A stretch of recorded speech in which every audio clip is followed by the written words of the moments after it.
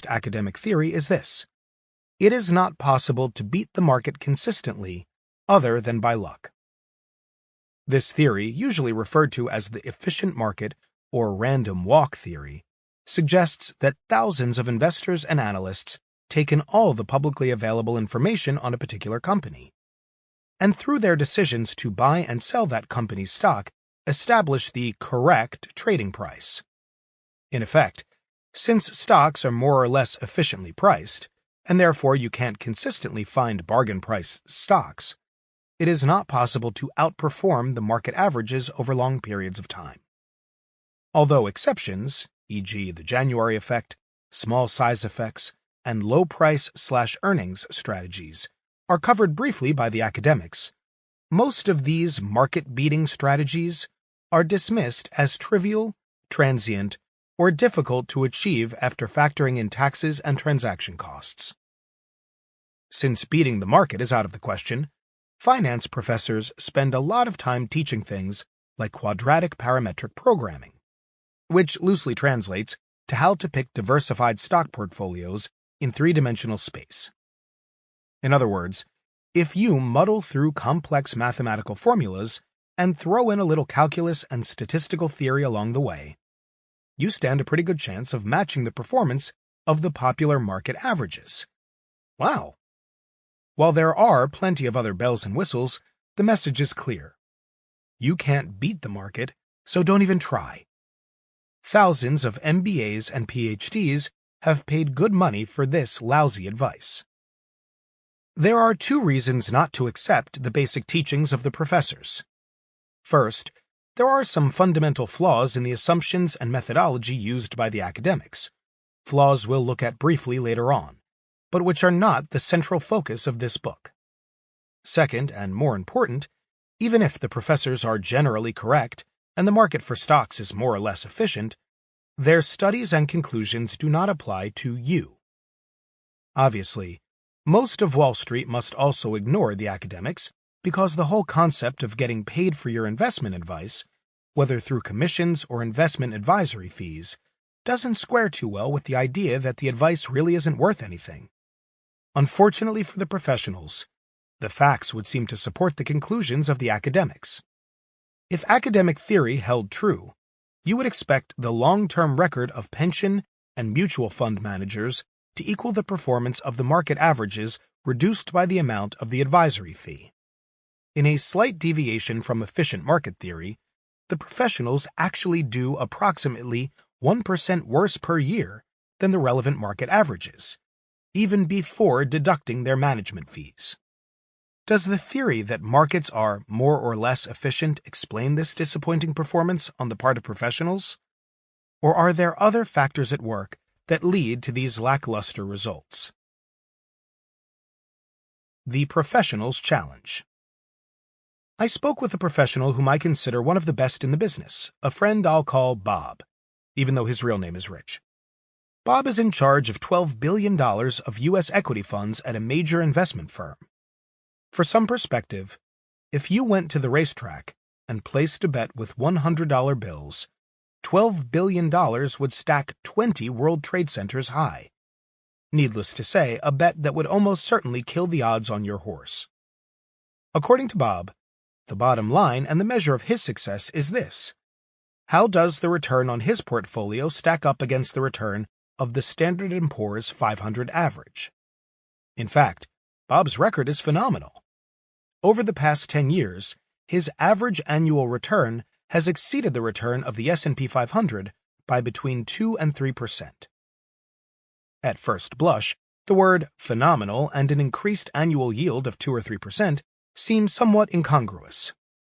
Though it is true that after 20 years of compounding, even 2% extra per year creates a 50% larger nest egg, this is not why Bob's returns are phenomenal. Bob's performance is impressive because in the world of billion-dollar portfolios, this level of excess return is incredibly hard to come by on a consistent basis. Some quick calculations help expose the limitations imposed on Bob by the sheer size of his portfolio. Imagine the dollar investment in each stock position when Bob sets out to divvy up $12 billion. To To create a 50-stock portfolio, the average investment in each individual stock would have to be approximately $240 million. For 100 stocks, $120 million. There are approximately 9,000 stocks listed on the New York Stock Exchange, the American Stock Exchange, and the NASDAQ over-the-counter market combined. Of this number, about 800 stocks have a market capitalization over $2.5 billion, and approximately 1,500 have market values over $1 billion. If we assume Bob does not care to own more than 10% of any company's outstanding shares, for legal and liquidity reasons, it's likely that the minimum number of different stocks Bob will end up with in his portfolio will fall somewhere between 50 and 100. If he chooses to expand the universe from which he chooses potential purchase candidates to those companies with market capitalizations below $1 billion, perhaps to take advantage of some lesser followed and possibly undiscovered bargain stocks, his minimum number could easily expand to over 200 different stocks. Intuitively, you would probably agree that there is an advantage to holding a diversified portfolio so that one or two unfortunate, read bonehead, stock picks do not unduly impair your confidence and pocketbook. On the other hand, is the correct number of different stocks to own in a properly diversified portfolio 50, 100, or even 200? It turns out that diversification addresses only a portion, and not the major portion, of the overall risk of investing in the stock market. Even if you took the precaution of owning 9,000 stocks, you would still be at risk for the up and down movement of the entire market. This risk, known as market risk, would not have been eliminated by your perfect diversification. While simply buying more stocks can't help you avoid market risk, it can help you avoid another kind of risk, non-market risk. Non-market risk is the portion of a stock's risk that is not related to the stock market's overall movements. This type of risk can arise when a company's factory burns down or when a new product doesn't sell as well as expected. By not placing all your eggs in a buggy whip, breast implant, pet rock, or huckapoo sweater company, you can diversify away that portion of your risk that comes from the misfortunes of any individual company. Statistics say that owning just 2 stocks eliminates 46% of the non-market risk of owning just 1 stock. This type of risk is supposedly reduced by 72% with a 4-stock portfolio, by 81% with 8 stocks, 93% with 16 stocks, 96% with 32 stocks, and 99% with 500 stocks. Without quibbling over the accuracy of these particular statistics, 2 things should be remembered. 1. After purchasing 6 or 8 stocks in different industries, the benefit of adding even more stocks to your portfolio in an effort to decrease risk is small. And 2. Overall market risk will not be eliminated merely by adding more stocks to your portfolio. From a practical standpoint, when Bob chooses his favorite stocks and is on pick number 20, 30, or 80, he is pursuing a strategy imposed on him by the dollar size of his portfolio, legal issues, and fiduciary considerations, not because he feels his last picks are as good as his first, or because he needs to own all those stocks for optimum portfolio diversification. In short, poor Bob has to come up with scores of great stock ideas, choose from a limited universe of the most widely followed stocks, buy and sell large amounts of individual stocks without affecting their share prices, and perform in a fishbowl where his returns are judged quarterly and even monthly. Luckily, you don't. The secret to your fortune. Since Bob clearly has his hands full, where can an investor turn for insight into making a fortune in the stock market?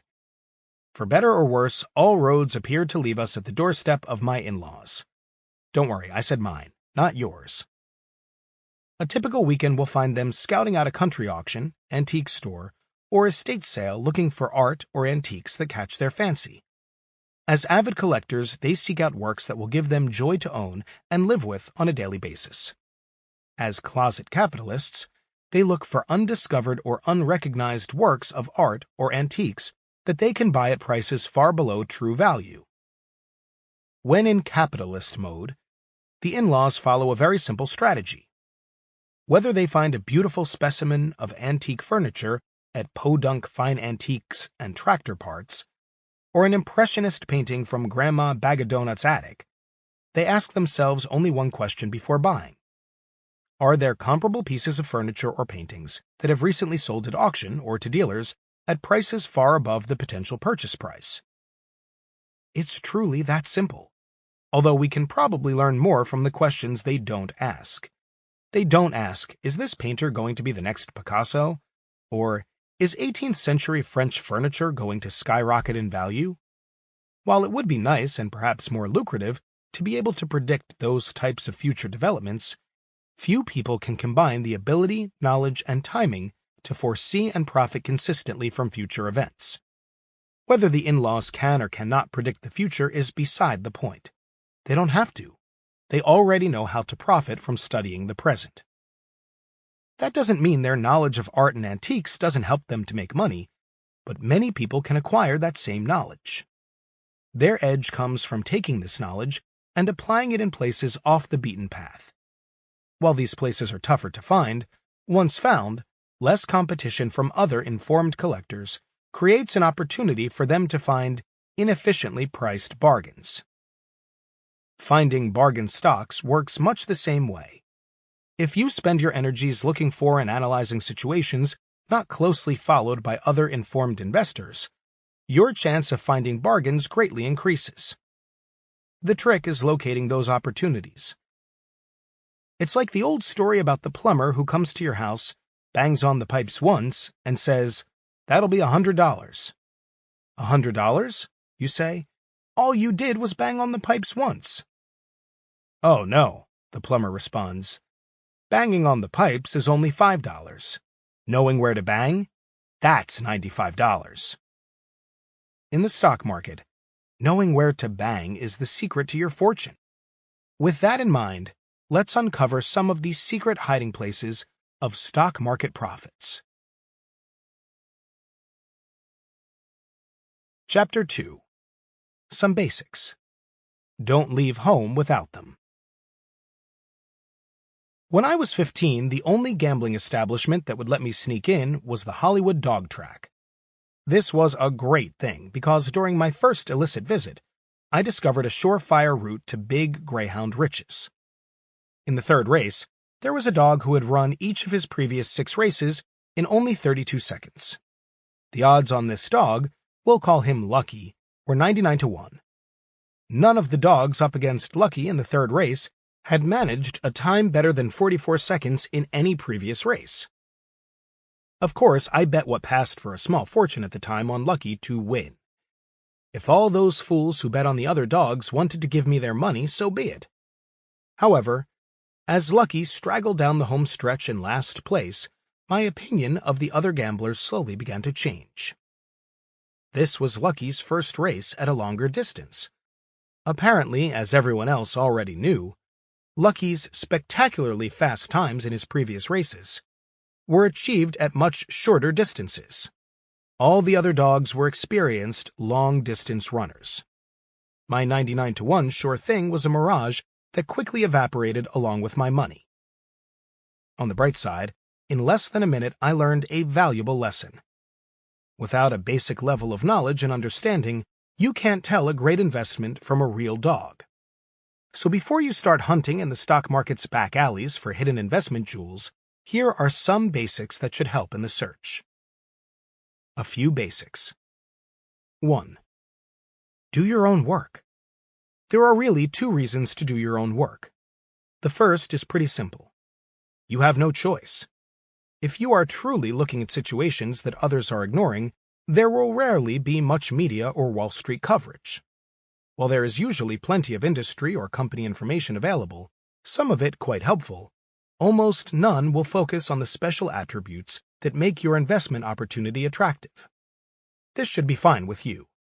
The more the merrier is not your credo. The other reason to do your own work is closely related. As much as possible, you don't want to be well paid merely for taking big risks. Anyone can manage that. You want to be well paid because you did your homework. If you are one of the few people to analyze a particular investment opportunity, it follows that you are in the best position to assess the appropriate payoff for the risk taken. Not all obscure or hidden investment opportunities are attractive. The idea is to place your bets in situations where the rewards promise to greatly outweigh the risks. Naturally, everyone would like to invest in situations where the odds are stacked in their favor. But most people can't because they don't know these special opportunities exist. The payoff to all your legwork and analysis is the opportunity to invest in situations that offer unfair economic returns. Your extraordinary profits will not be a result of taking on big risks. They will be the justly deserved pay for doing your homework. But is it any fun to invest when the odds are unfairly stacked in your favor? You bet it is. 2. Don't trust anyone over 30. 3. Don't trust anyone 30 or under. Get it? The odds of anyone calling you on the phone with good investment advice are about the same as winning lotto without buying a ticket. It could happen, but it's not bloody likely. When stockbrokers call or write, take Nancy Reagan's advice, just say no. The record of research analysts at major brokerage firms for predicting future earnings or stock prices is quite poor. And if you believe the record of smaller brokerage firms who tout penny stocks is any better, please write me for a refund. You can't be helped. Even institutional clients of reputable investment firms don't get particularly good advice. The reasons for this consistently poor showing are largely systematic in nature. The vast majority of analysts are not directly paid by clients. The research recommendations and reports produced by these analysts are peddled by the firm's stockbrokers in exchange for commission business. One perennial problem is the overwhelming incentive for analysts to issue buy recommendations. The universe of stocks not owned by a customer is always much larger than the list of those currently owned. Consequently, it's much easier to generate commissions from new buy recommendations than from recommendations to sell. Another occupational hazard for research analysts is that analysts who pan a company's stock are usually cut off from an important source of information. Crucial contact with company officers and information from investor relations personnel may well be reserved for other, more cooperative analysts. This obviously makes the job more difficult. In addition, the chance of the offending analyst's investment firm capturing future investment banking assignments from that company is probably slim. This is why popular euphemisms like source of funds, hold, and untimely are used instead of the more direct sell recommendation. There are several other problems besides this optimistic bias. It is very difficult to go out on a limb with earnings or stock price predictions if all your fellow analysts think differently. It's much safer to be wrong in a crowd than to risk being the only one to misread a situation that everyone else pegged correctly. As a result, getting fresh, independent thinking from analysts is the exception, not the norm. Further, most analysts cover only one industry group. You have chemical analysts, bank analysts, and retail analysts who know little about the comparative investment merits of stocks in other industries. So when a chemical analyst says buy a stock in his industry, he has not compared its investment prospects against stocks in any of 50 other industry groups. A neighborhood in downtown Cleveland may look great next to one 3 blocks over, but not when compared to Beverly Hills. Since an analyst's job is to compare companies within particular industry groups, extraordinary corporate events often fall outside an analyst's specific area of expertise. This is true even when these special events, like spin-offs or mergers, involve companies he does follow. Many analysts actually suspend ratings or drop coverage of companies that are undergoing major corporate changes. Understandable given their job description, but not too helpful if their real goal is to give profitable investment advice. The next thing analysts run up against is cold hard economics. It doesn't pay for Wall Street analysts to cover stocks or investment situations unless they can generate enough revenue, read commissions or future investment banking fees, to make the time and effort involved worthwhile. Therefore, smaller capitalization stocks whose shares don't trade in large volumes, obscure securities, and unique situations are generally ignored. Ironically, the very areas that are uneconomic for large firms to explore are precisely the ones that hold the most potential profit for you. The bottom line is, even if you live in fantasy land, where fees and commissions have no influence on investment advice, you still must face a harsh reality. Your broker, trustworthy or not, has no idea how to invest your money. But don't blame him, even if he is over 30. It's the system, man. It just doesn't work. Still want a hot tip from someone you can trust? Okay. Psst. Bet Lucky in the third at Hollywood. 4. Pick your spots. The highlight of summer camp was Color War. For the uninitiated, Color War was a week-long ritual each summer in which the entire camp was divided into 2 teams, the blue and the gray. The teams then competed, by age group, for the most victories in a variety of sports. The highlight of Color War was something called the Apache Relay. This was a single race at the end of Color War, pitting one team encompassing all age groups against the other. Every camper, domino style, had an individual athletic challenge or bizarre task to complete before the next camper on his team could attempt his own feat.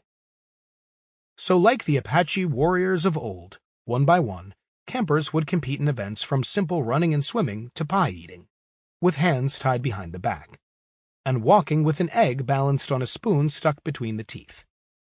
The advantage of one team over the other, unlike some other competitions, did not necessarily hinge on which team had the stronger or faster athletes, but rather on which team had been lucky enough to get David Versatsky. David had the task of serving 3 net serves in ping pong before the next camper on his team could perform a more mundane task, like running down to the waterfront. In ping pong, a net serve is when the ball is served, hits the net, and still manages to land on the other side of the table. All summer long, David was just a regular guy, but he could whip these serves off on demand, 1, 2, 3, like nobody else, saving crucial minutes in an Apache relay that was often decided in a matter of seconds. In those tense moments before the race, the buzz around David's team was always something like, "Don't worry, we have Versatsky." I don't know whatever happened to David, but unquestionably, if net serves in ping pong had been a professional or even Olympic sport, the name David Versatsky would today be mentioned in the same company with Babe Ruth or Michael Jordan. What's the point? The point is that if David could arrange it so that any time he competed, it would be a contest of who could hit the most net serves, he would do a lot of winning. Unfortunately, life doesn't usually work that way. You can't always choose your battles or your playing field. When it comes to the stock market, though, you can.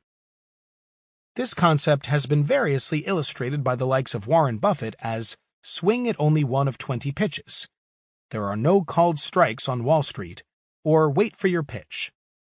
The most successful horse players, I guess they lose the least, are the ones who don't bet on every race, but wager on only those occasions when they have a clear conviction. It makes sense that if you limit your investments to those situations where you are knowledgeable and confident, and only those situations, your success rate will be very high. There is no sense diluting your best ideas or favorite situations by continuing to work your way down a list of attractive opportunities.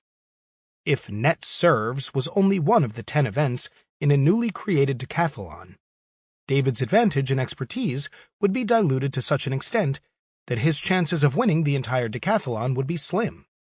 So if no one stops you from just hitting net serves, keep doing it until they cart you away. The strategy of putting all your eggs in one basket and watching that basket is less risky than you might think.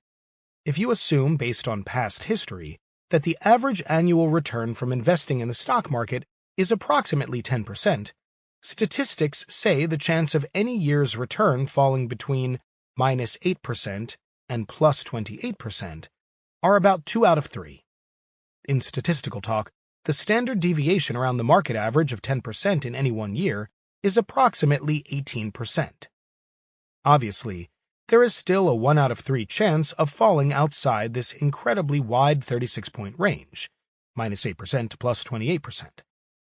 These statistics hold for portfolios containing 50 or 500 different securities.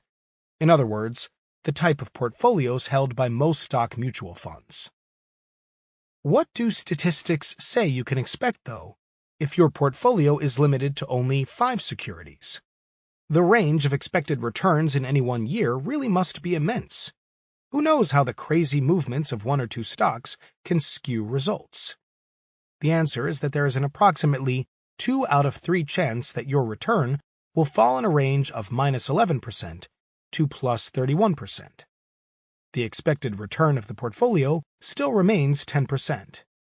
If there are 8 stocks in your portfolio, the range narrows a little further, to -10% to +30%.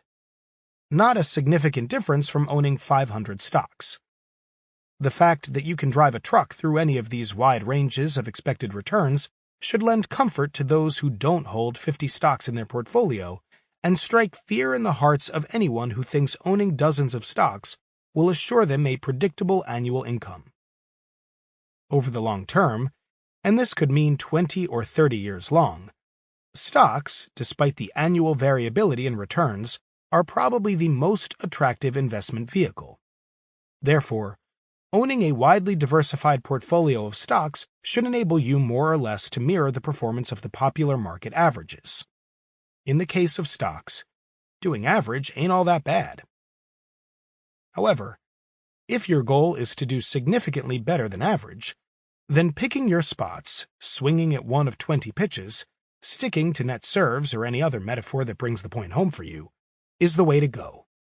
The fact that this highly selective process may leave you with only a handful of positions that fit your strict criteria shouldn't be a problem. The penalty you pay for having a focused portfolio, a slight increase in potential annual volatility, should be far outweighed by your increased long-term returns. Still not comfortable with the concept of putting a small group of eggs all in one basket? Don't despair. There are other ways to tackle the issue of risk without diluting the effectiveness of investing only in your few favorite situations. 5. Don't buy more stocks. Put money in the bank. For about $1,000, an insurance company will agree to pay a healthy 35-year-old male $1 million should he be unfortunate enough to die over the next year. The actuarial tables say this is a good bet for the insurance company. But would you take the insurance company's side of the bet? Probably not. The reason is that regardless of what the statistics may indicate, you can't afford to lose $1 million, especially for a crummy $1,000. The insurance company, on the other hand, by pooling thousands of policyholders together, can create a portfolio of underwritten risks that do follow the statistical tables. That's why they can make a good business out of consistently booking bets that you as an individual can't afford to take. In effect, a specific risk, when viewed in isolation, may appear unsafe or even foolish, but in the context of an entire portfolio, the same risk can make good sense. So if that's true, and spreading your risks around is such a good idea, why do I keep telling you that owning just a few stocks is the way to go? The answer comes in 2 parts. First, on each individual policy, the insurance company was risking a loss of $1,000 for every $1 bet. It would take many thousands of similar policies over a period of years to make this bet worthwhile. Fortunately, the risks you assume by purchasing individual stocks are limited to a $1 loss for each $1 invested. As a result, you can prudently invest in only a handful of attractive stocks without being accused of taking crazy risks. But everyone else advises maintaining a widely diversified portfolio. How can you be expected to go for it by focusing on only a few selected stock market opportunities? The answer, and the other reason why a widely diversified stock portfolio isn't a magic formula for avoiding risk, can be found in the way you should be thinking about your stock investments from the start. It's important to remember that for many people, a stock portfolio is only a portion of their entire investment holdings. Most people have a portion of their net worth in the bank or in money market funds, in their homes, in bonds, in the value of their life insurance policies, or in investment real estate, to name a few likely places. If you're looking to avoid putting all your eggs in one basket, this broader type of diversification over varying asset classes will accomplish that goal more effectively than merely diversifying your stock portfolio. In other words, don't screw up a perfectly good stock market strategy by diversifying your way into mediocre returns. In fact, no matter how many different stocks you buy, investing in the stock market with money that you will need over the next 2 or 3 years to help with rent or mortgage payments, food, medical care, tuition, or other necessities is risky in the first place. Remember, the potential swings in stock market returns from year to year are huge anyway, even if you diversify to the extent of owning all 9,000-plus stocks. Rest assured, the practice of selling stocks when you need the money holds little promise as an effective investment method. Ideally, your decisions to buy and sell stocks should be based solely on the investment merits. This may mean leaving that extra money in the bank or in other assets, even if you've made up your mind that stocks are the investment vehicle of choice. Leaving some of your assets on the sidelines, i.e. out of the stock market, should be your compromise to prudent diversification. As long as you're willing to do your own homework, a strategy of owning a select handful of your favorite stock situations should yield results far superior to a strategy of owning dozens of different stocks or mutual funds. From time to time, this selective strategy may result in slightly wider swings in performance than a strategy based on owning a few shares of everything, or what's known as an indexing approach. However, if you have arranged your overall portfolio of assets so that you can weather the inevitable market downswings without being forced to sell, this slight difference shouldn't matter. What should matter is that over a period of even 5 or 10 years, you can have your cake and eat it too. During those years, you will have invested in dozens of different investment situations, although in only a handful at any one time, thereby getting plenty of diversification with superior returns to boot. 6. Look down, not up. One cherished and immutable law of investing is that there is a trade-off between risk and reward. The more risk you assume in your portfolio, academics and most professionals agree, the more reward you receive in the form of higher returns. The less risk assumed, the lower the return. In short, you can't get something, high returns, for nothing, taking low risks. This concept is so fundamental that it provides the underpinning for the investment strategies of both academics and professionals. Of course, if the discussion ended there, you could just dial up your desired level of risk and receive the targeted return you deserve. In a perfectly efficient world, this relationship between risk and reward should hold true.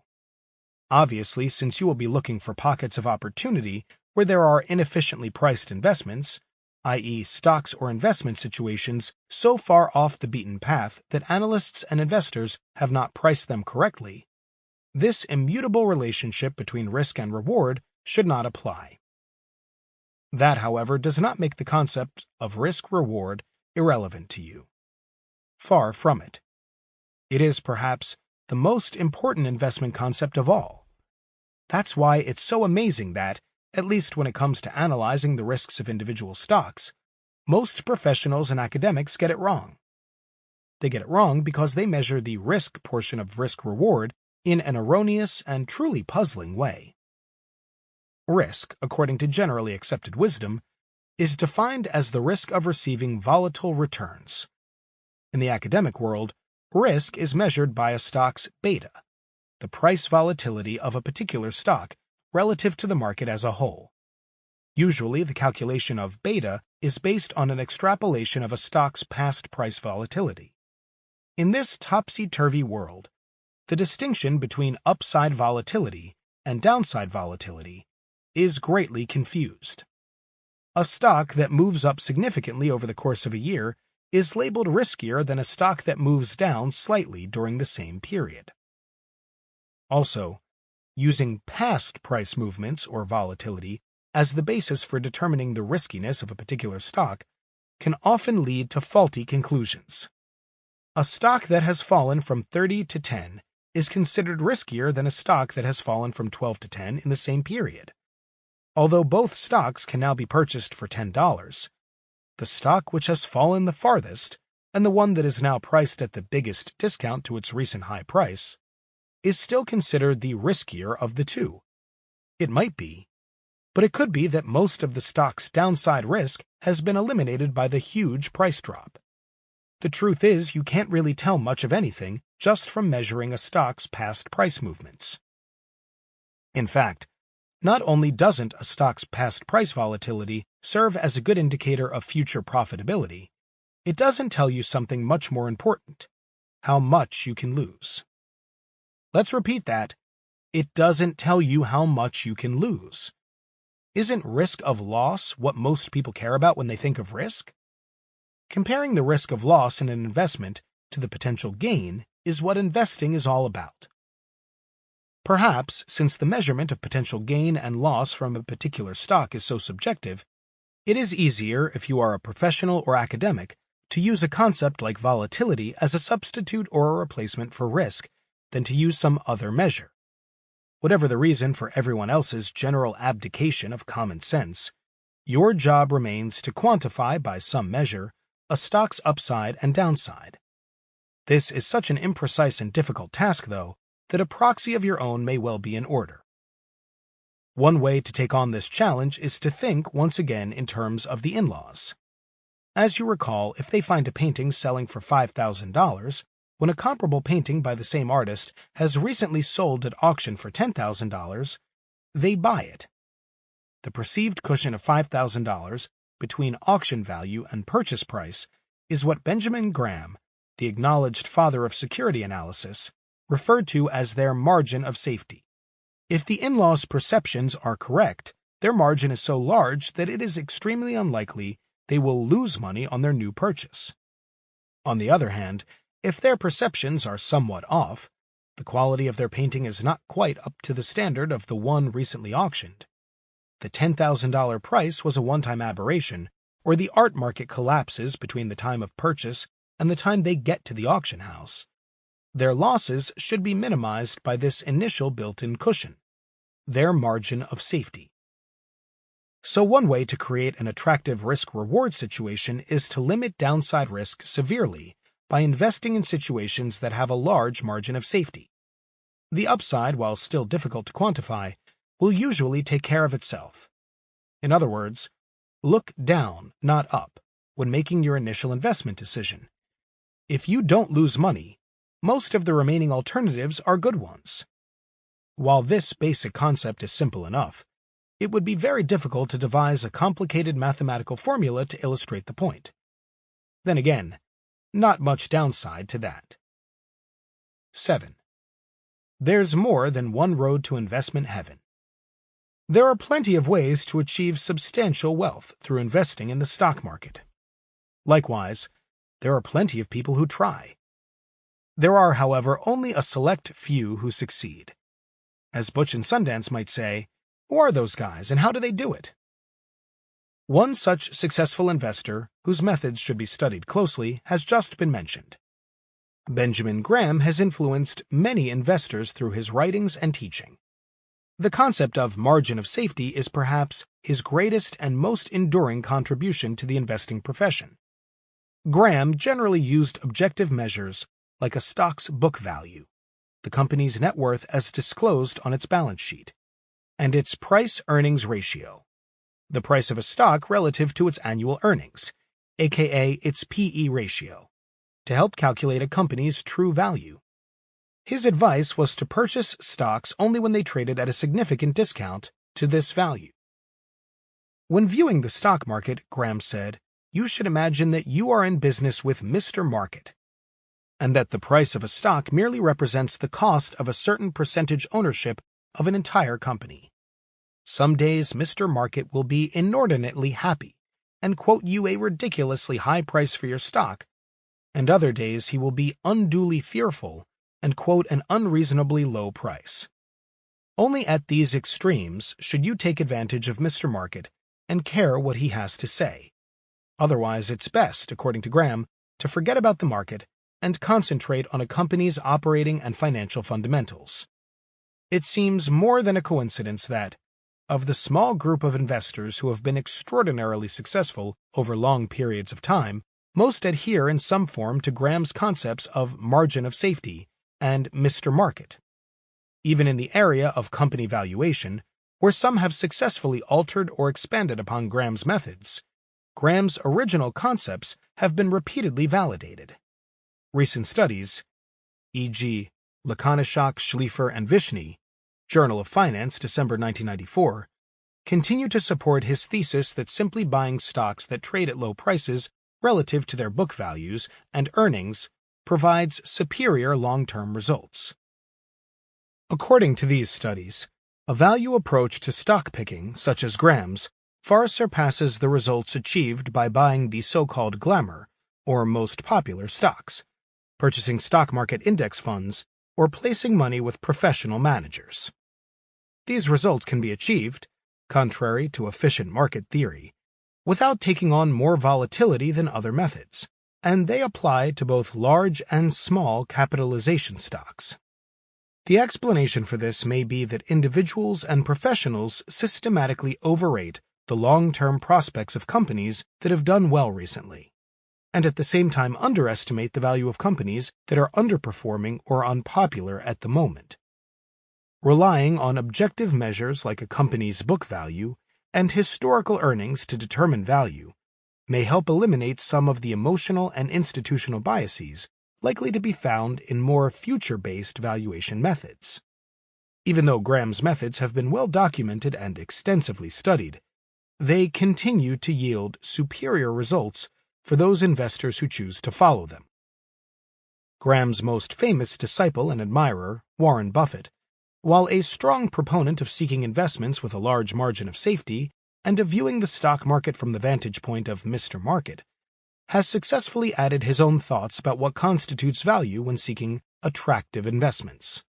Primarily, Buffett has found that investing in fundamentally good businesses, as opposed to investing solely in stocks priced cheaply in a strict statistical sense, can add dramatically to investment returns. While this hardly seems an insight worthy of marching bands and fireworks, this seemingly minor modification is the most likely reason why Buffett has become not only Graham's most successful disciple, but by most counts the world's greatest investor. Buffett tries to focus on well-managed companies that have a strong franchise, brand name, or market niche. In addition, his investments are concentrated in businesses that he understands well and that possess attractive underlying economic, that is, they generate lots of cash, and competitive characteristics. In this way, when Buffett buys a business at what appears to be an attractive discount to current value, he also benefits from the future increase in value generated by owning all or part of a business that is well situated. Graham's statistical bargains generally do not benefit from this added kicker. In fact, according to Buffett, the risk in buying poor businesses is that much of the bargain element of the initial purchase discount may well be dissipated by the time a catalyst comes along to unlock what appeared to be the initial excess value. Yet another successful approach to stock market investing has been championed by perhaps the world's greatest mutual fund manager, Peter Lynch. The Fidelity Magellan Fund, which he ran successfully through 1990, returned $28 for every dollar invested at the start of his tenure in 1977. Through his books, columns, and interviews, Lynch strongly suggests that ordinary individuals can outperform the experts by investing in companies and industries that they already know and understand. Whether you're at the mall, the supermarket, or even the amusement park, new investment prospects are everywhere, according to Lynch. He believes that with a reasonable amount of company research and investigation, the type well within reach of the average investor, everyday insights and experiences can be turned into a profitable stock portfolio. While not in the same league as a Peter Lynch, he managed $14 billion when he wrote his first book. They managed $90,000. The Beardstown ladies for a time appeared to have run up an enviable investment record. Their secret weapon? Value Line. The Value Line Investment Survey is a weekly publication with extensive fundamental and statistical data on approximately 1,700 of the largest public companies. Each week, Value Line ranks the stocks in this universe for timeliness and safety. In general, the stock's Value Line ranks highest for timeliness. Rankings of 1 or 2 on a scale of 5 have handily outperformed the market averages over a 30-year period. Value Line uses a proprietary formula that includes factors like a stock's earnings and price momentum, positive and negative earnings surprises, and certain fundamental attributes to determine its stock rankings.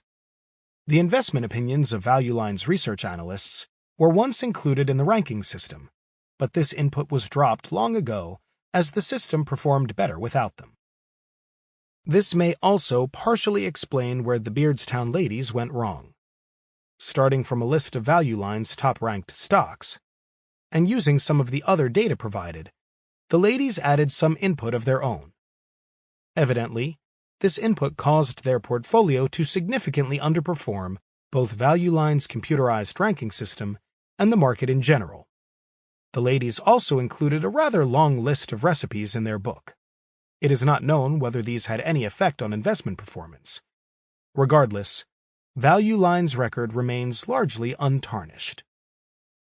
While there are obviously other effective investment methods, a reasonable question at this point would be, how does the idea of ferreting out investment winners from the stock market's hidden nooks and crannies stack up against the methods just discussed? While certainly reasonable, this question may be a little misleading. Simply because you'll be looking for investments in out-of-the-way places doesn't mean that you can't or shouldn't apply some of the wisdom gleaned from studying the winning methods of a Graham, Buffett, or Lynch. Of course, once you've gone to the trouble of finding an interesting investment in a remote corner of the market, hopefully your analysis won't have to be any more subtle than figuring out whether an anvil fell on your head. Alas, although this is a worthy and not entirely unrealistic goal, life won't always be that easy. Applying some lessons from the masters, at the very least, should help when the investment decisions become a bit more taxing. At most, since picking your spots is one of the keys to your success, following the basic principles of these investment greats should keep you focused in the right places. The secret hiding places of stock market profits. All right already. Where are these secret hiding places? Don't worry. You don't have to look under Love Canal or get shot down spying over some secret Russian military base. It's not that straightforward. The answer is, stock market profits can be hiding anywhere, and their hiding places are always changing. In fact, the underlying theme to most of these investment situations is change. Something out of the ordinary course of business is taking place that creates an investment opportunity. The list of corporate events that can result in big profits for you runs the gamut: spin-offs, mergers, restructurings, rights offerings, bankruptcies, liquidations, asset sales, distributions. And it's not just the events themselves that can provide profits. Each such event can produce a whole host of new securities with their own extraordinary investment potential. The great thing is, there's always something happening. Dozens of corporate events each week, too many for any one person to follow. But that's the point. You can't follow all of them, and you don't have to. Even finding one good opportunity a month is far more than you should need or want. As you listen to this book, in example after example, in lesson after lesson, you may wonder, how the hell could I have found that one? Or, I never would have figured that out. Both are probably true.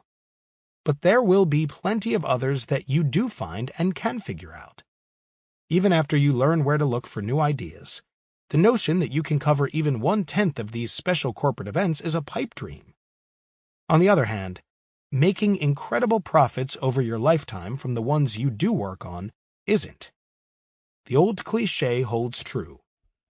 Teach a man to fish. What about all the other ways to get rich? There are no flaws in the investment methods of Warren Buffett or Peter Lynch. The problem is that you're not likely to be the next Buffett or Lynch. Investing in great businesses at good prices makes sense. Figuring out which are the great ones is the tough part. Monopoly newspapers and network broadcasters were once considered near-perfect businesses. Then new forms of competition and the last recession brought those businesses a little bit closer to earth. The world is a complicated and competitive place. It is only getting more so. The challenges you face in choosing the few stellar businesses that will stand out in the future will be even harder than the ones faced by Buffett when he was building his fortune. Are you up to the task? Do you have to be? Finding the next Walmart, McDonald's, or Gap is also a tough one. There are many more failures than successes. Using your own experiences and intuition to choose good investments is excellent advice. It should be applied in every investment you make. You should invest only in what you know and understand. It's just that Peter Lynch is an especially talented individual. It's likely that he knows and understands more than you when it comes down to making the tough calls. On the other hand, Ben Graham's statistical approach was actually designed with the individual investor in mind. A widely diversified portfolio of stocks with low P/E ratios and low price-to-book ratios still produces excellent results and is relatively easy to emulate. Graham figured that if you owned 20 or 30 of these statistical bargains, you didn't need to do extensive research. You don't. Reading and studying Graham's work is how I first became fascinated with the stock market. I still apply his teachings wherever and whenever I can. It's just that if you are willing to do some of your own work, pick your spots, and look in places where others are not looking, you can do significantly better than Graham's more passive method. Recently, it became even easier to do your own research. Information that in Graham's day wasn't available at all, or if it was, had to be uncovered from obscure state and federal filings, is now readily available. Until recently, the same information, located among the prodigious amounts of public filings that companies are required to make with the SEC, was available but largely inaccessible. Documents describing the type of extraordinary corporate changes and events that will be the source of your investment profits were usually provided by private corporations charging up to $200 or $300 for one document. Now, this same information is instantly available on, you guessed it, the Internet, for the price of a phone call. Of course, you still have to be willing to read it. Are there any drawbacks to investing in these special corporate situations? Two come immediately to mind. The first, you know. It will take some work. The good news is that you will be well paid. The other drawback may or may not apply to you. Although some of these extraordinary corporate events play out over a period of years, others transpire over a period of months. Your investment advantage is usually at its greatest immediately before, during, and right after the corporate event or change. Your window of opportunity may be short, and therefore your holding period may also be short. As there is a tax advantage for many people from receiving long-term capital gains, from investments held more than 1 year, and an advantage for everyone in deferring their taxable gains by not selling appreciated securities, a short holding period in some of these situations creates a disadvantage compared to the long-term strategies of Buffett, Lynch, and Graham. Fortunately, you can avoid some of these disadvantages either by investing in only those situations that take several years to fully play out, or by investing through your pension, IRA, or other retirement accounts. Qualifying retirement accounts can generally be managed without concern for taxes. One more point. Although most people take comfort in crowds, this is not where successful investors generally look for good investment ideas. Nevertheless, you may take comfort in the fact that the practice of investing in companies undergoing corporate change is not an alien concept to Buffett, Lynch, or Graham. Each of these great investors has spent some time investing in this arena. It's just that Graham was most concerned about passing on his wisdom to the individual investor. He felt accumulating a diversified portfolio of statistical bargains would be a more accessible way for most people to invest. Buffett and Lynch both had the problem of investing huge sums of money, billions of dollars. It is often difficult to take large enough positions in these special investment situations to make an impact on that size portfolio. For your first $250 million or so, though, it's no problem. Call me when you get there. So roll up your sleeves and put your thinking caps on. You're going on a wild ride into the stock market's twilight zone. You'll go places where others fear to tread, or at least don't know about. When you enter these largely uncharted waters and discover the secrets buried there, you will finally know what it feels like to be one of the glorious few who climb Mount Everest, plant a flag at the North Pole, or walk on the moon. Okay, so it'll probably feel more like finishing a crossword puzzle. I've never done that either, but I'm sure that feels great too. In any event, let's get going. Chapter 3. Chips off the old stock. Spin-offs, partial spin-offs, and rights offerings. I lost a bet. The stakes, dinner at Lutece, loser treats. Being a bachelor at the time, my idea of living was to slap a slice of cheese on top of an uncut bagel. My own recipe, not one from the Beardstown ladies. So there I was, at perhaps the finest restaurant in the world, certainly in New York, looking over the menu. Over walks a gentleman in full chef's garb to help with our order. Somehow, his outfit didn't tip me off that this was actually André Saltner, proprietor and head chef. Pointing to one of the appetizers on the menu, I asked innocently, "Is this one any good?" "No, it stinks," came Saltner's reply. Even though he was just kidding around, I did get the point. Pretty much everything on the menu was going to be good. Selecting Lutece was the important culinary decision. My particular menu choices were just fine-tuning.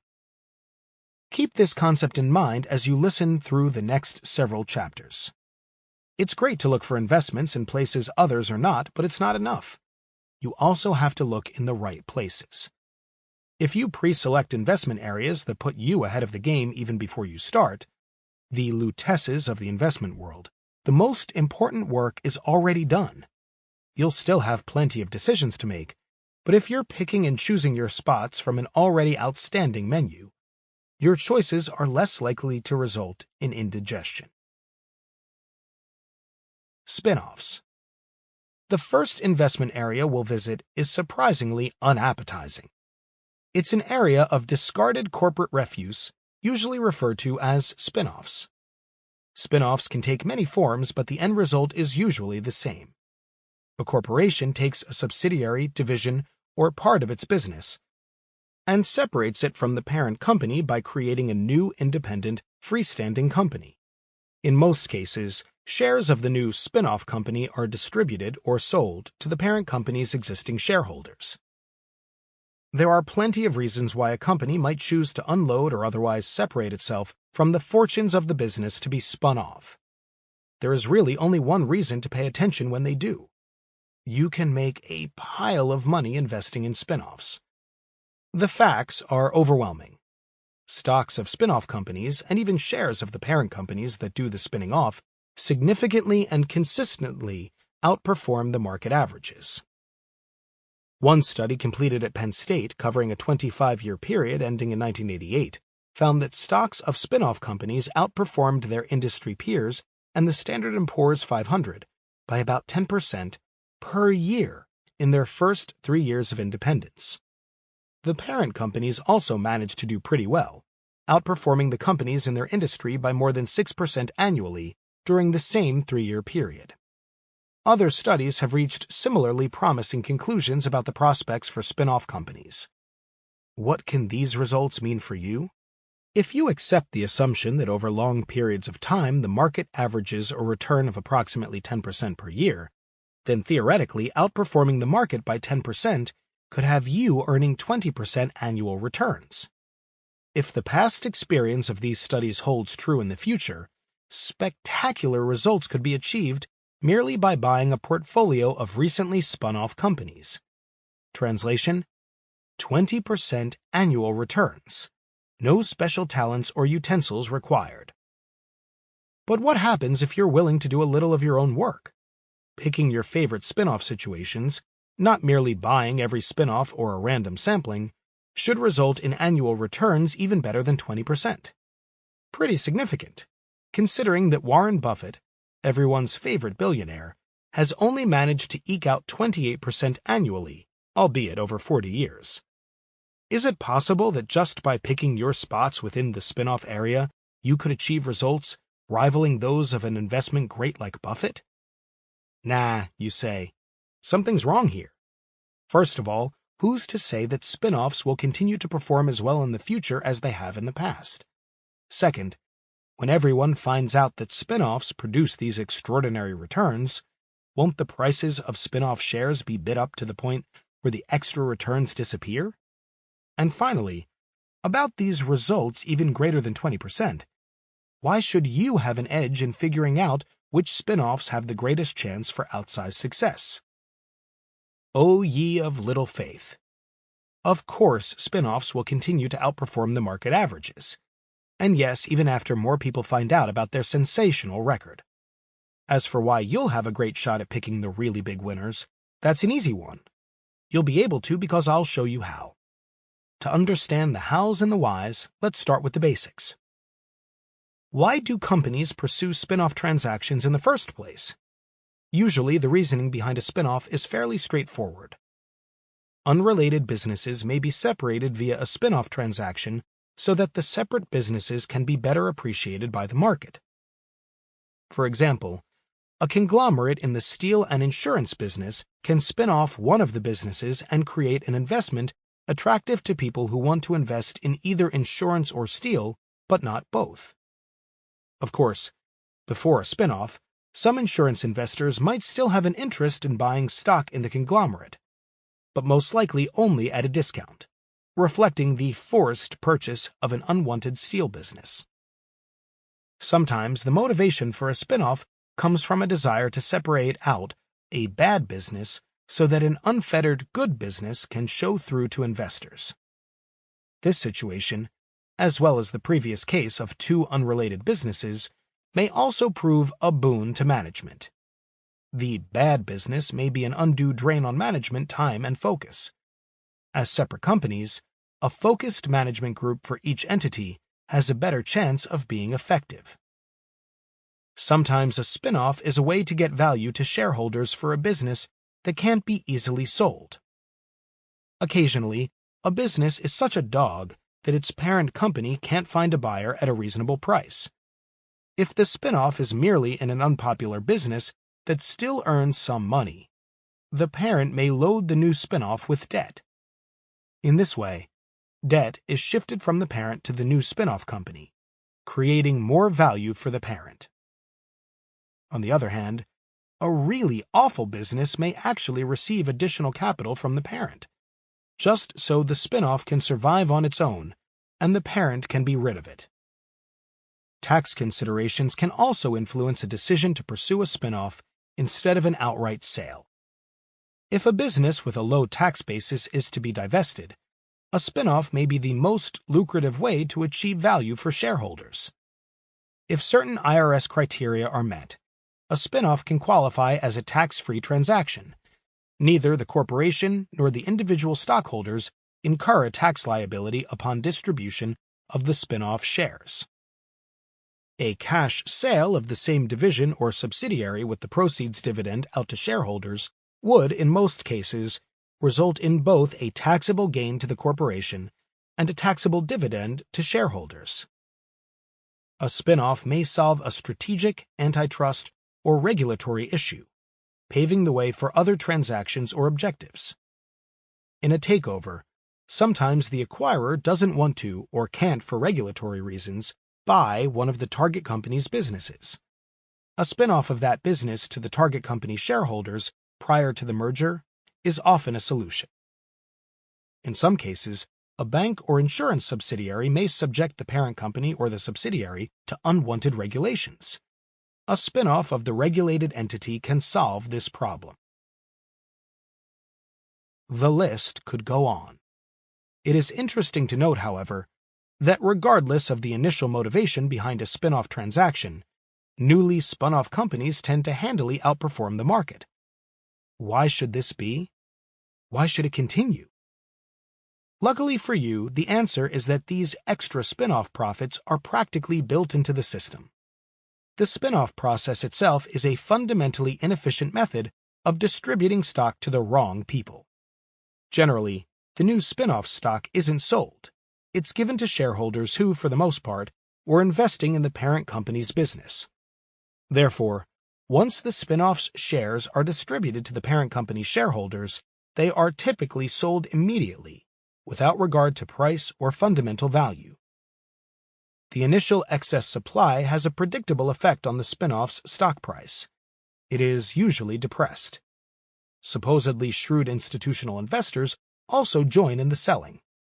Most of the time, spin-off companies are much smaller than the parent company. A spin-off may be only 10 or 20% the size of the parent. Even if a pension or mutual fund took the time to analyze the spin-off's business, often the size of these companies is too small for an institutional portfolio, which only contains companies with much larger market capitalizations. Many funds can only own shares of companies that are included in the Standard & Poor's 500 index, an index that includes only the country's largest companies. If an S&P 500 company spins off a division, you can be pretty sure that right out of the box, that division will be the subject of a huge amount of indiscriminate selling. Does this practice seem foolish? Yes. Understandable? Sort of. Is it an opportunity for you to pick up some low-priced shares? Definitely.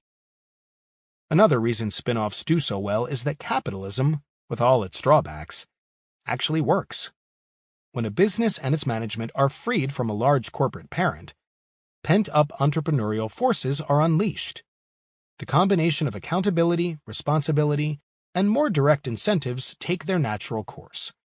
After a spin-off, stock options, whether issued by the spin-off company or the parent, can more directly compensate the management of each business. Both the spin-off and the parent company benefit from this reward system. In the Penn State study, the largest stock gains for spin-off companies took place not in the first year after the spin-off, but in the second. It may be that it takes a full year for the initial selling pressure to wear off before a spin-off stock can perform at its best.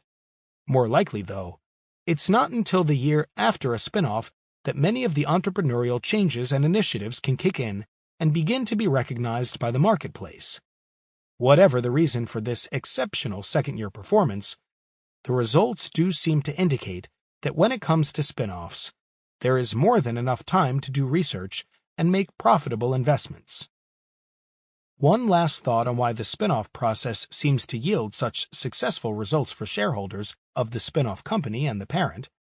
In most cases, if you examine the motivation behind a decision to pursue a spin-off, it boils down to a desire on the part of management and a company's board of directors to increase shareholder value. Of course, since this is their job and primary responsibility, theoretically all management and board decisions should be based on this principle. Although that's the way it should be, it doesn't always work that way. It may be human nature or the American way or the natural order of things, but most managers and boards have traditionally sought to expand their empire, domain, or sphere of influence, not contract it. Perhaps that's why there are so many mergers and acquisitions, and why so many, especially those outside of a company's core competence, fail. Maybe that's why businesses, airlines and retailers come to mind, continually expand, even when it might be better to return excess cash to shareholders. The motives for the acquisition or expansion may be confused in the first place. However, this is rarely the case with a spin-off. Assets are being shed and influence lost, all with the hope that shareholders will be better off after the separation. It is ironic that the architects of a failed acquisition may well end up using the spin-off technique to bail themselves out. Hopefully, the choice of a spin-off is an indication that a degree of discipline and shareholder orientation has returned. In any case, a strategy of investing in the shares of a spin-off or parent company should ordinarily result in a pre-selected portfolio of strongly shareholder-focused companies. Choosing the best of the best. Once you're convinced that spin-off stocks are an attractive hunting ground for stock market profits, the next thing you'll want to know is, how can you tilt the odds even more in your favor? What are the attributes and circumstances that suggest one spin-off may outperform another? What do you look for, and how hard is it to figure out? You don't need special formulas or mathematical models to help you choose the really big winners. Logic, common sense, and a little experience are all that's required. That may sound trite, but it is nevertheless true. Most professional investors don't even think about individual spin-off situations. Either they have too many companies to follow, or they can only invest in companies of a certain type or size, or they just can't go to the trouble of analyzing extraordinary corporate events. As a consequence, just doing a little of your own thinking about each spin-off opportunity can give you a very large edge. Hard to believe? Let's review some examples to see what I mean. Case study: Host Marriott, Marriott International. During the 1980s, Marriott Corporation aggressively expanded its empire by building a large number of hotels. However, the cream of their business was not owning hotels, but charging management fees for managing hotels owned by others. Their strategy, which had been largely successful, was to build hotels, sell them, but keep the lucrative management contracts for these same hotels.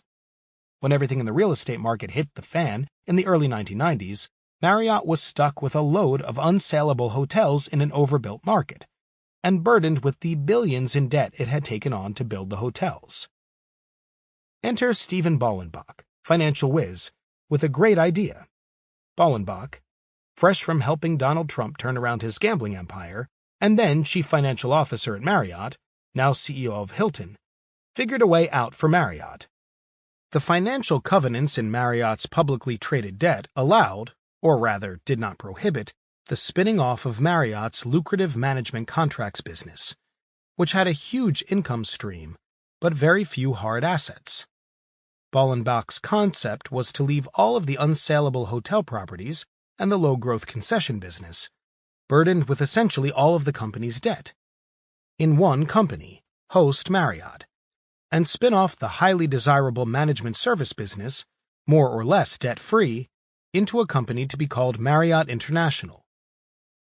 According to the plan, Ballenbach would become the new chief executive of Host Marriott.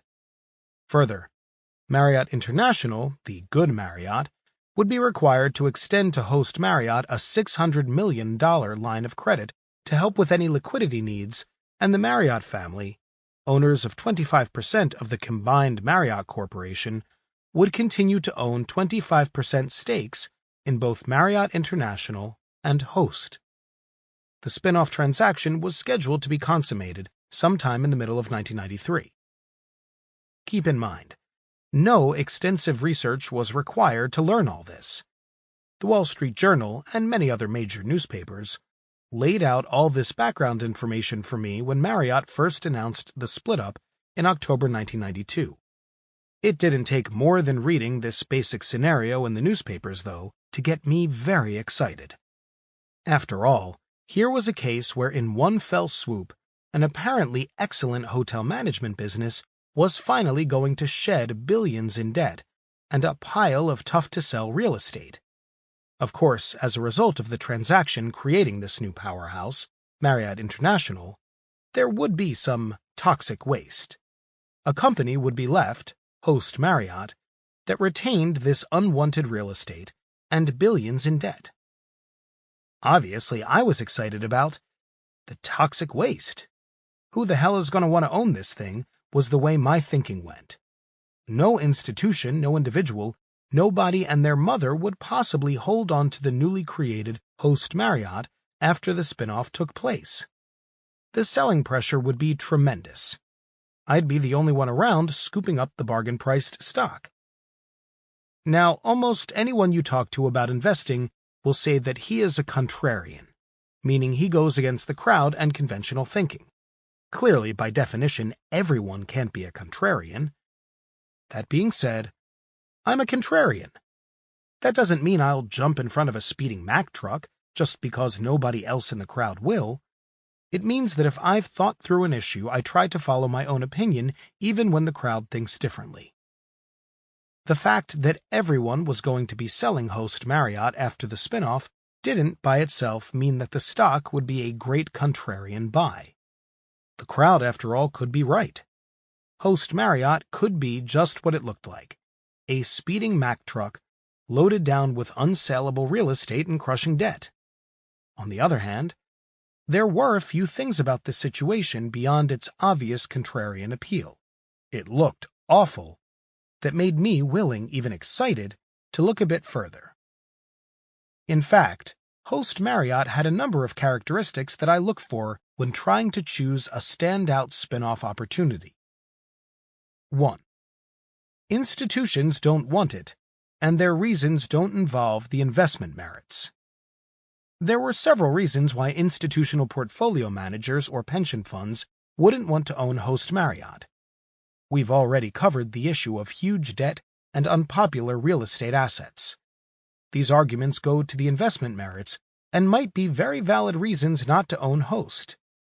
However, after the announcement of the transaction in October 1992, only a small portion of the facts about Host Marriott had been disclosed. How informed could an investment judgment at this early stage really be? From the initial newspaper accounts, though, Host looked so awful that most institutions would be discouraged from doing any further research on the new stock.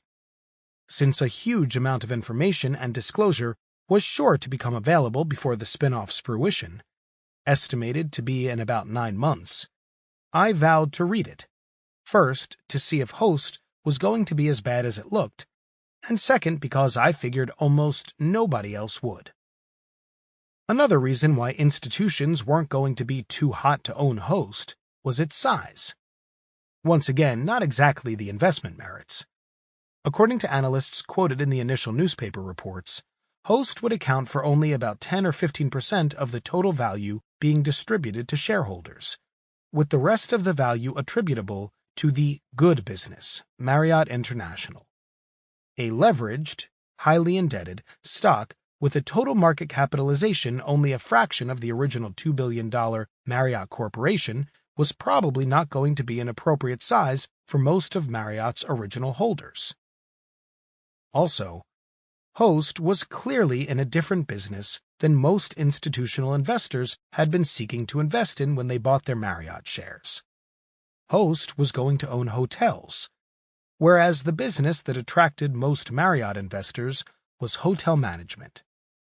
Though owning commercial real estate and hotels can be a good business, the Marriott group of shareholders, for the most part, had other interests and were likely to sell their Host shares. Sales of stock solely for this reason would not be based on the specific investment merits and therefore might create a buying opportunity. Note: for reasons unique to the Marriott case, the spin-off was actually considered, at least technically, to be Marriott International, even though its stock would represent the vast majority of the value of the combined entities. For purposes of this illustration, and for the purposes of being accurate in every sense other than technical, it will be more helpful to think of Host, the entity comprising 10 to 15% of Marriott's original stock market valuation, as the spin-off. 2. Insiders want it. Insider participation is one of the key areas to look for when picking and choosing between spin-offs. For me, the most important area. Are the managers of the new spin-off incentivized along the same lines as shareholders? Will they receive a large part of their potential compensation in stock, restricted stock, or options? Is there a plan for them to acquire more? When all the required public documents about the spin-off have been filed, I usually look at this area first.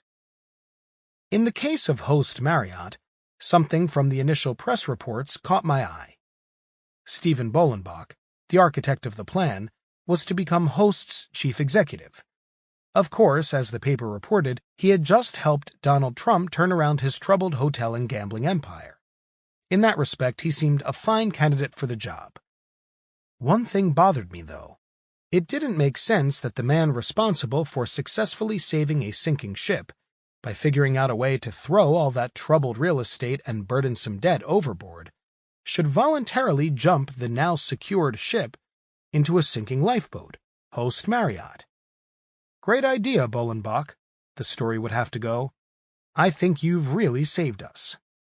Now, when you're done throwing that real estate and debt overboard, why don't you toss yourself over the side as well? Pip, pip. Use that wobbly lifeboat if you want. Cheerio. It could have happened that way. More likely, I thought, Host might not be a hopeless basket case, and Bolenbach was going to be well incentivized to make the new company work. I vowed to check up on his compensation package when the SEC documents were filed. The more stock incentive, the better. Additionally, the Marriott family was still going to own 25% of Host after the spinoff. Although the chief reason for the deal was to free up Marriott International from its debt and real estate burden, after the spinoff was completed, it would still be to the family's benefit to have the stock of Host Marriott thrive. 3. A previously hidden investment opportunity is created or revealed. This could mean that a great business or a statistically cheap stock is uncovered as a result of the spinoff. In the case of Host, though, I noticed a different kind of opportunity: tremendous leverage. If the analysts quoted in the original press reports turned out to be correct, Host stock could trade at $3 to $5 per share. But the new company would also have somewhere between $20 to $25 per share in debt. For purposes of our example, let's assume the equity in Host would have a market value of $5 per share, and the debt per Host share would be $25. That would make the approximate value of all the assets in Host $30. Thus, a 15% move up in the value of Host's assets could practically double the stock. 0.15 times $30 equals $4.50. Great work if you can get it. What about a 15% move down in value? Don't ask. I doubted, however, that Host Marriott would be structured to sink into oblivion, at least not immediately. I knew that all the new Host shareholders had good reason to dump their toxic waste on the market as soon as possible. With the prospect of liability and lawsuits from creditors, employees, and shareholders, though, I suspected that a quick demise of Host Marriott, the corporation, was not part of the plan. Add to this the facts that Marriott International, the good company, would be on the hook to lend Host up to $600 million, the Marriott family would still own 25% of Host, and Bolenbach would be heading up the new company. It seemed in everyone's best interest for Host Marriott to survive and hopefully thrive. At the very least, after I did some more work, it seemed likely that with such a leveraged payoff, it had the makings of an exciting bet. Believe it or not, far from being a one-time insight, tremendous leverage is an attribute found in many spin-off situations. Remember, one of the primary reasons a corporation may choose to spin off a particular business is its desire to receive value for a business it deems undesirable and troublesome to sell. What better way to extract value from a spin-off than to palm off some of the parent company's debt onto the spin-off's balance sheet? Every dollar of debt transferred to the new spin-off company adds a dollar of value to the parent. The result of this process is the creation of a large number of inordinately leveraged spin-offs. Though the market may value the equity in one of these spin-offs at $1 per every $5, $6, or even $10 of corporate debt in the newly created spin-off, $1 is also the amount of your maximum loss. Individual investors are not responsible for the debts of a corporation. Say what you will about the risks of investing in such companies, the rewards of sound reasoning and good research are vastly multiplied when applied in these leveraged circumstances. In case you haven't been paying attention, we've just managed to build a very viable investment thesis or rationale for investing in Host Marriott stock. To review, Host could turn out to be a good pick because most sane institutional investors were going to sell their Host Marriott stock before looking at it, which would hopefully create a bargain price. Key insiders, subject to more research, appeared to have a vested interest in Host's success, and tremendous leverage would magnify our returns if Host turned out for some reason to be more attractive than its initial appearances indicated. If events went our way, with any luck, these attributes would help us do even better than the average spin-off. So, how did things work out? As expected and hoped, many institutions managed to sell their Host stock at a low price. Insiders, according to the SEC filings, certainly ended up with a big vested interest, as nearly 20% of the new company's stock was made available for management and employee incentives. Finally, Host's debt situation, a turnoff for most people, though a potential opportunity for us, turned out to be structured much more attractively than it appeared from just reading the initial newspaper accounts. So how'd it work out? Pretty well, I think. Host Marriott stock, aka the toxic waste, nearly tripled within 4 months of the spin-off. Extraordinary results from looking at a situation that practically everyone else gave up on. Are you ready to give up? Too much thinking? Too much work? Can't be bothered with all those potential profits? Or maybe, just maybe, you'd like to learn a little bit more. Digging for buried treasure. So far, the only work we've really discussed has been reading about a potentially interesting situation in the newspaper. Now, you knew there was a catch, it gets a bit more involved. You're about to be sent off on a mind-numbing journey into the arcane world of investment research, complete with multi-hundred-page corporate documents and mountains of Securities and Exchange Commission (SEC) filings. Before you panic, take a deep breath. There's no need to quit your day job. Sure, there will be some work to do, a little sleuthing here, some reading over there, but nothing too taxing. Just think of it as digging for buried treasure. Nobody thinks about the actual digging. Insert shovel, step on shovel, fling dirt over shoulder, when a little treasure is on the line. When you're digging with an exciting goal in sight, the nature of the task changes completely. The same thinking applies here. Essentially, it all boils down to a simple two-step process. First, identify where you think the treasure, or in our case the profit opportunity, lies. Second, after you've identified the spot, preferably marked by a big red X, then and only then, start digging. No sense and no fun digging up the whole neighborhood. So at last you're ready to go. You're prospecting in a lucrative area, spin-offs. You have a plausible investment thesis, one that may help you do even better than the average spin-off. Now it's time to roll up your sleeves and do a little investigative work. Right? Well, that is right. Only not so fast. In the Marriott example, the spin-off plan was originally announced in October 1992. Although the deal garnered plenty of press coverage over the ensuing months, the relevant SEC filings were not available until June and July 1993. The actual spin-off didn't take place until the end of September, nearly a year after initial disclosure. While 6 to 9 months is a more usual time frame, in some cases the process can stretch to over a year.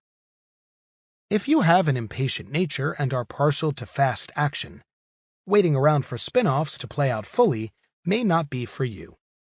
Horse racing never succeeded in Las Vegas because most gamblers couldn't wait the 2 minutes it took to lose their money. The same outcome, only more immediate, was available in too many other places. The financial markets have also been known to accommodate those who prefer instant gratification. On the other hand, having the time to think and do research at your own pace and convenience without worrying about the latest in communication technologies has obvious advantages for the average non-professional investor. Besides, once you've spent a year prospecting in the Wall Street Journal, or in countless other business publications, for interesting spin-off opportunities, there should, at any given time, be at least 1 or 2 previously announced and now imminent spin-offs ripe for further research and possible investment. As a matter of fact, here comes another one now. Case Study: Stratec Security, Briggs & Stratton. In May of 1994, Briggs & Stratton, a manufacturer of small gas-powered engines used mostly in outdoor power equipment, announced its intention to spin off its automotive lock division. The spin-off was slated to take place in late 1994 or early in 1995. The automotive lock division, later to be named Strateq Security, was a small division representing less than 10% of Briggs & Stratton's total sales and earnings. Since Briggs, the parent company, was included in the S&P 500 average with a market capitalization of $1 billion, it seemed that Strateq might turn out to be a prime candidate for institutional selling once its shares were distributed to Briggs shareholders. Not only was manufacturing locks for cars and trucks unrelated to Briggs's small engine business, but it appeared that Strateq would have a market value of under $100 million, a size completely inappropriate for most of Briggs & Stratton's institutional shareholders. Although Strateq had the makings of a classic spin-off opportunity, it stayed on the back burner until November 1994, when something called an SEC Form 10 was publicly filed. In general, this is the public filing that contains most of the pertinent information about a new spin-off company. A Form 10 is filed in cases where the new spin-off represents a small piece of the parent company. Smaller transactions do not require a shareholder vote. In cases where the spin-off represents a major portion of a parent company's assets, a proxy document is prepared so that shareholders can vote on the proposed split-up. In those cases, the proxy contains most of the same information found in the Form 10. Don't worry about taking notes now. How to go about obtaining these various filings and proxies will be well covered in Chapter 7. Not until January 1995, however, when an amended Form 10 was filed, filling in some of the details and blanks left in the original filing, was it really time to do some work. According to this document, the spin-off was scheduled to be distributed on February 27th. As my first move with any of these filings is to check out what the insiders, key management and/or controlling shareholders are up to, it was nice to see part of the answer right on the first page following the introduction. Under the heading, Reasons for the Distribution, the board of directors of Briggs revealed the primary reason for the spin-off. The board's motives were classic: to provide incentive compensation to its key employees that is equity-based and tied to the value of Strateq's business operations and performance as a separately traded public company, not as an indistinguishable unit of Briggs. According to this section of the document, a stock incentive plan granting various stock awards to officers and key employees would reserve over 12% of the new company's shares to provide incentives for employees. While this amount of stock incentive may seem generous to an outside observer, as far as I am concerned, the more generous a board is with its compensation plans, the better, as long as this generosity takes the form of stock option or restricted stock plans. In fact, a theme common to many attractive investment situations is that management and employees have been incentivized to act like owners. Investors might well be better off if the law actually granted top executives and key personnel a minimum ownership stake in their employer. As this sort of government intervention is probably as unlikely as it is unwise, you can accomplish much the same result by sticking to investments in companies like Strateq, where management can prosper only alongside shareholders. In addition to checking up on the insiders, it usually pays to spend some time on the first few pages of any Form 10, proxy, or similar document. These pages usually contain a detailed table of contents, followed by a 5 or 8 page summary of the next 100 or more pages. Here is where you can pinpoint areas of interest and choose where to focus your efforts selectively. Frankly, reruns of Gilligan's Island hold more appeal than a page-by-page read-through of an entire proxy or Form 10, so selectivity is key. Not only do these documents have entire sections disclosing the various economic interests of insiders, but importantly, somewhere amid all the verbiage are the pro forma income statements and balance sheets for the new spin-off. Pro forma statements show what the balance sheet and income statement would have looked like if the new entity had existed as an independent company in prior years. According to the pro forma income statement found in the summary section of the Form 10, earnings for Strattec's fiscal year ending in June 1994 came in at $1.18 per share. Excluding some one-time expenses, earnings for the more recent 6-month period, ended December 1994, looked to be up a further 10% from the same period in 1993. Armed with this limited information, I tried to take a stab at what a fair price for Strattec might be when it finally started trading at the end of February 1995.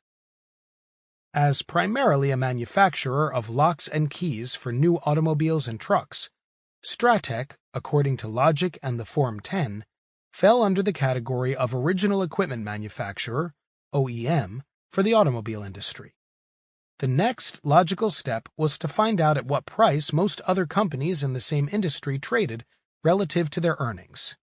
Very simply, if all the OEM suppliers to the auto industry traded at a price equal to 10 times their annual earnings, i.e. at a price-earnings ratio, or PE, of 10, then a fair price for Strattec might end up being $11.80 per share, $1.18 multiplied by 10.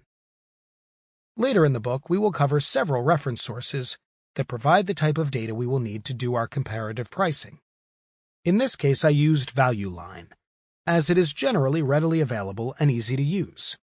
Value Line's contents are organized according to industry groups.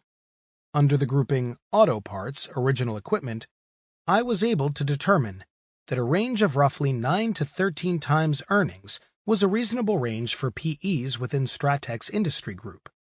That meant that a reasonable price range for Strattec might be somewhere between $10.62 per share, $1.18 times 9, and approximately $15.34, $1.18 times 13. If I wanted to be more aggressive, since Strattec's earnings had grown approximately 10% in the 6 months since the year ended in June 1994, a range maybe 10% higher might be appropriate. While all of this analysis was fine and dandy, unless Strattec started trading at $6 or $7 a share due to intense selling pressure, I wasn't going to get rich from anything discussed so far. Further, I didn't know much about Strattec's industry, but I did know one thing. Supplying parts to auto manufacturers is generally considered to be a crappy business. Certainly, if I did decide to buy stocks in Strattec, Warren Buffett was not going to be my competition. Actually, as a general rule, Buffett won't even consider individual investments of less than $100 million. Here, the entire company was going to be valued at less than $100 million. The interesting part came when I was reading the few pages listed under the heading of Business of the Company. This was not hard to find. It turned out that Strattec was by far the largest supplier of locks to General Motors, and that this business represented about 50% of Strattec's sales. Strattec also provided almost all of Chrysler's locks, and this business totaled over 16% of Strattec's total revenues. From this, I guessed that Strattec must be pretty good at making car locks. The next piece of information, though, got me very interested. According to its filing, based upon current product commitments, the company, Strattec, believes Ford will become its second-largest customer during fiscal 1996, year ended June 1996, if such commitments are fulfilled as expected. This section didn't feature banner headlines like the Wham, Socko, and Blammo from the old Batman TV show, but it had almost the same impact on me. Since all of the revenue and earnings numbers discussed so far didn't include any Ford business, a new customer expected to order more locks than needed by the entire Chrysler Corporation was pretty big news. As Chrysler was currently Strattec's second biggest customer, accounting for over 16% of total sales, it made sense that for Ford to take over second place, its new business had to represent even more than 16%. Since GM was the biggest customer with about 50% of Strattec's sales, It also meant that Ford's business had to be less than this amount. In short, here was a very interesting piece of information that should substantially increase the value of Strattech's business. My hope was that this information would not be reflected in Strattech's stock price until I was able to make some bargain purchases. From a qualitative standpoint, there was something else about Strattech's business that seemed attractive. Strattech was by far the biggest factor in the automotive lock market. With a majority of General Motors' business and all of Chrysler's, Strattech seemed to have a very strong niche.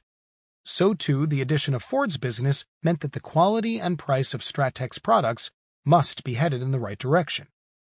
I figured most of the other OEM suppliers being used for comparison purposes were unlikely to have a better market position than Strattech. All of this combined meant that a PE multiple for Strattech at the higher end of the industry range might be appropriate. Of course, I had no intention of buying my stock at the top end of the industry PE range, justified or not. However, if it were possible to buy Strattech at the low end of industry valuations, 9 times earnings or so, without taking into account the new Ford business, that might be a very attractive investment. The outcome? For several months after Strattech began trading, the stock traded freely between 10.5 and 12. This was clearly at the low end of the industry range, before taking into account 1. The Ford business, 2. Strattech's far better than average market niche, and 3. The recent 10% profit increase during the most recent 6 months. In short, it was easy to buy shares in Strattech at a very attractive price. This was confirmed as Strattech traded to $18 per share before the end of 1995. A 50% plus gain in less than 8 months. Not too bad. And fortunately, far from an unusual spin-off opportunity. Okay, I know what you're thinking. The money's all fine and good, but auto parts? Sheesh, they're so darn boring. No problem. You can have it all, money and excitement. Because our next stop is the wonderful world of home shopping. Home shopping bonanza. The Cartwrights were never this rich. I didn't think my trip into the world of home shopping was going to be that exciting. Of course, every third trip flipping through the cable box, like everybody else, I would catch a glimpse of a porcelain dog or some other useless item. As my house is filled with ridiculous gizmos and gadgets, most hidden from view for face-saving reasons, and I wasn't a customer, I really had no idea who was buying this stuff. Because the stock had been a notorious high flyer in the 1980s, and I routinely flipped past its channel, I never considered the home shopping network as a potential investment situation. An article that appeared in the premier issue of Smart Money magazine in April 1992 changed that. In an article entitled 10 Stocks for the 90s, one of the 10 choices turned out to be the home shopping network. The basic premise of the article was that by studying the attributes of the biggest winners of the 1980s, by examining what they looked like back in 1980, a list of winners for the 90s could be compiled. There were several reasons why one of the choices, the home shopping network, caught my eye.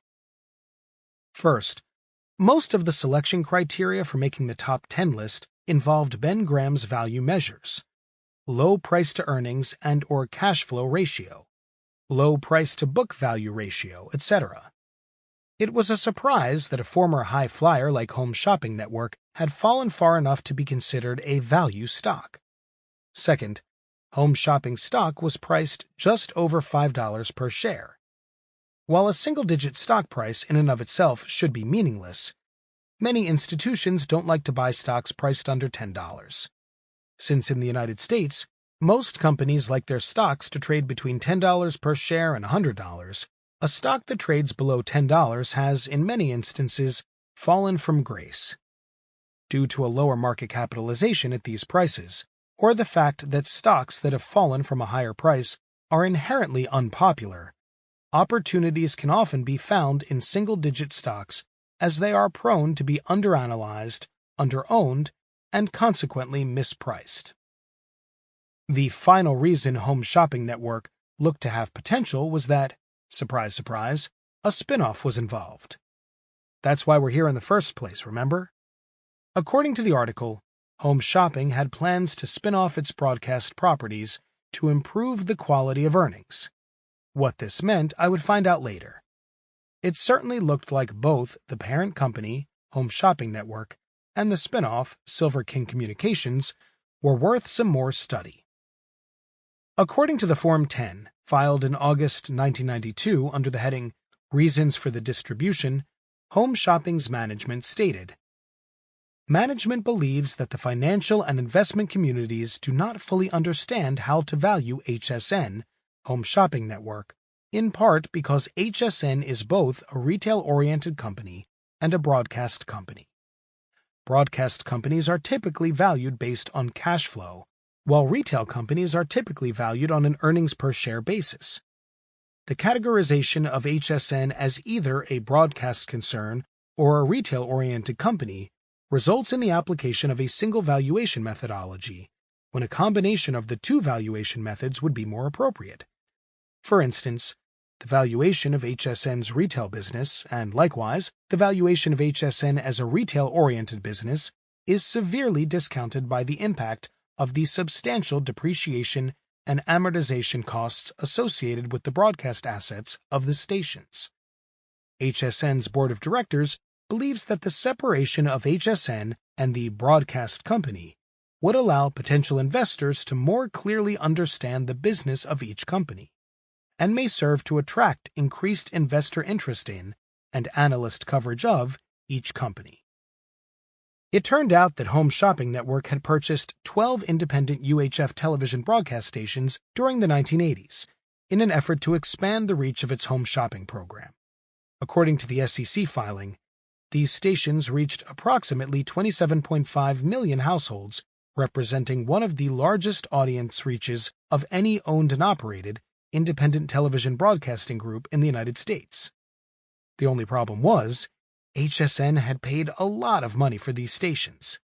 That wasn't so bad, but television stations don't have much in the way of assets. Their value derives from the cash stream received from advertising revenues. In Home Shopping's case, one never-ending commercial, not from the amount of broadcasting equipment used to transmit the program.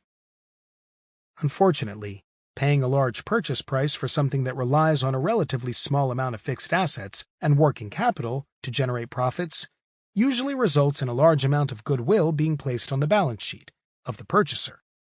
Goodwill arises when the purchase price exceeds the value of the acquired company's identifiable assets, i.e., assets that can be identified, like broadcast equipment, receivables, and programming rights.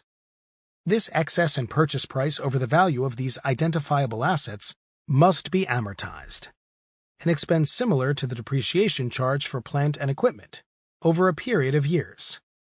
Like depreciation, amortization of goodwill is a non-cash expense that is deducted from reported earnings. Listen to Chapter 7 for a full explanation of these terms.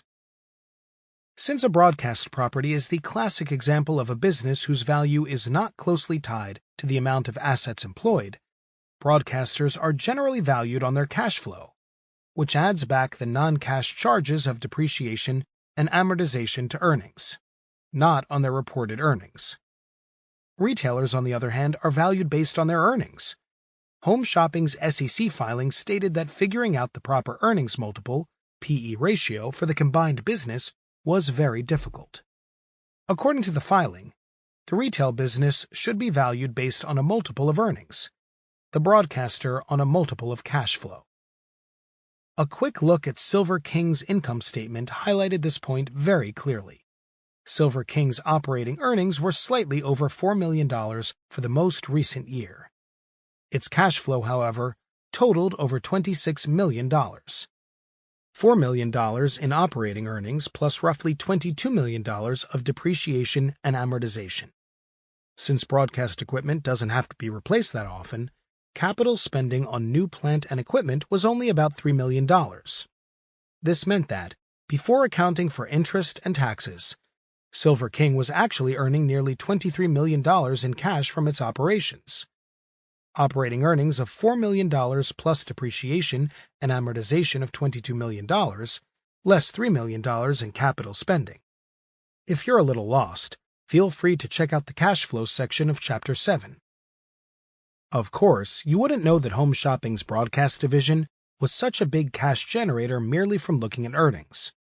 The broadcast properties contributed only $4 million to operating earnings, but as we've already heard, they added over $26 million to Home Shopping's operating cash flow.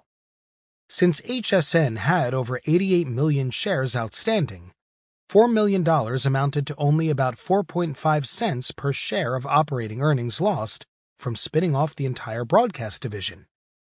But wait, that's not the whole story. Home Shopping, according to the SEC filings, was going to shift more than $140 million of debt over to Silver King as part of the spin-off process.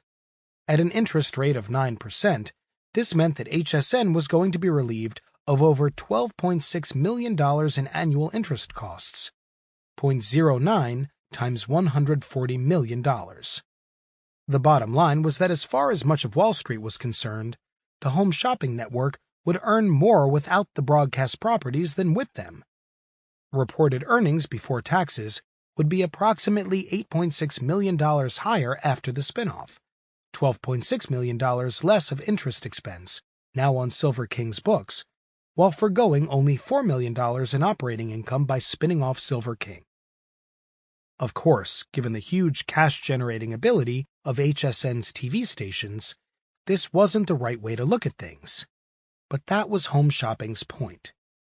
They believed that investors were not including the value of the TV stations in HSN's price. In fact, considering the debt load taken on to buy the stations, investors may have been subtracting for them. Since HSN borrowed heavily to buy the stations, investors may have subtracted the high interest costs from the stock's value, while only giving credit for the $4 million of operating income, not for the full cash flow. The whole situation had opportunity written all over it. Clearly, Silver King had the makings of an under-followed and misunderstood spin-off situation. Silver King was going to have over $140 million of debt on its balance sheet. The value of the spin-off was going to be small relative to the value of each shareholder's stake in Home Shopping, hopefully making it inappropriate or unimportant to the shareholders receiving it. The terms of the spin-off called for a 1-for-10 distribution, meaning for every 10 shares an investor held in Home Shopping Network, he or she would receive a distribution of only 1 share of Silver King Communications. Moreover, Silver King was in a different business, broadcasting, than the retail business originally favored by the parent company's shareholders. And perhaps most important, Silver King was earning a ton of cash that most of Home Shopping shareholders, the ones receiving Silver King's shares, were unlikely to know about. The investment opportunities didn't end there. The parent company, Home Shopping Network, was also worth a look. Since an investor who purchased HSN stock based on reported earnings was probably not placing much value on the broadcast properties, maybe HSN stock wouldn't go down much after the spinoff. If that happened, the combined value of HSN and the spinoff could be more than the pre-spinoff price of HSN.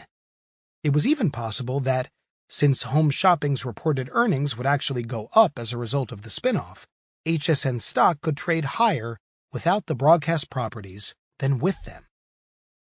Before we get to the outcome, one more quick point. Whenever a parent company announces the spinoff of a division engaged in a highly regulated industry, like broadcasting, insurance, or banking, it pays to take a close look at the parent. The spinoff may be a prelude to a takeover of the parent company. Of course, the spinoff may merely be an attempt to free the parent from the constraints that go along with owning an entity in a regulated industry. However, takeovers of companies that own regulated subsidiaries are very involved and time-consuming. One unspoken reason for spinning off a regulated subsidiary may be to make the parent company more easily saleable.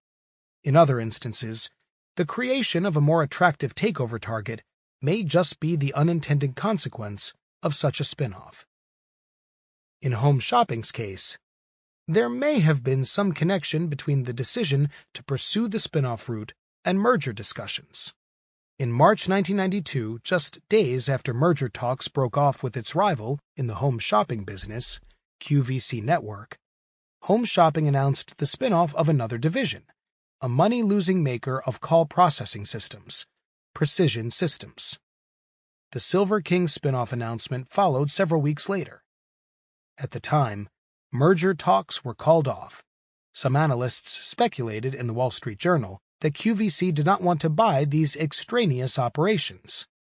While there were good business reasons for both spin-offs outside of making HSN a more attractive takeover target, the spin-offs certainly had the effect of making HSN a simpler and more appealing acquisition candidate.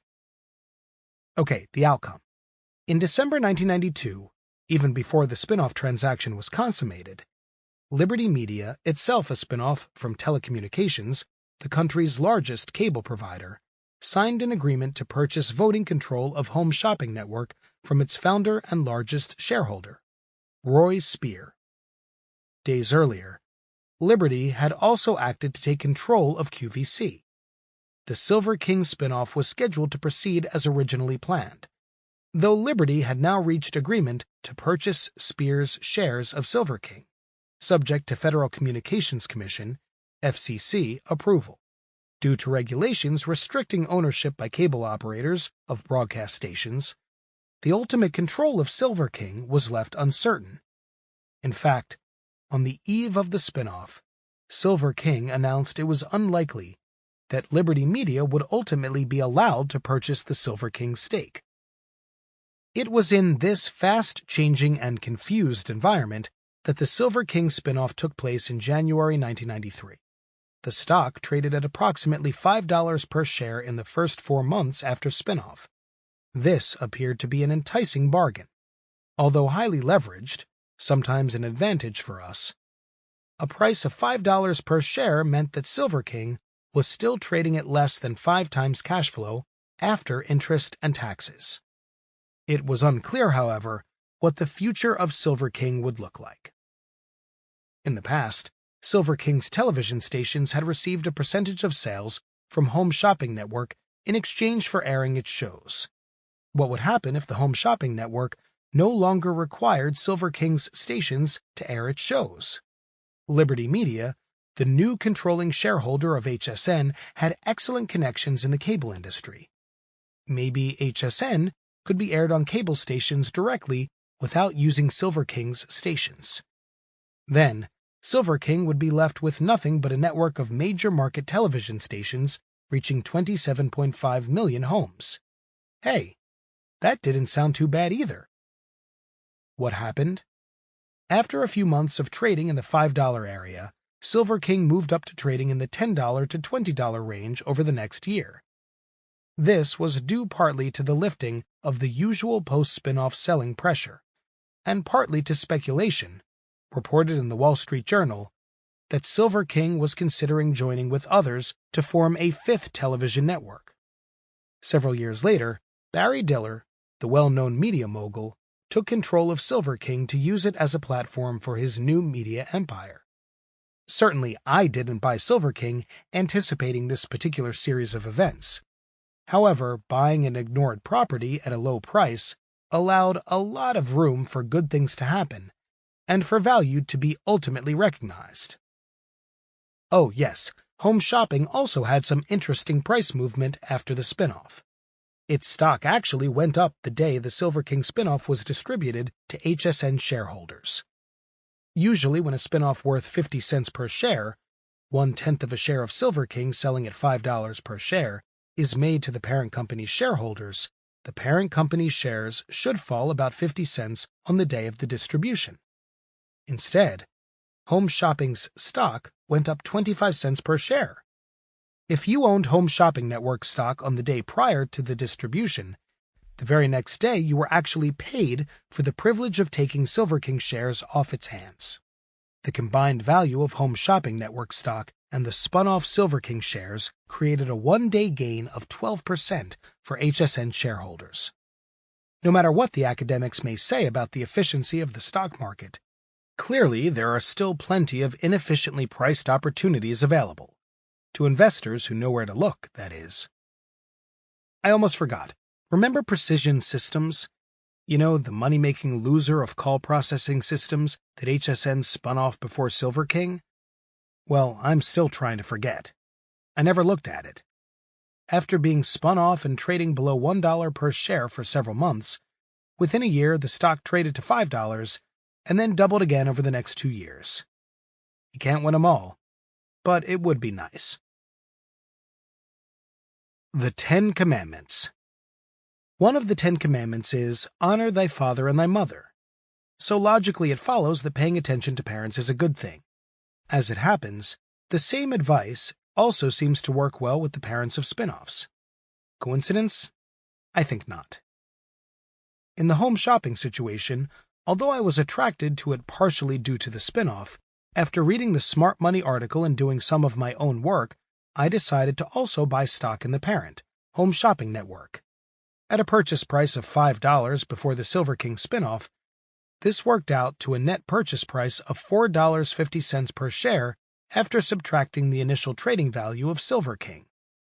Looking at the spin-off highlighted the fact that the parent company, Home Shopping Network, was trading at a cheap price. Also, looking at the investment merits of home shopping caused me, for comparison purposes, to study its main rival, QVC Network. While I felt home shopping was cheap, QVC actually looked even cheaper. Both stocks turned out to be doubles in the next year. The point here is not to tell you about some more big winners. Believe me, I've had my share of losers. The point is that looking at a parent company that is about to be stripped clean of a complicated division can lead to some pretty interesting opportunities. Having said that, let's charge ahead. Case study. American Express, Lehman Brothers. In January 1994, in a widely heralded move, American Express announced its intention to spin off its Lehman Brothers subsidiary as an independent company. The Lehman Brothers spinoff was actually the vestiges of an old-line Wall Street investment banking partnership that American Express had purchased in the early 1980s. At the time of the purchase, under the leadership of a previous CEO, the idea was to turn American Express into a financial supermarket. Since after a decade of trying, no one could figure out what this meant, the board of American Express had decided to spin off the remains of Lehman to shareholders. When the appropriate filings were made in April 1994, I decided to take a closer look at the new Lehman Brothers. According to the filings and extensive newspaper accounts, Lehman Brothers had the highest expenses per dollar of revenue in the investment industry, had lost money in the last year, and had an extremely volatile earnings history. In addition, insiders, while highly paid as far as salaries and bonuses were concerned, held relatively few shares of stock in the new spinoff. In most companies, and especially on Wall Street, employees act to maximize their compensation. The senior executives of Lehman did not have most of their net worth tied to the fortunes of Lehman's stock. My translation: there was a good chance that when it came time to split up profits between employees and shareholders would lose. You know the drill: 2 for me, 1 for you, 1 for you, 2 for me, etc. Unless or until Lehman traded at a big discount to book value and to other investment firms, I wasn't going to be that interested. But something else caught my eye. According to newspaper accounts, one problem with American Express had been that large institutional investors had no idea what its earnings were going to be for any given period. The main culprit was Lehman's volatile earnings track record. The only thing Wall Street hates more than bad news is uncertainty. Overcoming the problem of unpredictable earnings was precisely the goal of the Lehman spinoff. This was also the reasoning behind American Express's earlier sale of its Shearson subsidiary. After the spinoff, American Express would be down to 2 main businesses, both of which appeared to be less volatile than Lehman. The first business, categorized by American Express as travel-related services, included the well-known charge card and the world's largest travel agency, as well as the traveler's check business. Under the new CEO, The plan was to concentrate on and develop these core franchises. Although competition from Visa and MasterCard had eroded some of American Express's business over the last several years, it appeared that much of the problem was due to management inattention. There was clearly going to be a new focus on the basic businesses. As American Express's main product was a charge card requiring full payment every month, its revenues were largely based on fees paid by cardholders and merchants. This seemed more attractive than the credit card business, which required undertaking greater credit risk. In short, American Express appeared to have a niche in the higher end of the market, with a franchise and brand name that was very hard, if not impossible, to duplicate. The second business, Investors Diversified Services, IDS, had been growing its earnings at a 20% rate for almost 10 years. This business consisted of a nationwide group of financial planners who provided clients with overall investment and insurance plans based on the client's individual needs. The planners often recommended and sold many of the company's own product offerings, such as annuities and mutual funds. Since the financial planning business is a largely unregulated business dominated by single or small group practitioners, IDS, now American Express Advisors, was able to provide the comfort, resources, and depth of financial products not easily found in other organizations. This ability to provide services all in one package has allowed IDS to grow its assets under management at a very fast rate. Its revenues were largely derived from the annual fees generated from the investment and insurance products sold to its customers. The bottom line was, IDS also seemed like a valuable and fast-growing niche business. The exciting thing was that for several months before the spin-off of Lehman Brothers in May 1994, you could buy American Express at a price of $29 per share or less. This price included the value of the Lehman spin-off, estimated in the newspapers to be worth $3 to $5 per American Express share. This meant that the new post-spin-off American Express was actually being created for a price between $24 and $26 per share. Since published estimates were that American Express would earn approximately $2.65 per share for 1994 without Lehman Brothers, this worked out to a purchase price of less than 10 times earnings. A look in Value Line at some large credit card companies showed their average PE to be in the low teens. Although I wasn't sure this was the perfect comparison, it appeared that American Express could be priced, on a relative basis, as much as 30 to 40% too low.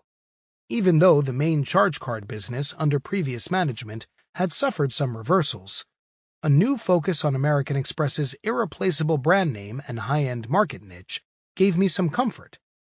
Also, as previously mentioned, the fee-based nature of American Express's charge card and related businesses seemed more attractive than the greater credit risks being undertaken by the credit card companies I was using for comparison.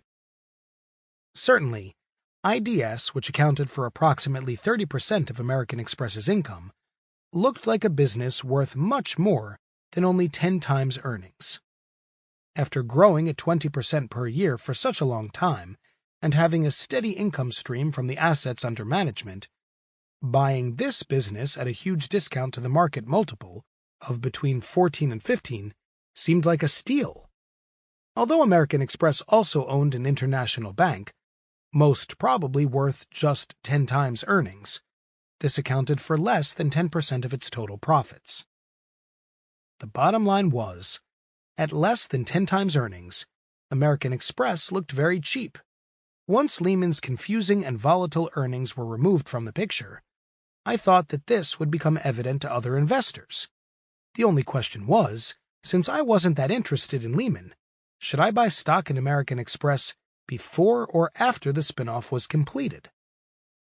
As a general rule, even if institutional investors are attracted to a parent company because an undesirable business is being spun off, they will wait until after the spinoff is completed before buying stock in the parent. This practice relieves the institution from having to sell the stock of the unwanted spinoff and removes the risk of the spinoff transaction not being completed. Often, institutional buying of the parent stock immediately after a spinoff has a tendency to drive the price up. That's why, if the parent company appears to be an attractive investment, it is usually worthwhile to buy stock in the parent before the spinoff takes place. Although it is a little more trouble to create the bargain purchase by buying stock in the parent before the spinoff is completed, it is usually worth the extra effort, even if you don't get a great price when selling the spinoff shares. In Lehman's case, since I was happy to create American Express at a price between $24 and $26, it was an easy decision to buy it at $29 before the spinoff. The Lehman stock, which I ended up keeping, I hate selling spinoffs, started trading at about $18.50 per share. As one share of Lehman was distributed for every 5 shares of American Express owned, this worked out to a value of about $3.75 per American Express share. American Express stock did rise 1/5 the first day of trading after the Lehman distribution, so buying before the spinoff was a good move. It was also a good move for the long term. American Express proceeded to reach $36 per share in the first year after the spinoff, for a gain of over 40% in 1 year. By the way, a little over 6 months after the spinoff, Warren Buffett announced that he had purchased just under 10% of American Express.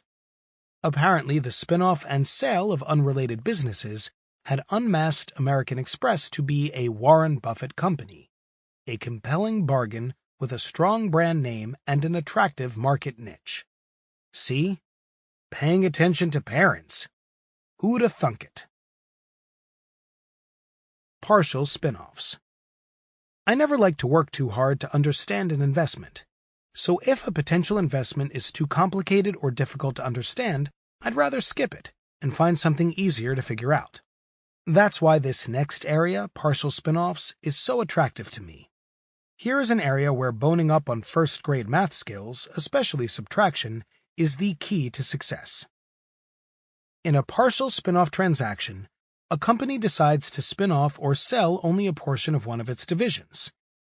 Instead of spinning off 100% ownership in a division to its shareholders, only a portion of the division stock is distributed to parent company shareholders or sold to the general public. The parent company retains the remainder of the division stock. For example, if XYZ Corporation distributes a 20% interest in its widget division to its shareholders, 20% of widget's outstanding shares will trade publicly, while 80% will still be owned by XYZ.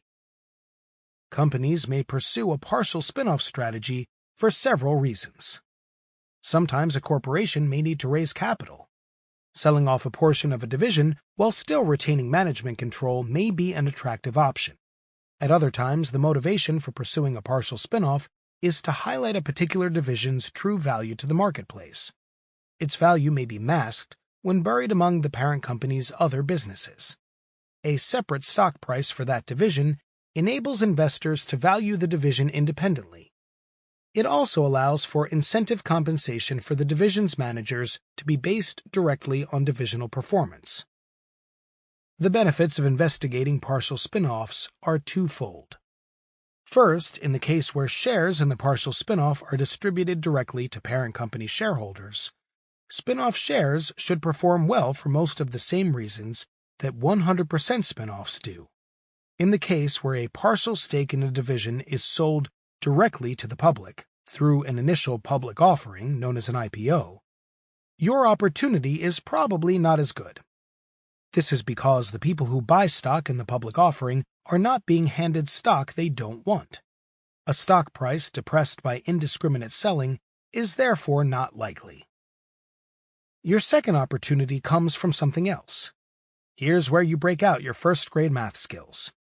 Once the stock of the partial spinoff is publicly trading, the market has effectively valued the spun-off division. If the widget division of XYZ Corporation has 10 million shares outstanding and 2 million are sold to the public for $20 per share, that means XYZ still owns 8 million shares of widget. The value of those shares works out to $160 million, 8 million shares multiplied by a $20 share price. Okay, second-grade math. Now comes your second opportunity. By doing this simple math, you now know two things. Of course, you know the value of XYZ's 80% stake in Widget, $160 million. However, you also know the value the market places on all the rest of XYZ's businesses. That value is equal to the market value of XYZ less $160 million. Here's how it works. If XYZ has a market value of $500 million, and its 80% Widget stake is valued by the market at $160 million, that implies a net value of $340 million for the rest of XYZ's businesses. Where will that little piece of trivia get you? Let's see. Case study: the cheaper side of Sears. In September 1992, Sears announced its intention to sell a 20% stake in two of its subsidiaries to the public. Sears's management had been under pressure to improve the performance of its stock price for years. It was Sears's contention that the value of the two subsidiaries, Dean Witter, including Discover, and Allstate Insurance, was not adequately reflected in Sears's stock price. In the case of Dean Witter, Sears also announced its intention to distribute its remaining 80% interest directly to shareholders at a later date, sometime in 1993. Why was this interesting? After all, before the announcement, Sears was a conglomerate that owned Dean Witter, Allstate, and the well-known department store chain. It was no secret that Sears had owned all of these businesses for years. Sears was widely followed by Wall Street analysts. So why, all of a sudden, was this an investment opportunity? Sears was merely selling or distributing businesses it already owned. The answer is that not only was Sears going to be highlighting the market value of Dean Witter and Allstate through the public trading of these two divisions, it was also going to be revealing something else. By taking Sears's stock price and subtracting the market value of its remaining stakes in Dean Witter and Allstate, a value for the rest of Sears's assets, primarily the department store, could be calculated. Big deal? A very big deal. Let's see why. A 20% stake in Dean Witter was sold by Sears in February 1993. Sears's stated intention was to spin off, by a distribution directly to Sears shareholders, its remaining 80% interest in Dean Witter in the next several months. In the beginning of June, Sears sold a 20% stake in Allstate for $27 a share. By the beginning of July, just before Sears's distribution of its remaining stake in Dean Witter, this is how things stood. Dean Witter's stock was trading at approximately $37 per share. Allstate stock was trading around $29. Sears's stock stood at about $54. The math worked like this. Sears had announced that it would distribute its remaining 80% stake in Dean Witter. According to the announcement, this meant that, for every 100 shares of Sears, a distribution of 40 shares of Dean Witter would be made. Sears was distributing 136 million shares of Dean Witter, and had approximately 340 million shares outstanding. So the distribution ratio was 136 to 340, or 0.4. Therefore, in mid-July, each Sears shareholder would receive shares in Dean Witter worth approximately 0.4, the announced distribution ratio, multiplied by $37, the trading price of Dean Witter's stock, or approximately $15 worth of Dean Witter stock for each share of Sears owned. Since Sears was trading at $54 per share before the distribution, this translated to a net price of $39 for the remainder of Sears. What was that remainder? Primarily, it was Sears's remaining 80% stake in Allstate, its foreign and domestic department store business, and various real estate businesses, including Coldwell Banker. However, we also knew something else: the market value of Sears's 80% stake in Allstate. Sears owned approximately 340 million shares of Allstate. Sears itself also happened to have approximately 340 million shares outstanding. This meant that if you owned a share of Sears, you also indirectly owned a share of Allstate. With Allstate at about $29, for about $10 per share, $39 net stock price less $29 price of Allstate, you were getting the foreign and domestic Sears department store business and its real estate business. Was this a bargain? Michael Price, a well-known fund manager, sure thought so. In a Barron's interview, July 5, 1993, he laid out the case straightforwardly. That $54 a share includes one share of Allstate, which is at $28, so that leaves $26. Then you get a 0.4 share of Dean Witter, which is $15. That leaves $10 or $11. About $2 or $3 of that is Sears Mexico and Sears Canada. That leaves about $8. Coldwell Banker is worth $2 or $3 a share. So that leaves $5 a share, or a market cap of about $1.5 billion for the retailer, with $27 billion in sales. The new management seems very focused.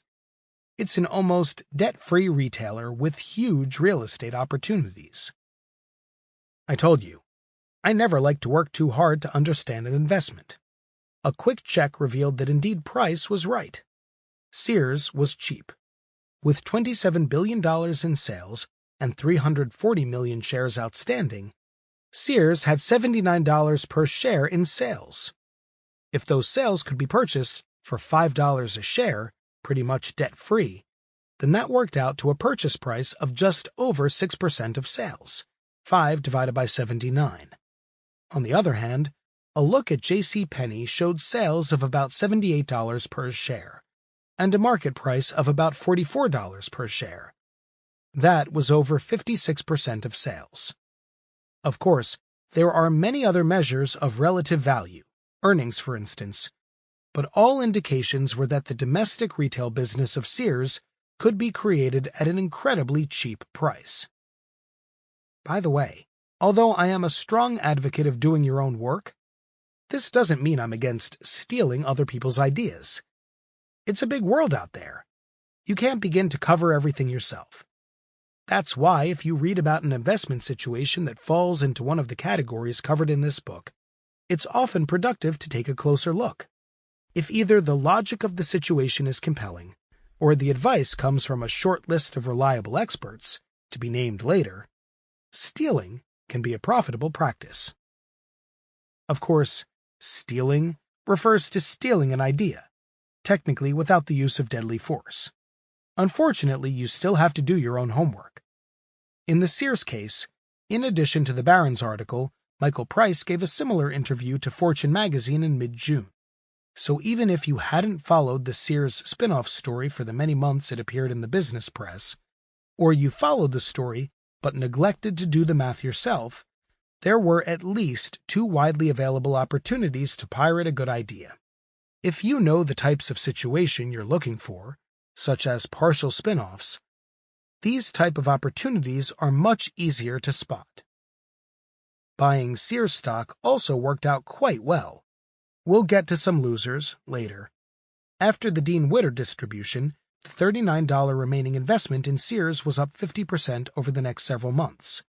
Allstate was only up from $29 to $33 during this period. Obviously, the market finally took notice of the inherent value of Sears's other assets. For the advanced students, yes, it was possible to simultaneously buy Sears stock and short Allstate stock, creating only the portion of Sears that was clearly a bargain. In some cases, this is a smart way to play, especially when the value of the cheap portion, a $5 per share department store purchase, is a small part of the purchase price. $39 post-Dean Witter distribution. However, in this case, the disparity between the bargain purchase price of the department store segment and true value was so huge, no such fancy tactics were necessary. Insider Tips, a do-it-yourself guide. Insiders. I may have already mentioned that looking to see what insiders are doing is a good way to find attractive spin-off opportunities. Okay, so maybe I've beaten you over the head with it. The thinking is that if insiders own a large amount of stock or options, their interests and the interests of shareholders will be closely aligned. But did you know there are times when insiders may benefit when a spinoff trades at a low price? Did you know there are some situations where insiders come out ahead when you don't buy stock in a new spinoff? Did you know you could gain a large advantage by spotting these situations? Well, it's all true. Spinoffs are a unique animal. In the usual case, when a company first sells stock publicly, an elaborate negotiation takes place. The underwriter, the investment firm that takes a company public, and the owners of the company engage in a discussion about the price at which the company's stock should be sold in its initial offering. Although the price is set based on market factors, in most cases there is a good deal of subjectivity involved. The company's owners want the stock to be sold at a high price so that the most money will be raised. The underwriter will usually prefer a lower price, so that investors who buy stock in the offering can make some money. That way, the next new issue they underwrite will be easier to sell. In any event, an arm's-length negotiation takes place, and a price is set. In a spinoff situation, no such discussion takes place. Instead, shares of a spinoff are distributed directly to parent company shareholders, and the spinoff's price is left to market forces. Often, management's incentive stock option plan is based on this initial trading price. The lower the price of the spinoff, the lower the exercise price of the incentive option. E.g., if a spinoff initially trades at $5 per share, management receives the right to buy shares at $5. An $8 initial price would require management to pay $8 for their stock. In these situations, it is to management's benefit to promote interest in the spinoff stock after the price is set by the market, not before. In other words, don't expect bullish pronouncements or presentations about a new spinoff until a price has been established for management's incentive stock options. This price can be set after a day of trading, a week, a month, or more. Sometimes a management's silence about the merits of a new spinoff may not be bad news. In some cases, this silence may actually be golden. If you are attracted to a particular spinoff situation, it may pay to check out the SEC filings for information about when the pricing of management's stock options is to be set. In a situation where management's option package is substantial, it may be a good idea to establish a portion of your stock position before management becomes incentivized to start promoting the new spinoff's stock. Eventually, management and shareholders will be playing on the same team, but it's often helpful to know when the game begins. There are very few investment areas where insiders have such one-sided control in creating a new publicly traded company. Because of this unique quality, analyzing the actions and motives of insiders in spin-off situations is of particular benefit. Since all shareholders of a parent company either receive shares in a new spin-off or have the equal right to buy shares in a new spin-off, there are few fairness issues that come up when dividing assets and liabilities between parent and spin-off. There are, however, ways that insiders can use their relatively unchecked ability to set the structure and terms of a spin-off to gain an advantage for themselves. Of course, by focusing on the motives of management and other insiders, you can turn this advantage for insiders into an advantage for yourself. This is particularly true when it comes to analyzing this next method of establishing a new spin-off company. Buy all rights. Occasionally, instead of merely distributing the shares in a spin-off to shareholders free of charge, a parent company may give its shareholders the right to buy stock in one of its subsidiaries or divisions. One way to accomplish this is through something called a rights offering. Most rights offerings, at least the type that most investors are familiar with, do not involve spin-offs. However, on the rare occasions that a rights offering is used to effect a spin-off, it is worthwhile to pay extra close attention. Why? Come on, you should know this one by now. Oh, all right. Psst. Because you can make a lot of money. A rights offering is most commonly used when a company seeks to raise additional capital. In the usual case, rights are distributed to a company's current shareholders. These rights, together with cash or securities, allow shareholders to purchase additional shares, usually at a discount to the current market price. By giving all shareholders the right, but not the obligation, to buy stock at a discounted price, a company can raise needed capital while giving all shareholders an equal chance to buy the newly issued stock. If current shareholders choose to participate in the rights offering by exercising their right to buy additional stock, their interests are not diluted by the company's sale of new stock at a low price. Alternatively, if shareholders do not wish to purchase additional stock, they can often sell the rights they've received to participate in the bargain purchase on the open market.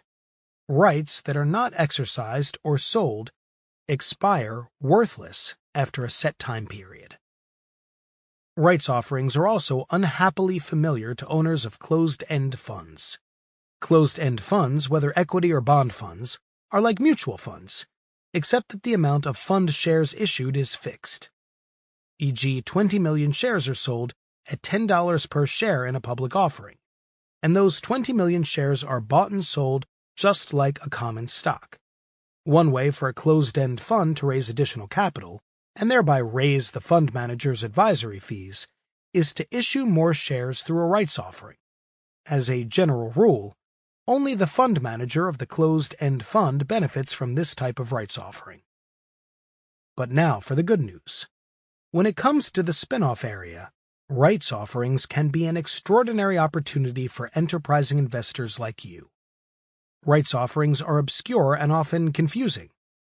Throw in the neglect and disinterest displayed by most institutional investors towards spin-offs, and you have an explosive combination. Generally, a parent company will distribute to its shareholders rights, free of charge, to buy shares in a spin-off.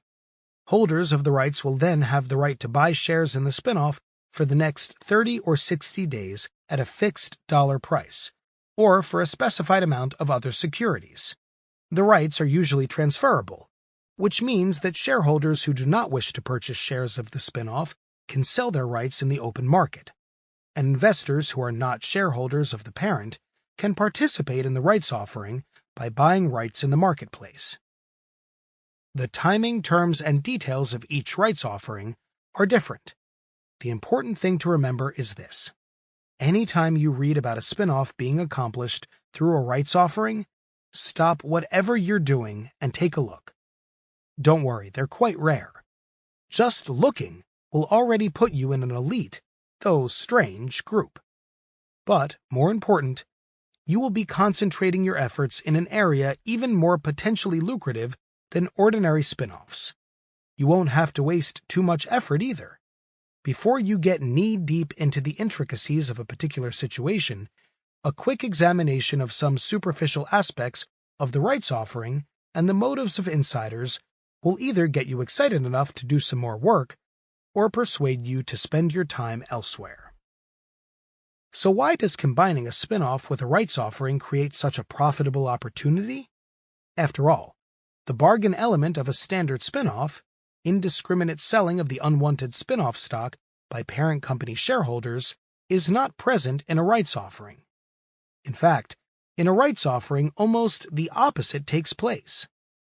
Shareholders who use their rights to purchase shares are actually making an affirmative choice to buy stock in the new spin-off. Even the bargain element of a standard rights offering is not present in this situation. Unlike the usual rights offering, the rights do not ensure a bargain purchase.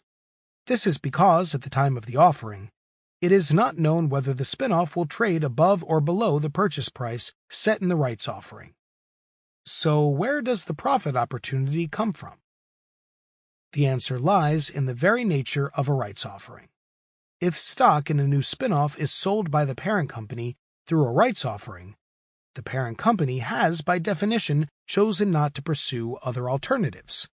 These alternatives could have included selling the spin-off's businesses to another company, or selling the spin-off to the public at large through an underwritten public offering, both of which require the directors of the parent company, as fiduciaries, to seek the highest price possible for selling the spin-off's assets.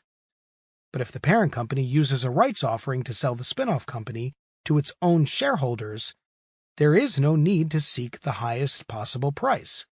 In fact, limiting initial buyers of the spin-off to parent company shareholders and to investors who purchase rights in the open market is not usually the best way to maximize proceeds from the sale of the spin-off's businesses. However, in a rights offering, since all shareholders of the parent have an equal opportunity to purchase stock in the spin-off, even if a bargain sale is made, shareholders have been treated equally and fairly. While there is a general tendency for a spin-off to be offered at an attractive price in a rights offering, note, investors who buy rights in the open market must add the purchase price of the rights to the offering price to figure out their total cost. Examining the structure of a rights offering can give important additional clues.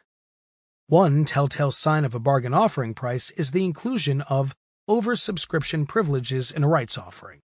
Oversubscription privileges give investors who purchase spin-off stock in the rights offering the right to buy additional spin-off shares if the rights offering is not fully subscribed. Since rights are obscure, require the payment of additional consideration, and usually trade illiquidly for small sums of money relative to the value of parent company holdings, there are often times when rights holders neither exercise nor sell their rights.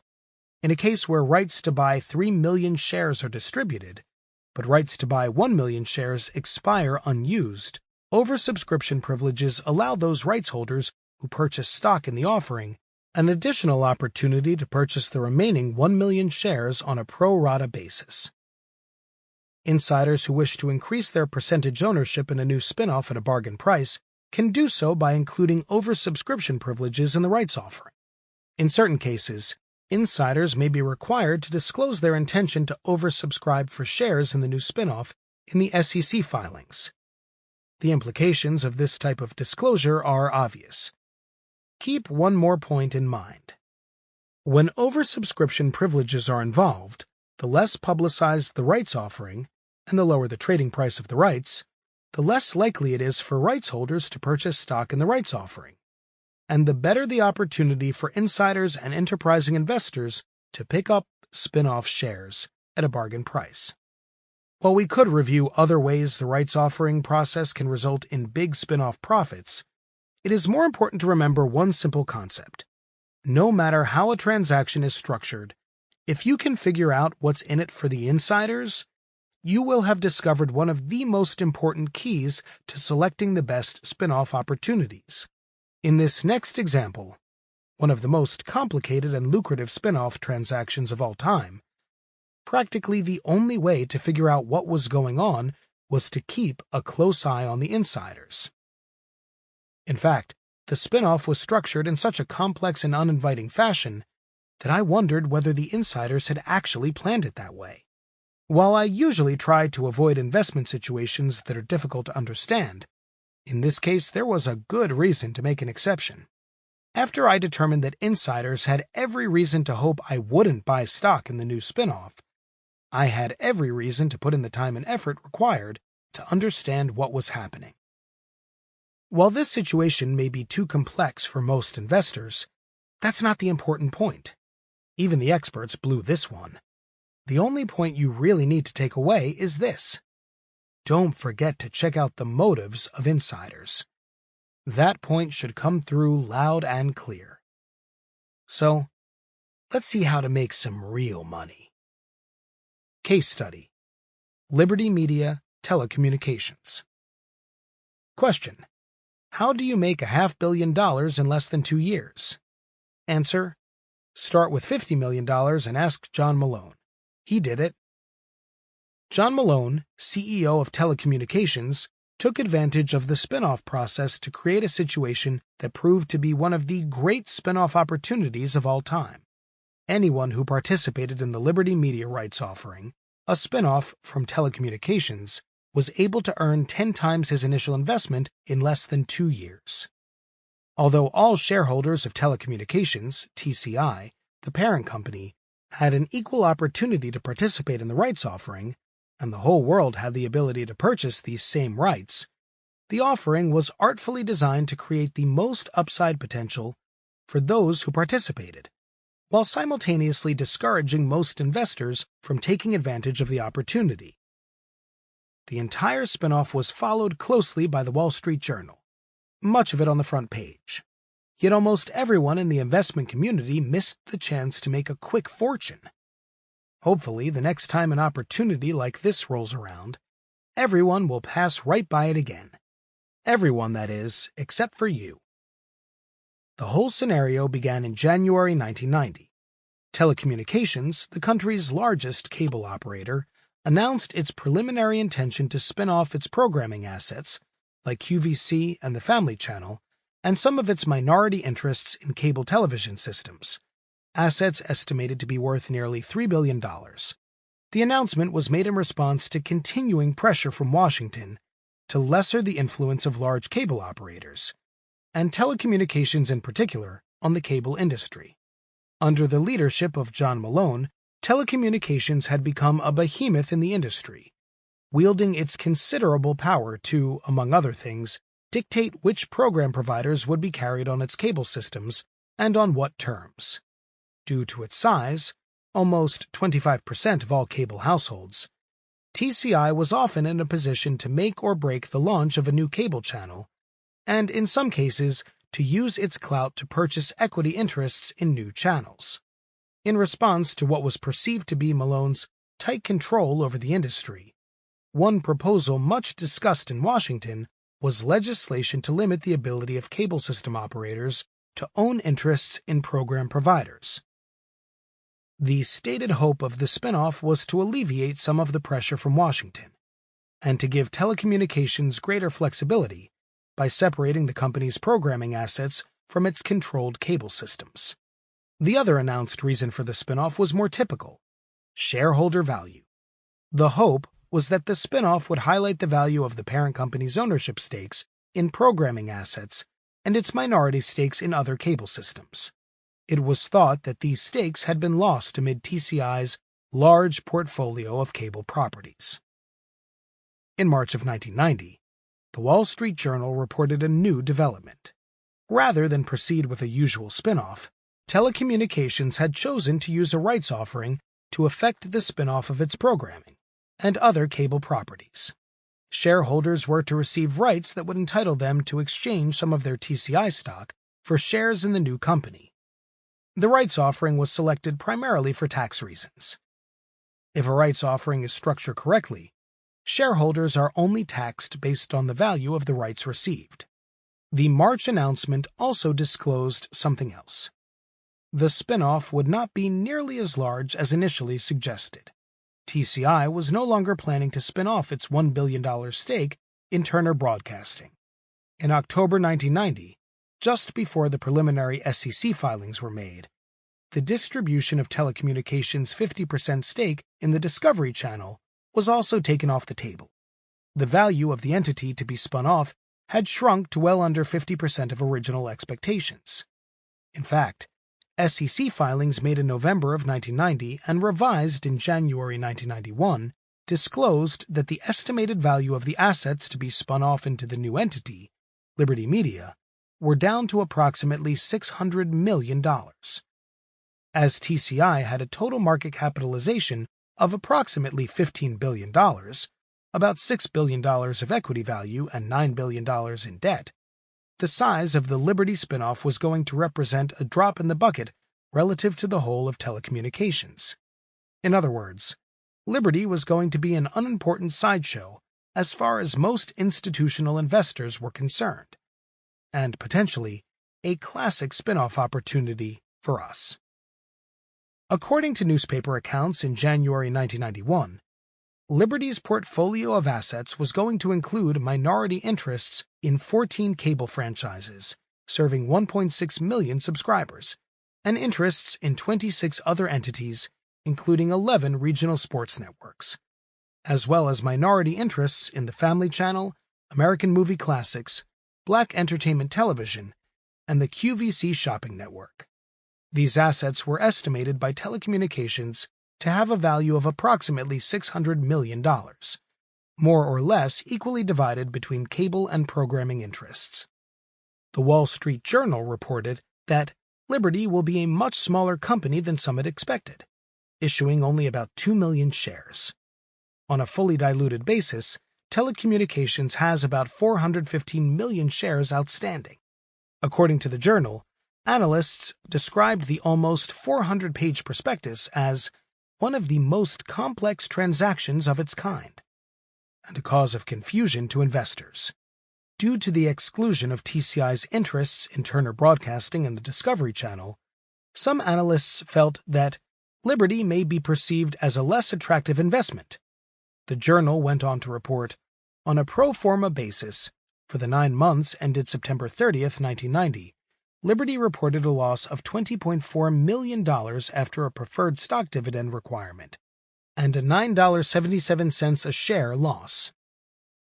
In sum, the picture of Liberty painted for most investors did not exactly shout, "Come on in, the water's fine." If this basic description wasn't discouraging enough, there was still plenty more to come. Telecommunications shareholders were to receive one transferable right for every 200 shares they owned. Each right, together with 16 shares of telecommunications, could then be exchanged for 1 share of Liberty Media. The rights expired after 30 days. At a price of $16 for a share of TCI, this translated to a purchase price of $256 per share of Liberty, 16 shares of TCI at $16 each.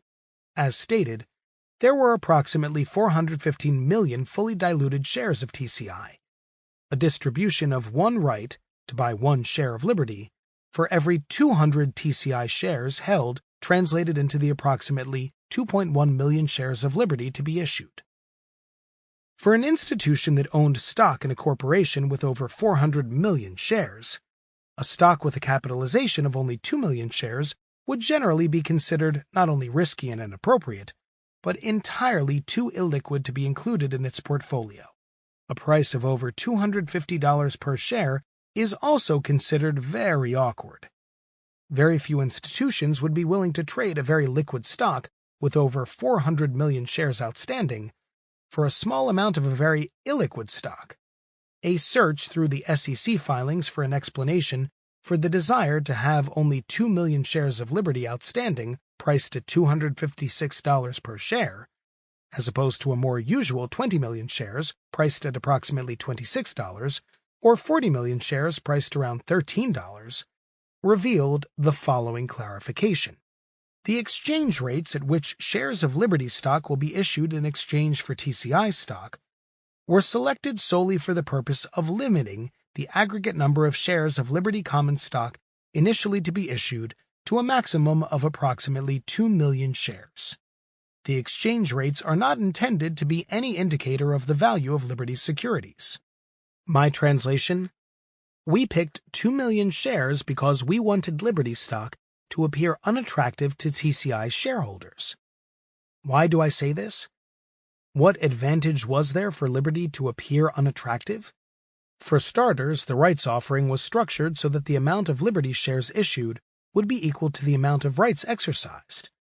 In other words, if only 1 million rights were exercised to purchase Liberty stock, only 1 million shares of Liberty would be issued, not the theoretical maximum of 2 million shares if all TCI holders exercised their right to purchase stock. A sale of 1 million shares in exchange for $256 worth of TCI stock would equal a purchase price of $256 million for all of the common equity in Liberty Media, instead of a potential $512 million cost if all 2 million shares were purchased. Since Liberty would still own the same assets, regardless of whether 1 million shares of common stock were issued or 2 million shares, anyone primarily interested in Liberty's upside potential would much prefer to split that potential among fewer shares. The deal had still another twist. Any common stock, the stock entitled to all upside appreciation in the value of Liberty, not sold in the rights offering, would be replaced by preferred stock to be owned by telecommunications. Since, as stated, TCI was transferring the same assets to Liberty regardless of whether $250 million worth of Liberty stock was sold or $500 million. This $250 million shortfall was to be made up through the issuance of $250 million of Liberty preferred stock to TCI. The terms of the preferred stock to be issued were very advantageous to Liberty.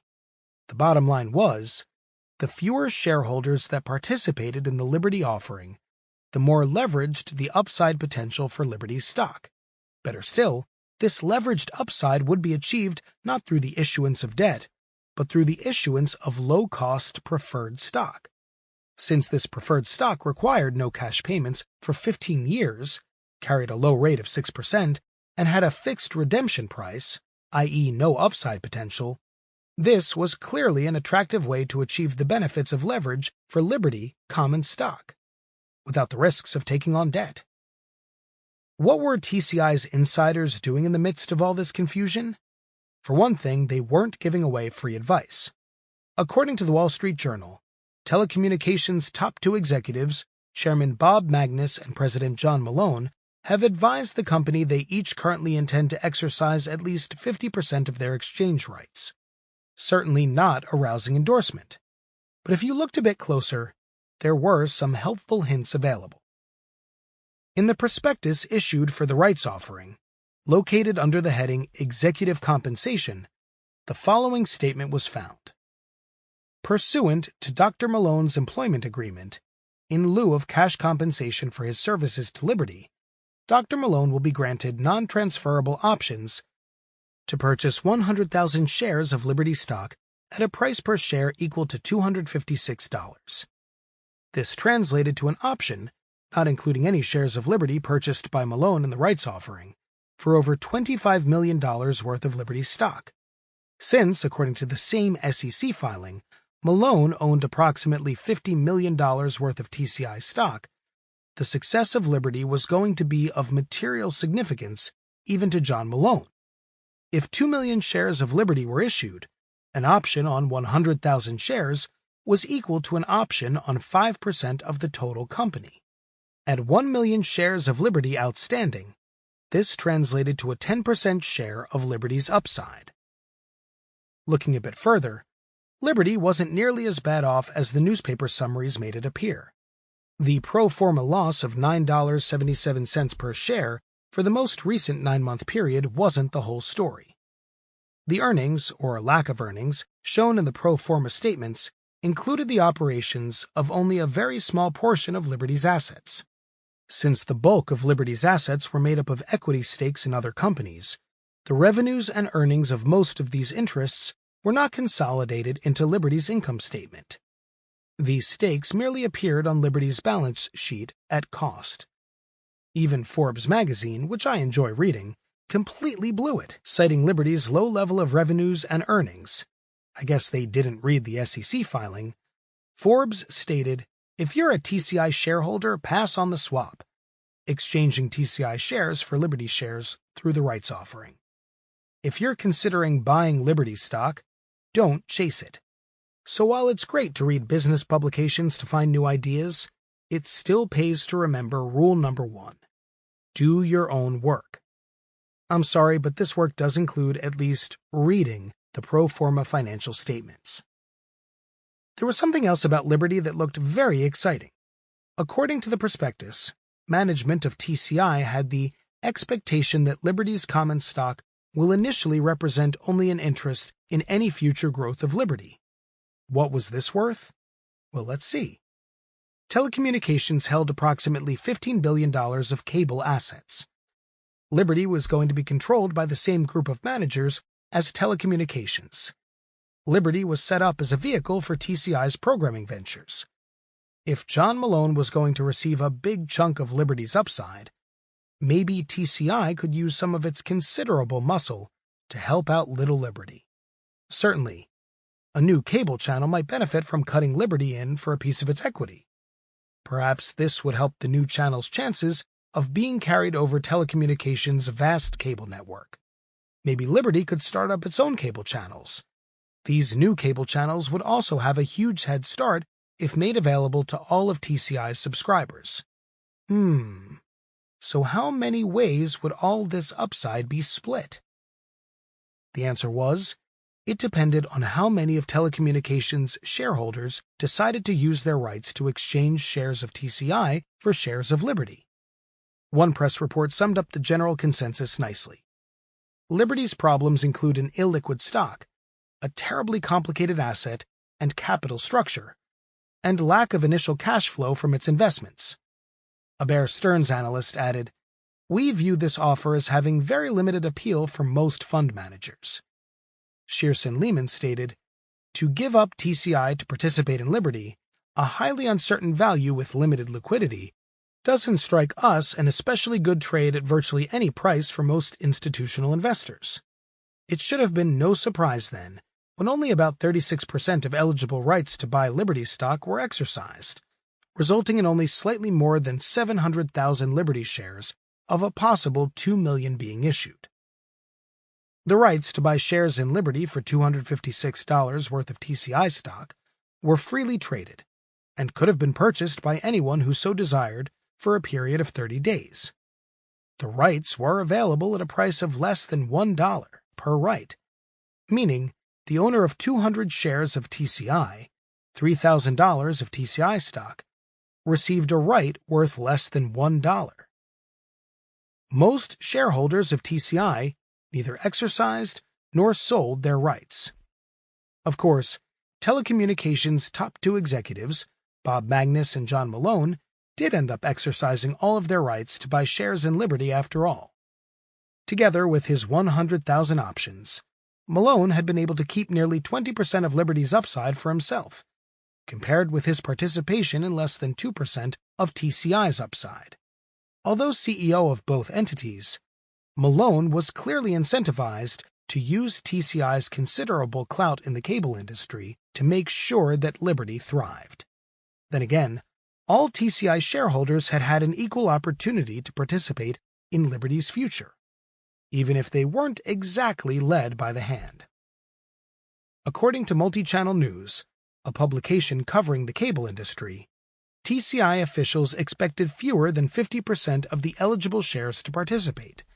But as TCI disclosed details of the plan, Wall Street soured on Liberty's illiquid stock, complicated asset and capital structure, and lack of initial cash flow. John Malone, chairman of Liberty and president and CEO of TCI, said he was indifferent to, not disappointed by, Wall Street's lack of enthusiasm. Even though Liberty's shareholder meetings can be held in one telephone booth, Malone said that in structuring the deal, TCI executives realized it wouldn't be for everybody. People had to make up their own minds, Malone said. You can get yourself into trouble convincing people to get into things. Sure, that makes sense. When you make 10 times your initial investment in less than 2 years, to be fair, an outcome not even Malone could have expected, think of all the horrible tax problems you could cause unsuspecting investors. P.S. Less than a year after the rights offering, Liberty split its stock, 20-for-1, the greater liquidity attracting both institutional investors and analysts. Spin-offs. A quick summary. Before we leave the spin-off area, let's take a moment to review some highlights. 1. Spin-offs in general beat the market. 2. Picking your spots within the spin-off universe can result in even better results than the average spin-off. 3. Certain characteristics point to an exceptional spin-off opportunity. A. Institutions don't want the spin-off, and not because of the investment merits. B. Insiders want the spin-off. C. A previously hidden investment opportunity is uncovered by the spin-off transaction, e.g. a cheap stock, a great business, a leveraged risk-reward situation. 4. You can locate and analyze new spin-off prospects by reading the business press and following up with SEC filings. 5. Paying attention to parents can pay off handsomely. 6. Partial spin-offs and rights offerings create unique investment opportunities. 7. Oh yes, keep an eye on the insiders. Did I already mention that? And some additional points. 1. Reruns of Gilligan's Island are boring. 2. Stealing can be a good thing. 3. Don't ask stupid questions at Lutece. Hey, why didn't I just say it like this in the first place? Chapter 4. Don't try this at home. Risk arbitrage and merger securities. Don't try this at home. Third base coach to runner who just stole third. Risk arbitrage. Risk or merger arbitrage is the business of buying stock in a company that is subject to an announced merger or takeover. Contrary to popular belief, fostered by the exploits of the most infamous arbitrageur, Ivan Boesky, and numerous other insider trading scandals, risk arbitrage generally involves the purchase of a stock after a merger announcement is already made. In its simplest form, Company A announces that it has agreed to acquire all of Company B's stock for $40 per share. Prior to the announcement, Company B traded at $25 per share. After the announcement, Company B's shares trade at $38, not at the proposed acquisition price of $40 per share. A risk arbitrageur, fancy term for the guy who buys the stock at $38, attempts to profit from this discrepancy. Far from a riskless transaction, the arbitrageur takes on two risks. First, the deal may not go through for a variety of reasons. These may include regulatory problems, financing problems, extraordinary changes in a company's business, discoveries during the due diligence process. If you've ever purchased a home, this is sort of the house inspection of the merger world, personality problems, or any number of legally justifiable reasons people use when they change their mind. In the event of a broken deal, Company B's shares may fall back to the pre-deal price of $25 or even lower, resulting in big losses for the arbitrageur. The second risk that the arbitrageur is underwriting is the timing risk. Depending upon the type of deal and industry involved, merger deals can take from 1 to 18 months to close. Part of the $2 spread made by the arbitrageur is payment for the time value of laying out $38 before the close of the deal, when the acquirer purchases all of Company B's shares at $40. One of the arbitrageur's jobs is to assess the time required for the merger to be consummated. Over the last decade, dozens of investment firms and partnerships have entered the risk arbitrage area, once considered a backwater of the securities business. This has made risk arbitrage a very competitive business despite the large volume of mergers. The ability of these firms to follow developments in deals all day long, armed with the advice of antitrust counsel, security lawyers, and industry-specific investment experts, makes this a very difficult investment strategy for the individual to try at home. In addition, the degree of competition keeps the spread between the stock price and the acquisition price relatively low, making risk-adjusted profits tougher to come by. Still want to play? Think I'm just trying to throw cold water on your good time? Like the sound of risk arbitrageur? Arbitrageur? Thick as a doorpost? Maybe the next few examples will help you see it my way. Case study. Florida Cypress Gardens, Harcourt Brace Jovanovich. This is one of the first deals I invested in when I started out in business for myself. In April 1985, Harcourt Brace Jovanovich, HBJ, the book publisher and owner of SeaWorld, announced that an acquisition agreement had been reached with Florida Cypress Gardens. Since I remembered and had fond memories of visiting Cypress Gardens as a child, the idea of buying stock in Florida Cypress Gardens gave me a warm and fuzzy feeling inside, in addition to being an investment in a company I knew and understood well. As theme parks go, Cypress Gardens, with its rare and exotic gardens, beautifully landscape walks, and spectacular water ski shows, complete with water skiing Santa Clauses and chorus girls, was a unique and special place. All right, leave me alone. I was only 7 and I'm trying to tell a story here. Under the terms of the merger agreement, each share of Florida Cypress Gardens would be exchanged for 0.16 of a share of Harcourt Brace.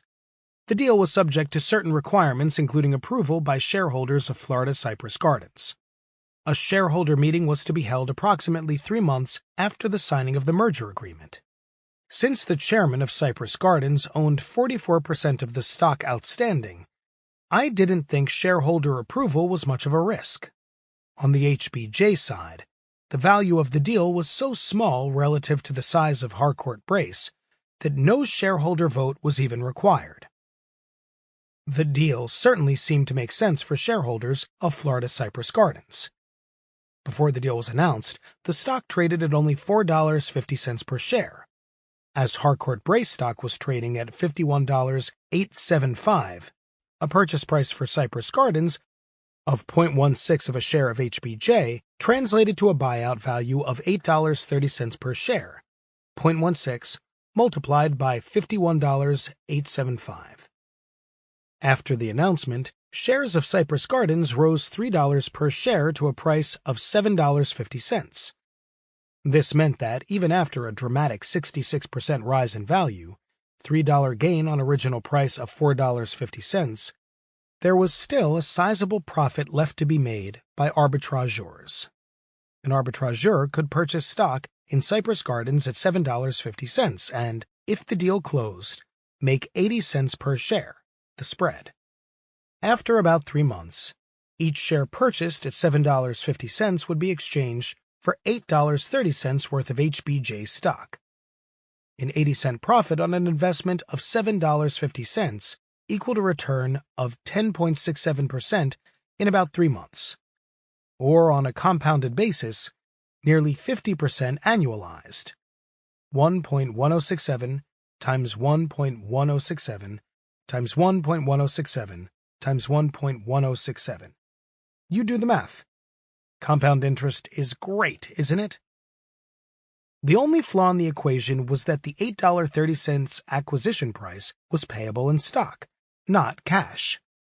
If HBJ stock declined even 5 or 10% during the 3 months prior to the closing of the deal, the expected 80-cent profit could be greatly reduced or erased entirely. To eliminate this risk, an arbitrageur would generally sell the shares of HBJ short at the same time he purchased shares in Florida Cypress Gardens. Selling HBJ stock short involved borrowing HBJ shares from a broker and selling them on the open market. An investor who sells stock short has an obligation to replace the borrowed stock at a later date. There is an old Wall Street saying that warns, "He who sells what isn't his'n must buy it back or go to prison." But in the arbitrageur's case, it works a little differently. An arbitrageur will generally sell short 0.16 of a share of HBJ, receiving $8.30 for every share of Florida Cypress Gardens he purchases at $7.50, e.g., a sale of 800 HBJ shares for each 5,000 shares of Florida Cypress Gardens purchased. If and when the merger closed, shareholders of Cypress Gardens would receive 0.16 of a share of HBJ stock in exchange for each of their Cypress Gardens shares. An owner of 5,000 Cypress Gardens shares would receive 800 shares of HBJ. The arbitrageur would then replace the borrowed HBJ stock with the HBJ shares he received in the merger. See, he has to return the borrowed shares, but if the deal closes, he doesn't have to buy them back. After the merger is successfully concluded, the arbitrageur has no stock position and a profit of 80 cents, a 50% annualized return, for each share he purchased of Florida Cypress Gardens. So where's the bad news? This all sounds great, right? No doorposts around here. Well, it seems we left out one small detail: risk. If the deal didn't go through, instead of a nice juicy 80-cent gain, there would be a big fat $3 loss on a $7.50 stock yet. Hey, if HBJ ever decided to back out of the deal, maybe it would be because they discovered something seriously wrong with Cypress Gardens. The real Santa couldn't water ski, the flowers were plastic, the books were cooked, the usual stuff. This could mean a trading price below $4.50, and a risk much greater than $3 per share. In this situation, though, the chance of the deal falling apart looked minimal. First, the deal seemed to make a lot of sense. Harcourt Brace owned a SeaWorld theme park in Orlando, not too far from Cypress Gardens. As a result, HBJ was quite familiar with running a tourist attraction, and as mentioned in some of the newspaper accounts, there seemed to be an opportunity to cross-market the two businesses. Second, there was no financing risk in the deal. Harcourt Brace was buying Cypress Gardens with common stock. And besides, relative to the size of HBJ, Cypress Gardens was a tiny acquisition, a mere blip on the radar screen. Further, there were no regulatory issues that I could see. Certainly, antitrust considerations didn't seem to be a relevant factor. And finally, as mentioned earlier, the only vote required, the one by Florida Cypress Gardens' shareholders, was in the bag. So what happened? Oh, nothing much. It's just that a few weeks before the deal was scheduled to close, Cypress Gardens fell into a sinkhole. Before this happened, I really had no idea what a sinkhole was. Apparently, in certain parts of the country, the ground unexpectedly gives way to form a big hole. Risk of sinkhole was not one of my checklist items for determining whether or not to invest in a particular merger deal. The reporter from the Wall Street Journal, obviously not a shareholder of Cypress Gardens, seemed to find some humor in the situation. For Florida Cypress Gardens, it was a rough day at the office, read the opening line. As it turned out, only the main pavilion had actually fallen into the sinkhole. According to the company's president, there was some noise, and you could see some cement blocks popping out the sides. According to the Wall Street Journal, nobody was hurt, but the company said the loss of the use of the facility will likely result in a reduction of current revenues, the extent of which is unknown as of this date. The company also said its tentative agreement, emphasis added, to be acquired by Harcourt Brace Jovanovich, Inc., could be affected. It will take at least 45 days to evaluate the damage and determine the extent of insurance coverage.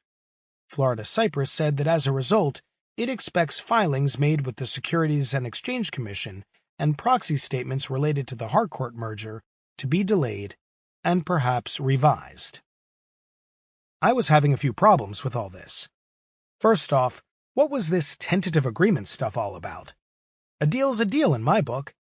Second, I forgot to mention another little risk. In the time between the merger announcement, when I first purchased my clever arbitrage position, buying Cypress Garden stock, shorting stock in HBJ, and the big sinkhole fiasco, Harcourt Brace's stock had climbed to $60.75.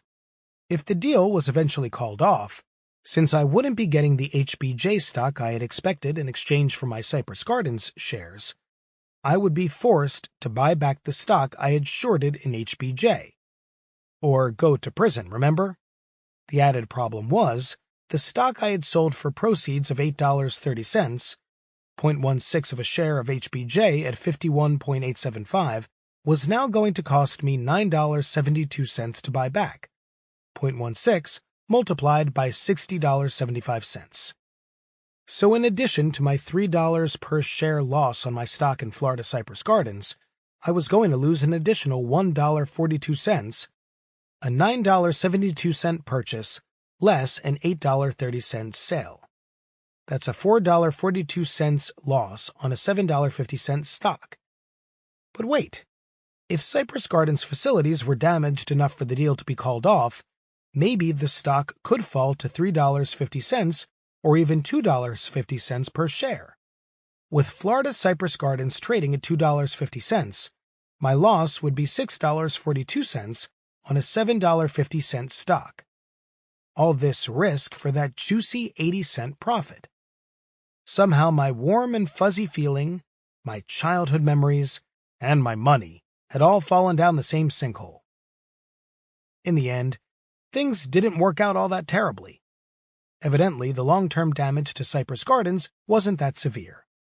After a month of nail-biting, the deal was recut from 0.16 share of HBJ to a fixed price of $7.90 worth of HBJ stock, based on a 10-day average price for HBJ prior to completion of the merger. The shareholder vote and close of the merger was rescheduled for mid-August. Since, at the time of the sinkhole announcement, I had to repurchase the HBJ stock I had shorted or risk further loss if HBJ continued to rise, I ended up losing the approximately $1.42 per share of Florida Cypress Gardens purchased that we spoke about before. I actually ended up making the 40 cents between my purchase price of $7.50 and the $7.90 worth of HBJ stock I received for each share of Florida Cypress Gardens. The bottom line was that in 5 months I managed to lose about $1 on my $7.50 investment. Considering what I could have lost, I was pretty relieved by the time the deal finally closed. As for my fond childhood memories, you can't put a price on these things, especially not a paltry $1 per share. More bad stuff about risk arbitrage. Of course, that near disaster took place over a decade ago. Now that this sinkhole thing is on everyone's checklist, isn't it safe to get back in the water? What's wrong with just getting your feet a little wet? The truth is, things have only continued to get worse in the risk arbitrage business. Today, if the Cypress Gardens deal were announced with its original terms, instead of an 80-cent spread, the spread would be more like 30 cents, for a compound return of 17% annualized.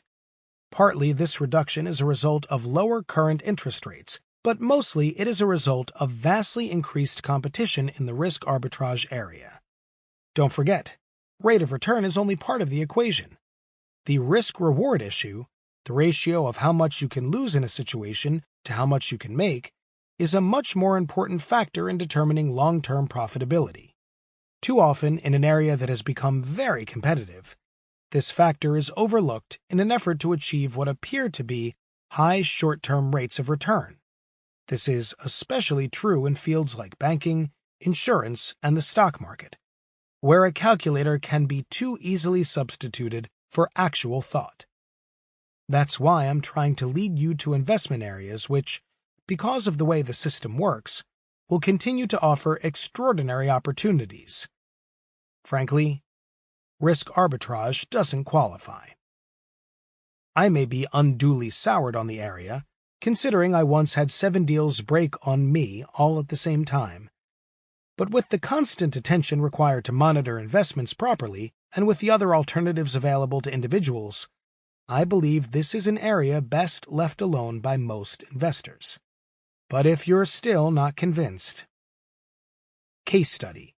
Combined International, Ryan Insurance Group. Remember the kid they used to stick out in right field? You know, the one who would always circle under the ball yelling, I got it, I got it. Oops, I ain't got it. Well, by the end of this next deal, I was that kid.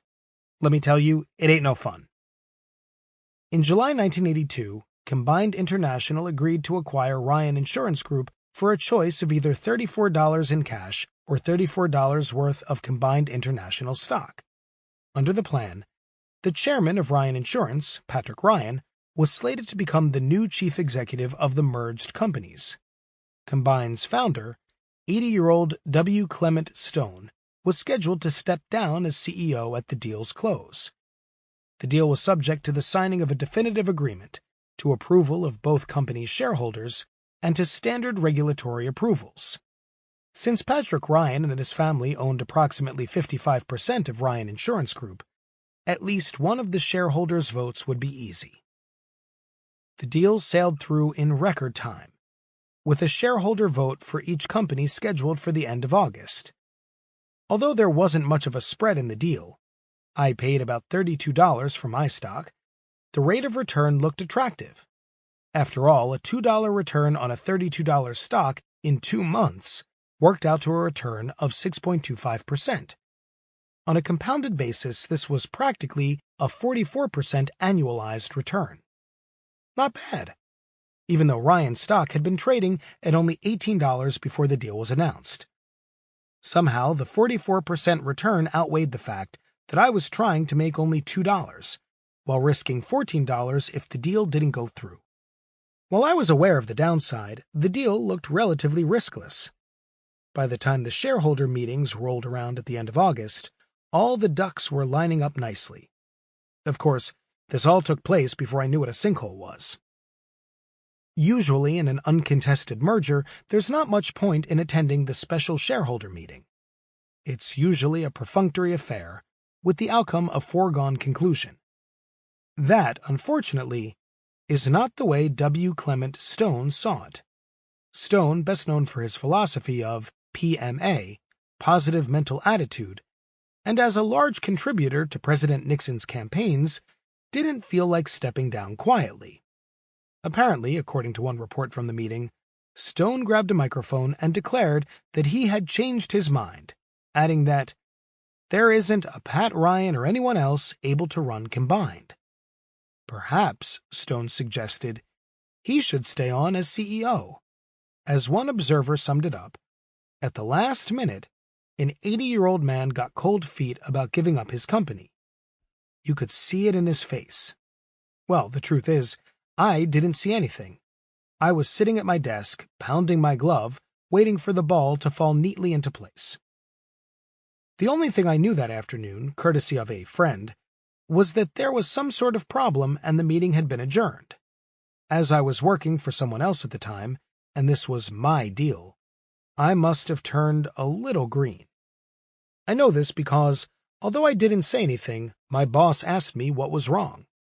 You see, in the risk arbitrage business, making the $2 is no big deal. That's the way the business is supposed to work. $1 here, $2 there, they all add up. Dropping $14 all at once, though, that's a big deal. You can't have too many of those and expect to stick around too long. It could take 10 more good deals to make up for this one loss. Since I had been confidently saying, I got it, for 2 months, this was no time to yell, oops. When my boss asked me what was wrong, I think I managed to spit out some garbled response along the lines of, there's a little problem, but everything will be fragile. My stomach, on the other hand, didn't feel all that fragile. In the end, Stone and Ryan were able to iron things out, and the meeting was successfully concluded later that day, but not until after the market had closed. Even though this deal had a happy ending, the problem with risk arbitrage is, to borrow from Yogi Berra, it ain't over till it's over. Too many things have to go right too often. If you care to spend all day playing the averages, you should be able to earn a reasonable return on your investment. That's because, despite everything that can go wrong, most deals close. But a streak of bad luck, or a macroeconomic event, like a stock market crash or another oil shock, can send a portfolio filled with risk arbitrage situations plummeting a lot faster, and a lot more permanently, than a portfolio filled with special corporate situations like spin-offs. When deals fall apart, it's always unexpected. There's just no point in putting yourself, your money, and your stomach through the hassle. If you still want to run around the house with scissors, go ahead. But there are easier and safer ways to make a buck. Like merger securities. Now here's something you may want to try at home. Merger securities. Although cash and stock are the most common forms of payment to shareholders in a merger situation, sometimes an acquirer may use other types of securities to pay for an acquisition. These securities can include all varieties of bonds, preferred stocks, warrants, and rights. Typically, these other securities are used as partial payment, with the bulk of the acquisition price still being paid in cash and/or stock. In many cases, the reason merger securities are used to pay shareholders of the company being acquired is that the acquirer has already exhausted its ability to raise cash, or its desire to issue additional common stock. In other cases, merger securities are used as an additional sweetener to clinch a deal or to outbid a potential acquirer in an auction situation. As a general rule, no one wants merger securities. Like Rodney Dangerfield, they get no respect. Think about it. You're walking along, of course minding your own business, when all of a sudden a takeover bid is announced for your favorite company and largest stock position, Acme Potato. Seeing great synergies in a combination of the two companies, Toppings Inc. has just agreed to purchase each of your shares in Acme for $22 in cash and $3 in face value of Toppings' 9% bonds due in 2010. Since shares of Acme Potato had just been trading at $16, this looks pretty good to you.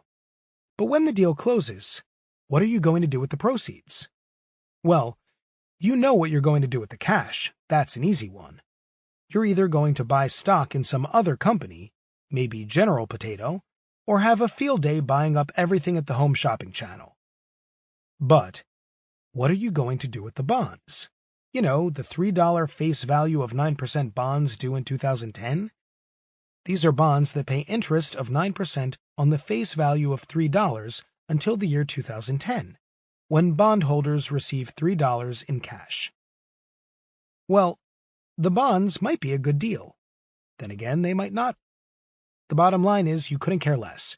When you invested your money in Acme Potato, you were interested in owning stock in a potato company, or a cheap stock, or a potential takeover candidate, or all three, not in owning 9% bonds issued by some other company due whenever. Well, you know what you're going to do with those bonds. You're going to sell them. You're not only going to sell them, you're going to sell them as soon as you get them. In fact, it's going to make you uncomfortable just to have that stuff, whatever it is, lying around. You're going to call your broker and shout, "Hey, I don't want these things, just get me some real money." So now we know what you're going to do. But what about the sophisticated institutions? They're going to whip out their calculators, figure out the yield to maturity for the bonds issued in the merger, compute the interest coverage ratios, and do a thorough analysis of the synergies and strategic position of the bond's issuer, the new Spud and Toppings king. It certainly makes sense. After all, real professionals get paid to do complicated-sounding stuff like that, right? Well, whether it sounds right or not, it's not even close. They're going to sell their bonds, the same as you. Only they're going to do it even faster.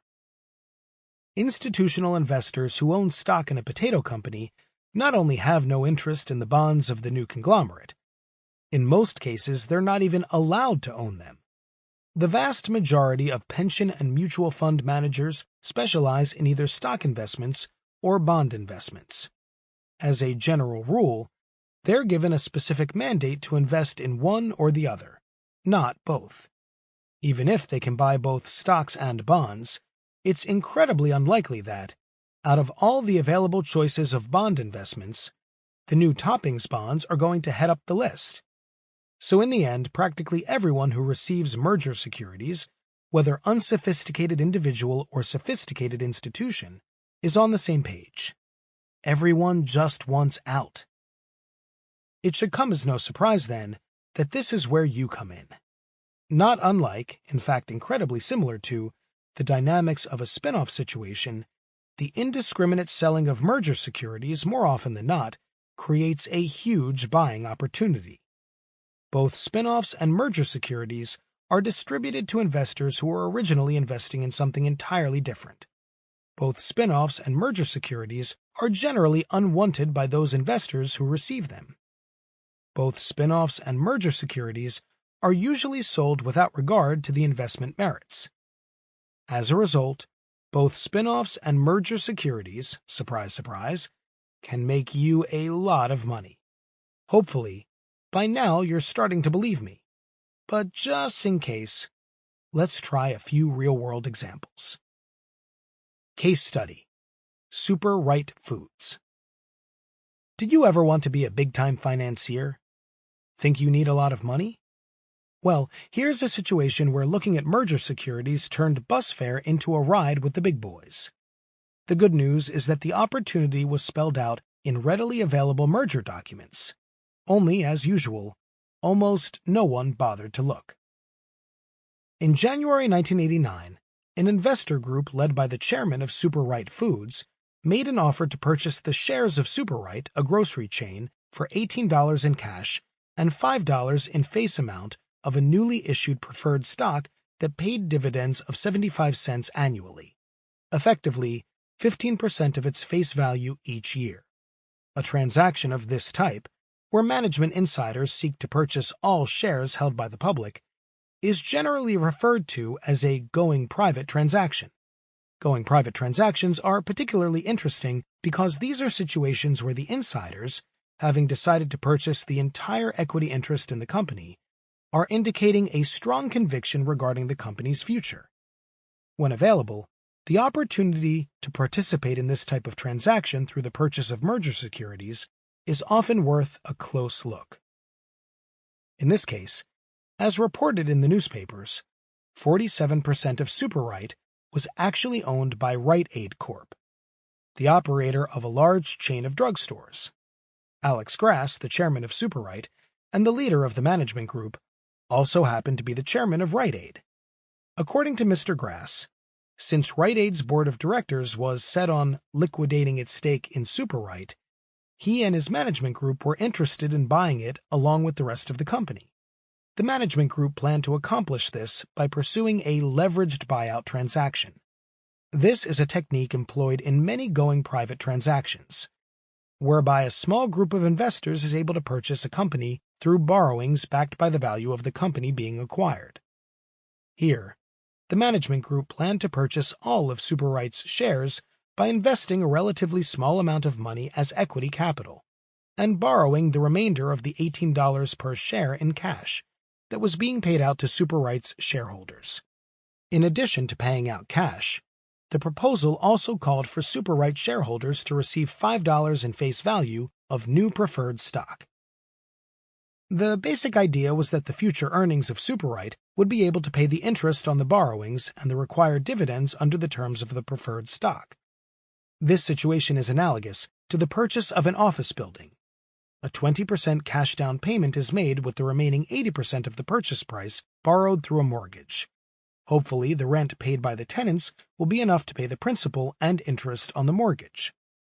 If things went well for SuperRite, the value of the original equity investment made by the management group would multiply as debt was paid down and/or the value of the business increased.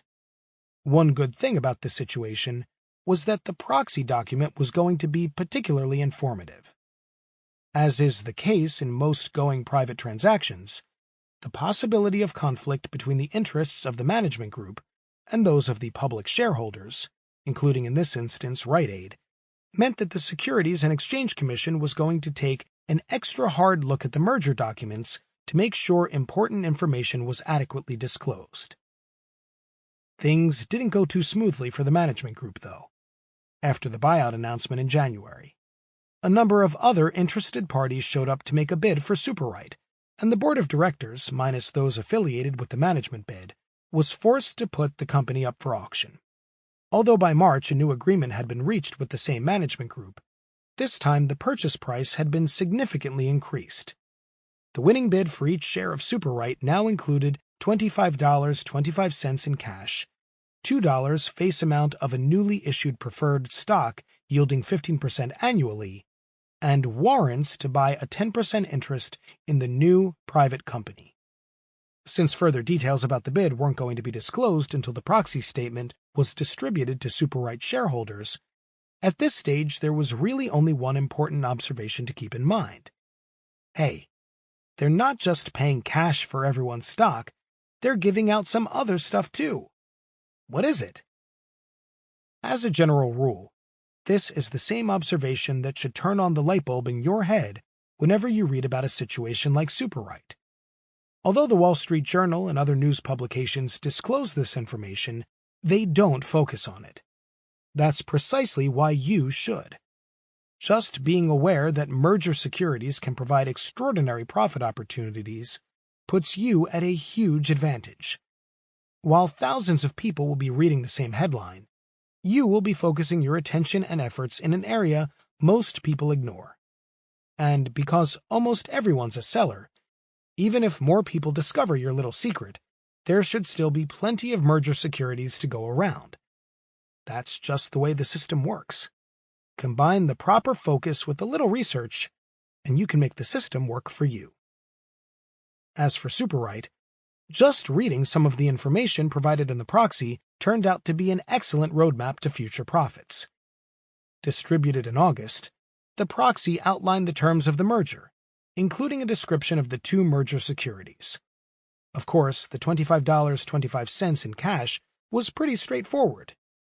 The $2 in face value of preferred stock paying 15% annually, or as the proxy called it, the Senior Cumulative Redeemable Exchangeable Preferred Stock, was a slightly different story. What looked interesting about the preferred, though, was that each shareholder was only getting $2 face value worth for each share of SuperRight they owned. Compared to the over $25 worth of cash being paid out in the deal, the preferred would account for only a very small part of the value received by SuperRight shareholders in the buyout. This would provide a further incentive for SuperRight shareholders to simply disregard the investment merits of the preferred stock. The other merger security, the warrants to acquire, at no cost to the holder, a 10% interest in the acquiring company, looked even more interesting. In general, warrants represent the right to buy stock in a company at a specified price. In this case, since the specified price was zero, warrant holders were actually stockholders in the leveraged buyout alongside management insiders. Shareholders of SuperRight were entitled to receive a set amount of warrants for each of the shares they owned in SuperRight. Since the warrants would trade publicly after the buyout was completed, anyone who wanted to participate in the leveraged buyout could simply purchase the warrants on the open market from SuperRight shareholders who chose to sell them. According to the proxy, SuperRight shareholders would receive one warrant for every 21.44 shares of SuperRight held. This fraction of a warrant, according to investment bankers hired by SuperRight, was worth between 25 and 50 cents per SuperRight share. If SuperRight stockholders were going to sell their preferred stock without too much thought, given the even smaller value of the warrants, there appeared to be a good chance that the warrants would be sold without any thought. In fact, for several months after the merger was completed, it was possible to buy the warrants very cheaply.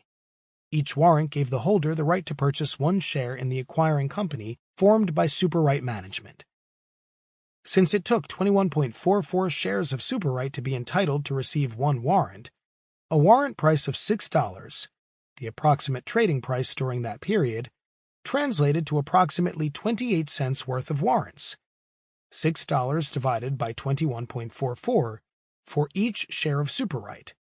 Hardly enough for, well, anything. Of course, $6 is what the warrants traded for, but what were they really worth? That's where reading the proxy really helped. Under the section entitled Certain Projections, SuperRight's management projected that in 3 years a new customer that SuperRight had recently obtained would be contributing over $80 million in added sales per year. According to this section of the proxy, the new entity formed by management to purchase SuperRight would be earning $5 per share in after-tax free cash flow by that time. What's free cash flow? It's like earnings, only better. Don't get it? Don't worry, it's not hard and it's all in Chapter 7. Even at a modest multiple of 10 times free cash flow per share, the new shares would be worth $50 each. That would make the warrants, the ones trading at $6, also worth $50 each, since the right to buy one share worth $50 at no cost would be worth $50. Although I am usually skeptical about long-term projections, in this case I felt that since management was buying the business, they must be confident about its future. Further, even if the actual value of the business was significantly below $50 in 3 years, that still left a lot of room for warrant holders to walk away with a large profit. In short, buying the warrants at $6, although speculative, looked like a very good deal. What about buying stock in SuperRight before the merger closed? I could have effectively purchased the warrants and preferred stock at an even cheaper price by buying shares in SuperRight at $25.50, or $26 in September, just before the merger closed. since I would be getting $25.25 in cash for my SuperRight shares when the merger was completed. A $26 purchase of SuperRight would have allowed me to create a net purchase price of only 75 cents for both the $2 in face value of preferred stock and the warrants, or at least 28 cents worth of warrants. Then again, if for some reason the deal collapsed, SuperRight might return to its pre-deal price of $17 or even lower. Add to that the fact that I would only be getting 28 cents worth of warrants for every $26 I laid out, and the desire to pursue this option quickly faded. In the end, buying warrants, and maybe preferred stock, in the open market seemed like the best way to go. How did it all turn out? In short, very well. SuperRight decided to go public again just 2 years after the merger closed. The warrants that had initially traded at $6 were valued at over $40 by the time shares in the management buyout were offered to the public. The preferred also did pretty well. While for several months after the buyout took place, preferred shares could be purchased for between 50 and 60% of their face value, by the time the public offering was completed, the preferred was worth 100% of face value.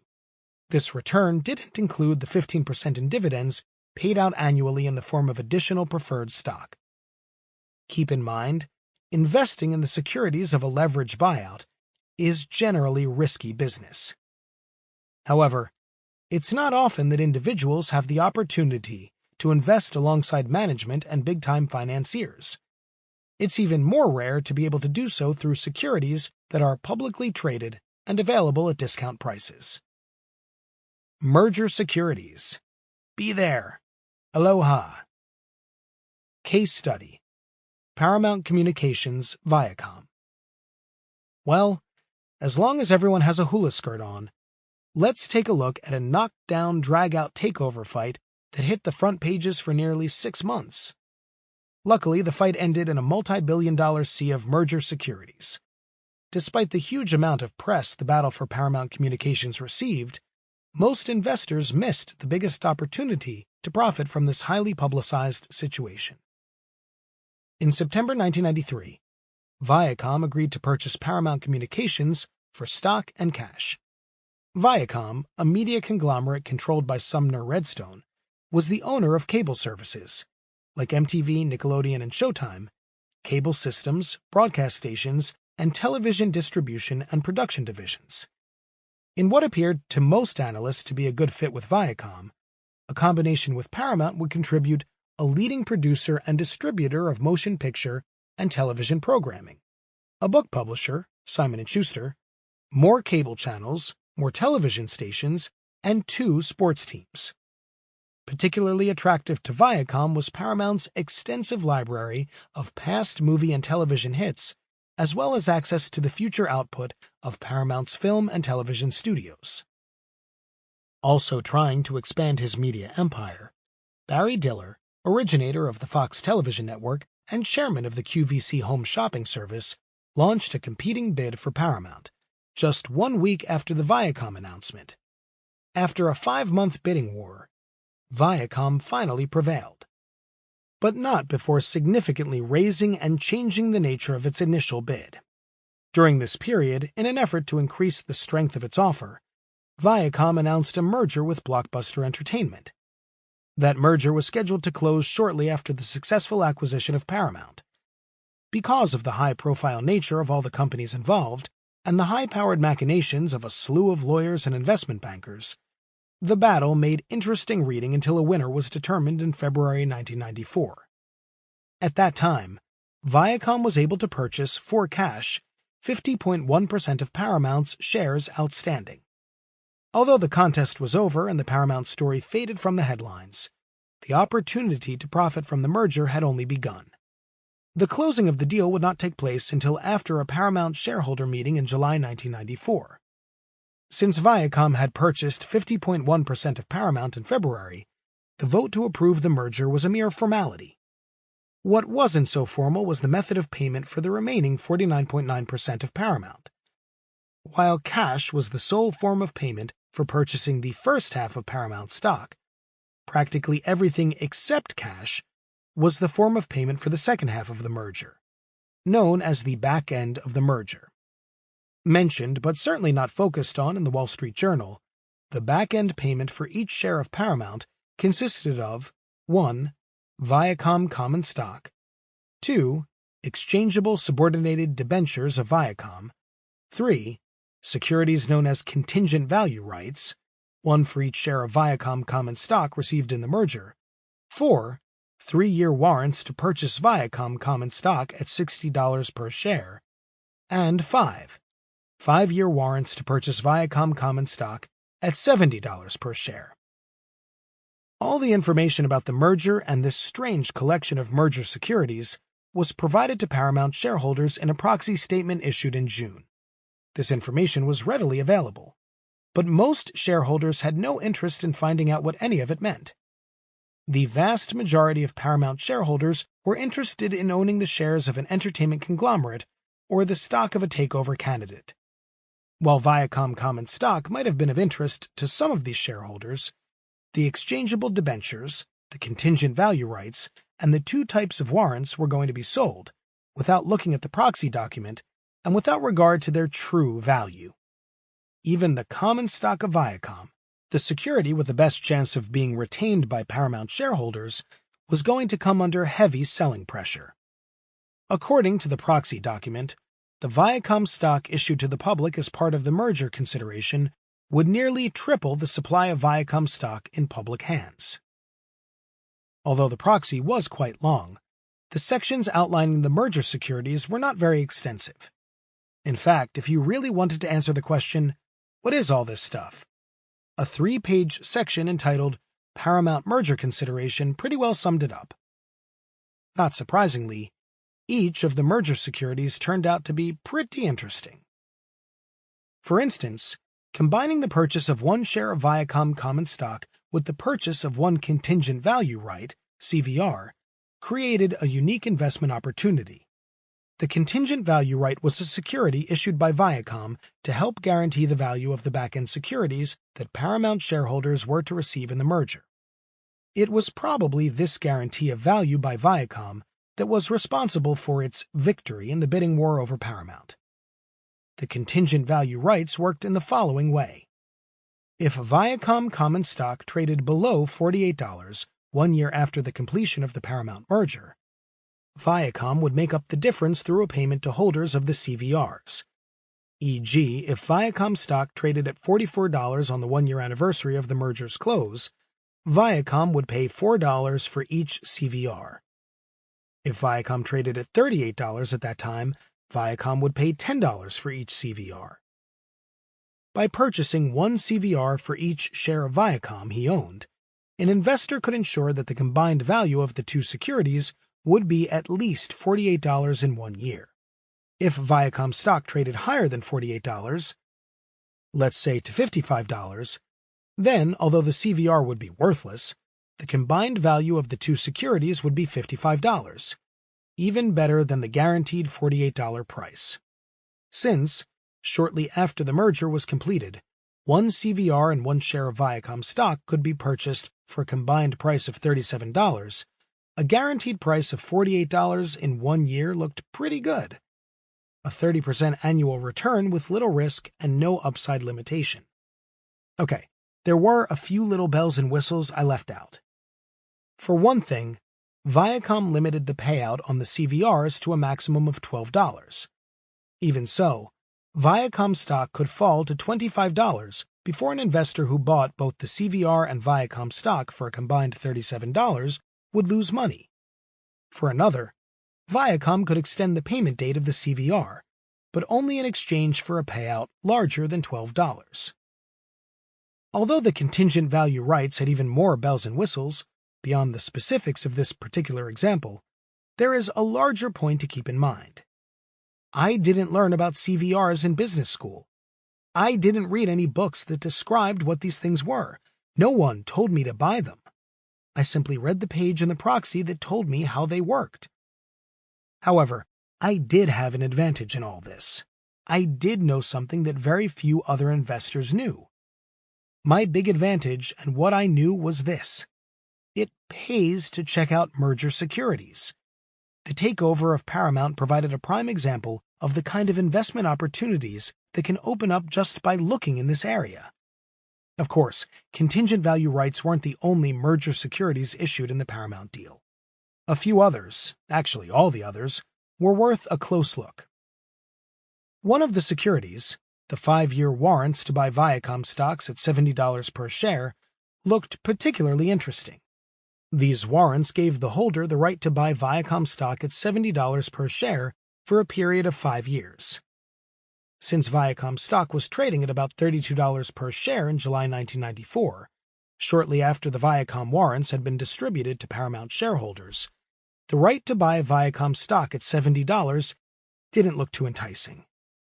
On the other hand, with this type of situation, I like to think about the old story of the peasant who is brought before the king and sentenced to death. The peasant says, "Oh, please, please, your majesty, spare me. If you let me live just 1 year, I will teach the royal horse to talk." "Sure," responds the king, figuring, what the heck? If you can teach my horse to talk in 1 year, I will set you free.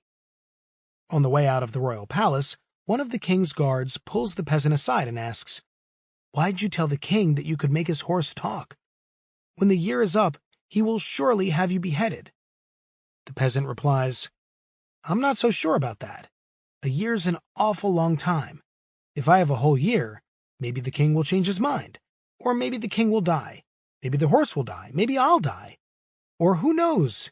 If you give him a year, maybe the horse will talk." So if anything can happen in 1 year, just imagine what could happen to Viacom stock in 5 years. Forget Viacom stock, imagine all the dead kings, dead peasants, and talking horses you could have. After all, Viacom was borrowing a lot of money to finance the acquisition of Paramount. Remember, by using a lot of leverage, the value of Viacom stock could increase dramatically with an increase in the value of Viacom's assets.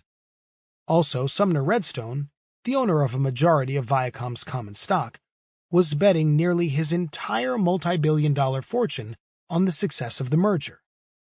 Besides, 10 months earlier, Viacom stock had traded as high as $60 per share. In addition, these were merger securities, bound to be trading at a cheap price. But as impressive as all this sounds, none of the reasons were the main reason why the 5-year warrants to buy Viacom at $70 looked interesting. The main reason the 5-year warrants looked interesting could be found right in the 3-page section describing the Paramount merger consideration. According to the proxy, the 5-year warrants gave the holder the right to buy Viacom stock at any time during the next 5 years for $70. In the case of an ordinary warrant, this would mean that the warrant holder was entitled to receive 1 share of Viacom common stock in exchange for $70 in cash. But this was no ordinary warrant. In this case, the warrant holder had a choice. The $70 could be paid in cash, and there was nothing unusual about that. However, the $70 could also be paid with $70 in face value of one of the other Paramount merger securities. Which merger security? The exchangeable subordinated debentures I mentioned earlier, item 2 on our list. The good thing was that, shortly after the Paramount merger was completed, these merger securities were trading at 60% of their face value. This meant that I could buy $70 of face value of these securities for only $42, 60% of $70. If I also bought the 5-year warrants to buy Viacom stock, under certain circumstances outlined in the proxy, I would effectively have the right to buy Viacom stock not for $70, but for only $42 worth of merger securities. I would have this right for 5 years. Viacom was at $32. The right to buy stock at $42 for 5 years was a lot more valuable than the right to buy stock at $70. If I hadn't read the portion of the proxy covering merger securities, there was no way I could have known this opportunity existed. For anyone who still cares, there was, believe it or not, yet another twist. If the proposed merger between Viacom and Blockbuster was later completed, which it was, the terms of the warrants would change, and the value of the exchangeable subordinated debentures would dramatically increase. You don't want to know the details, but the bottom line was, no matter what happened, buying both warrants and debentures was a winning trade. Once again, although this may seem complicated, the particulars of this situation aren't relevant. The important thing is that I didn't learn any of this in school. No one told me that the Paramount merger securities had all of these weird provisions. I just knew enough to read about the merger securities and the proxy. The proxy explained how the securities worked. Most likely, the next bunch of merger securities will have totally different provisions. Just remember to read about them. Only invest in the ones that are attractive and that you understand. Of course, just by looking for bargains in an attractive area like merger securities, you should be way ahead of the game. Even in a high-profile takeover like Paramount, most investors didn't pay close attention to the merger securities. Since most takeovers don't make the front page for months at a time, it's no wonder that merger securities in more typical situations are completely ignored. Fortunately, most are easier to understand than the ones in the Paramount merger, but unless you make the effort to read about them, you'll miss the chance to profit from a tremendously lucrative area. Merger securities. Be there. Wait, I already said that. A quick summary. 1. Risk arbitrage. No! 2. Merger securities. Yes! 3. The square of the hypotenuse of a right triangle is equal to the sum of the squares of the other two sides. I threw this one in because the summary was so short. Chapter 5, aka Chapter 11. Blood in the Streets. Hopefully not yours. Bankruptcy and Restructuring. Bankruptcy. Bankruptcy, Chapter 11, El Tanco. That's all, folks. However you say it, bankruptcy doesn't sound like the land of opportunity. The truth is that it is. And it isn't. The corner of the investment world occupied by companies at some stage of the bankruptcy process is filled with opportunities and landmines. Probably the best way to approach this area, as my father might say, is with an open mind, but not a hole in your head. While the securities of companies involved in one stage or another of bankruptcy are often mispriced, that doesn't necessarily mean all bankruptcy-related securities are cheap. On the contrary, when it comes to investing in the bankruptcy area, picking your spots is the only way to avoid going El Tanco yourself. After we review and eliminate some of the investment alternatives within the bankruptcy world, you should be able to add picking your spots within the bankruptcy area to your arsenal of investment weapons. Companies end up in bankruptcy court for all sorts of reasons. A lousy business is only one of them. Some others include mismanagement, overexpansion, government regulation, product liability, and changing industry conditions. Many times, especially in the last decade, profitable, attractive businesses are forced into bankruptcy because of excessive leverage taken on as a result of a merger or leveraged buyout. In some of these cases, a business was too cyclical to make regular debt payments. In others, over-optimistic projections and too much debt combined to bankrupt an otherwise good company. It is these attractive but over-leveraged situations that create the most interesting investment opportunities. Regardless of your opinion about the outlook for a particular business, though, it is rarely a good idea to purchase the common stock of a company that has recently filed for bankruptcy. Investors who own stock in a bankrupt company are at the bottom of the totem pole in a bankruptcy proceeding. Employees, banks, bondholders, trade creditors, mostly suppliers, and the IRS are all in line ahead of stockholders when it comes to dividing up the assets of the bankrupt company. The idea behind a bankruptcy filing under Chapter 11 of the Federal Bankruptcy Code is to provide legal protection to a business so that it can continue operating while working out a settlement with creditors. Although bankruptcy allows a company time to restructure, even when a company does successfully emerge from this process, there is seldom very much value left over for pre-bankruptcy shareholders. Despite this fact, the common stocks of bankrupt companies often trade at very high and usually unjustified valuations. This overvaluation may be due to the low dollar price of the shares, ignorance, or unwarranted speculation. The reason for this phenomenon, however, is irrelevant. The important thing to remember is that purchasing the common stock of bankrupt companies is rarely a profitable investment strategy. Then again, if you do have money to burn, please feel free to run out and buy another copy of this book. So, if buying stock in a bankrupt company isn't the way to go, what's left to buy? The answer is all sorts of things. First, there are the bonds issued by the bankrupt company. In some cases, these bonds can trade for just 20 or 30% of their face value.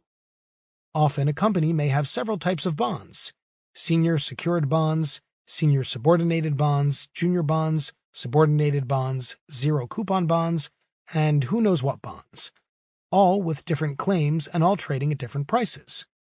Then there's the bank debt. Yes, the bank debt. In the last several years, a fairly vibrant market has sprung up in the defaulted bank loans of bankrupt companies.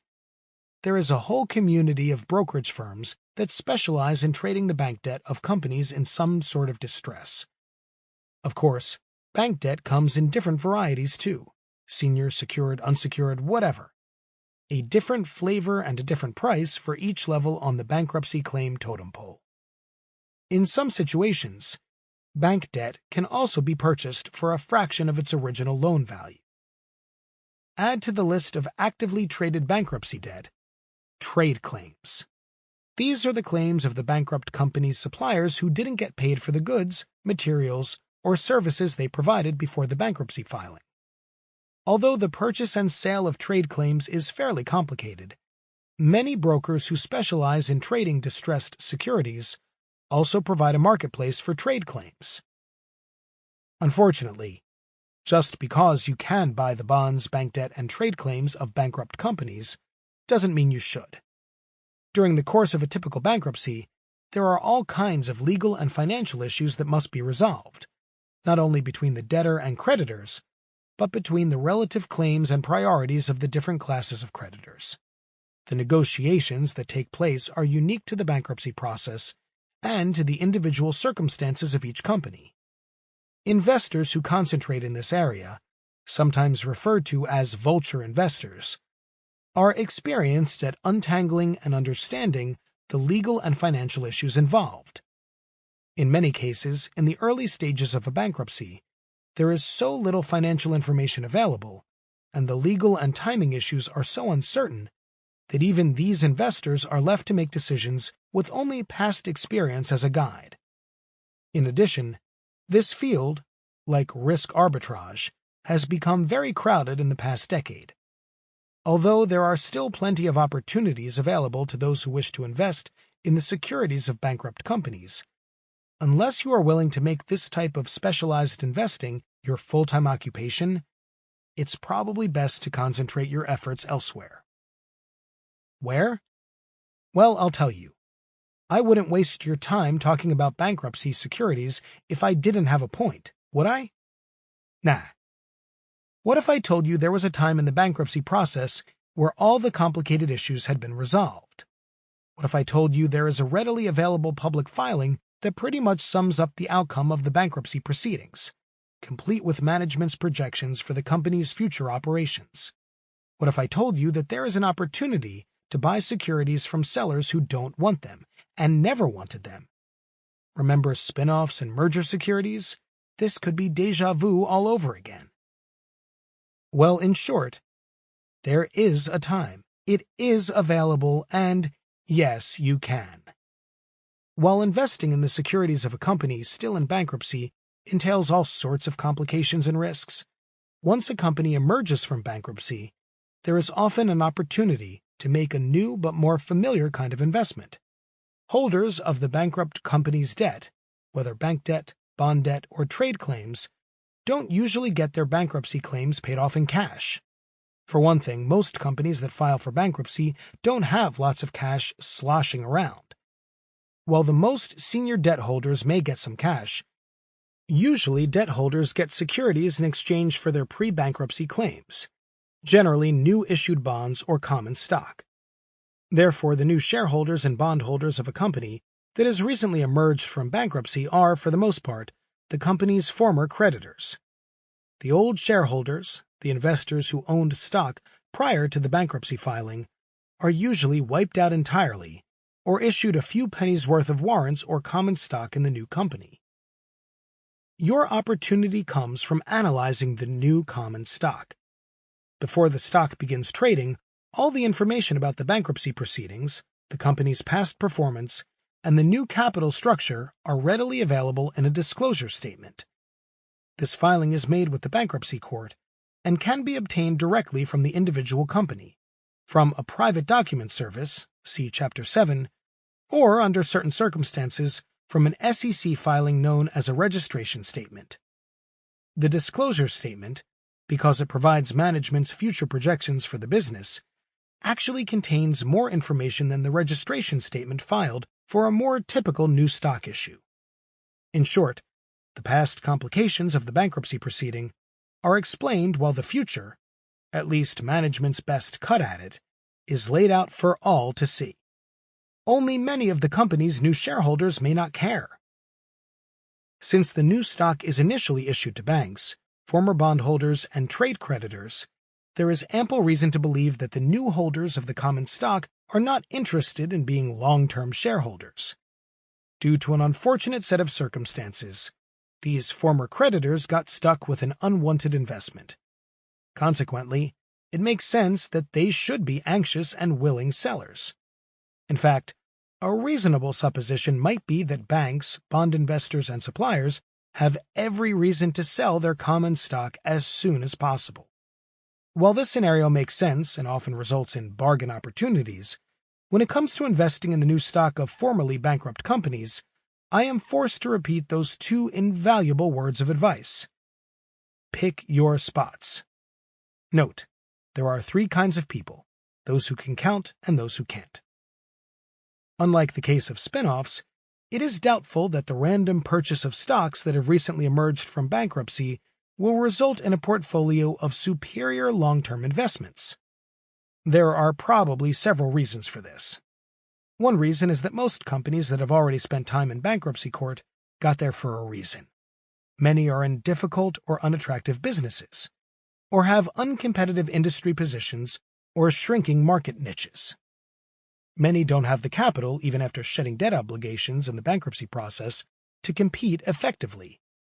If a company's business were easily saleable, in many cases creditors would have forced the sale while the company was still in bankruptcy.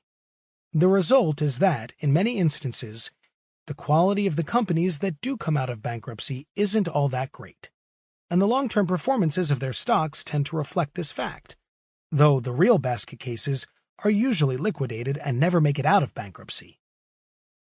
Nevertheless, it still stands to reason that the combination of anxious sellers and unpopular businesses should, at least, lead to some low initial stock prices. In fact, a study completed in 1996 by Edward Altman, Alan Eberhardt, and Rina Agarwal found that stocks of companies emerging from bankruptcy significantly outperformed the market. For the study period of 1980 to 1993, newly distributed bankruptcy stocks outperformed the relevant market indices by over 20% during their first 200 days of trading. But be careful with these statistics, because it doesn't always work that way, especially in some of the larger bankruptcies. According to the study, much of the outperformance came from the stocks with the lowest market values. It may therefore be difficult for large investors to duplicate these results. Over just the last few years, one group mentioned earlier, the vulture investors, has had an increasing effect on the bankruptcy market. These investors have tended to buy up a company's bank debt, bonds, and trade claims while the company is still in bankruptcy, before these pre-bankruptcy obligations are exchanged for the newly issued stock and debt. Vulture investors are betting that the new package of stock and debt will trade at a high enough price to result in profit. Their hope is to create the new stock at an attractive price through the purchase of the bankrupt company's debt obligations. In some sense, then, the newly issued stock has already been picked over by the vultures before conventional stock investors have taken a first look. So, why bother searching for bargains amidst the newly issued stocks of recently bankrupt companies? The main reason is that, notwithstanding all the circling vultures, conditions are still ripe for these new stocks to be mispriced. First off, these vulture investors, while well versed in the financial and legal intricacies of bankruptcy, may not have the same time horizon or perspective as long-term value investors. Also, vultures don't usually buy up all the available supply of a bankrupt company's debt securities. That leaves banks, bondholders, and suppliers, a group not generally looking to become stock market heroes, with an ample supply of stock ready for sale. Then there's Wall Street. Unlike charitable organizations and some obscure Mongolian tribes, it doesn't work for free. In the usual case, when a company sells its stock in an initial public offering, armies of brokers are enlisted to sell the new stock to their clients. Far from being drafted, these brokers are incentivized with large sales commissions. The brokerage firms involved in the underwriting quickly have their research departments initiate coverage of the new issue. Managements tour the country on what's referred to as a roadshow to tout the company's prospects. By way of contrast, Wall Street generally ignores the stocks of companies coming out of bankruptcy. No one has a vested interest in promoting them. No commissions, no research reports, no roadshow. That's why these stocks are sometimes called orphan equities. Between the ephemeral shareholder base and the lack of Wall Street attention, it may take quite a while for the price of a stock issued through the bankruptcy process to accurately reflect a company's prospects. So, if these companies are often mispriced, how can you tell the deservedly cheap ones from the real bargains? Well, one way to stay out of trouble is to follow Warren Buffett's lead and stick to good businesses. This should narrow the field substantially. As mentioned earlier, a good place to start is the category of companies that went bankrupt because they were over-leveraged due to a takeover or leveraged buyout. Maybe the operating performance of a good business suffered due to a short-term problem, and the company was too leveraged to stay out of bankruptcy. Maybe the earnings of a company involved in a failed leveraged buyout grew, but not as fast as initially hoped, forcing the bankruptcy filing. Sometimes companies that have made large acquisitions end up in bankruptcy simply because they wildly overpaid to acquire a trophy property.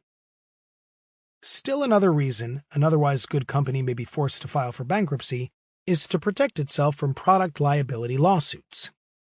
If the liability originates from a discontinued or isolated product line, the lawsuits can usually be settled within the bankruptcy process, and a very viable company can reemerge. Walter Industries is an example of a good company that successfully settled its asbestos liabilities in bankruptcy. Occasionally, a company may make it out of bankruptcy by shedding unprofitable business lines, while banking its future on one or two profitable divisions with attractive prospects. This strategy can make a secondary but attractive business the main thrust of the post-bankrupt company. The 100-fold rise of the stock of Toys R Us, the surviving business that emerged from the bankruptcy of interstate department stores, is the best known and most dreamed about example of what can happen to an orphan stock that is created through this strategy. Finally, if you like slumming, i.e. not following Buffett's advice, you can always choose from the just plain cheap stocks. These stocks may not be in the best or most popular businesses, but, due to the dynamics of the bankruptcy process, the stock may be cheap when compared to similar companies in the same industry. The new stock of a formerly bankrupt company may be relatively undervalued because Wall Street analysts don't yet cover it, because institutions don't know about it, or simply because the company still retains a certain stigma from the bankruptcy filing. In other instances, investors may find the new capital structure, while improved, still too risky. Then again, in these cases, the substantial leverage may also allow stockholders to profit handsomely if the business performs well. There's another reason an orphan stock may be priced cheaply: a low market value. Smaller situations may not attract vulture investors because these investors can't establish a big enough position in the bankrupt company's debt to justify the time and effort involved in doing the necessary research. The same logic applies to research analysts and institutional investors. These situations are truly orphaned and may trade cheaply for some time before they are discovered. In the end, however, most investors would be best advised to stick to the few companies coming out of bankruptcy that have the attributes of a good business, companies with a strong market niche, brand name, franchise, or industry position. After all, it makes eminent sense to apply Buffett's investment concepts to a group of orphan stocks not closely followed by Wall Street. Is everyone on board? Good. Now that I've gotten that off my chest, not to mention my conscience, let's go slumming. Case study: Charter Medical Corporation. Here's a situation where I bought into a business with uncertain prospects. Sorry, Warren. I kind of knew I was treading on thin ice. It's just that the price and the upside looked so compelling I got sucked in. In December 1992, there were several things about the stock of Charter Medical Corporation that looked attractive. Of course, since some months earlier it had emerged from bankruptcy, it was a classic orphan equity. The stock, which had initially traded as high as $8 per share and as low as $4.75, was trading for just over $7 when it was brought to my attention. At that price, Charter, the operator of 78 psychiatric hospitals, along with 10 conventional medical surgical hospitals, seemed to be valued substantially below its competitors. The company's debt load, however, although substantially reduced in the bankruptcy proceeding, was still sizable.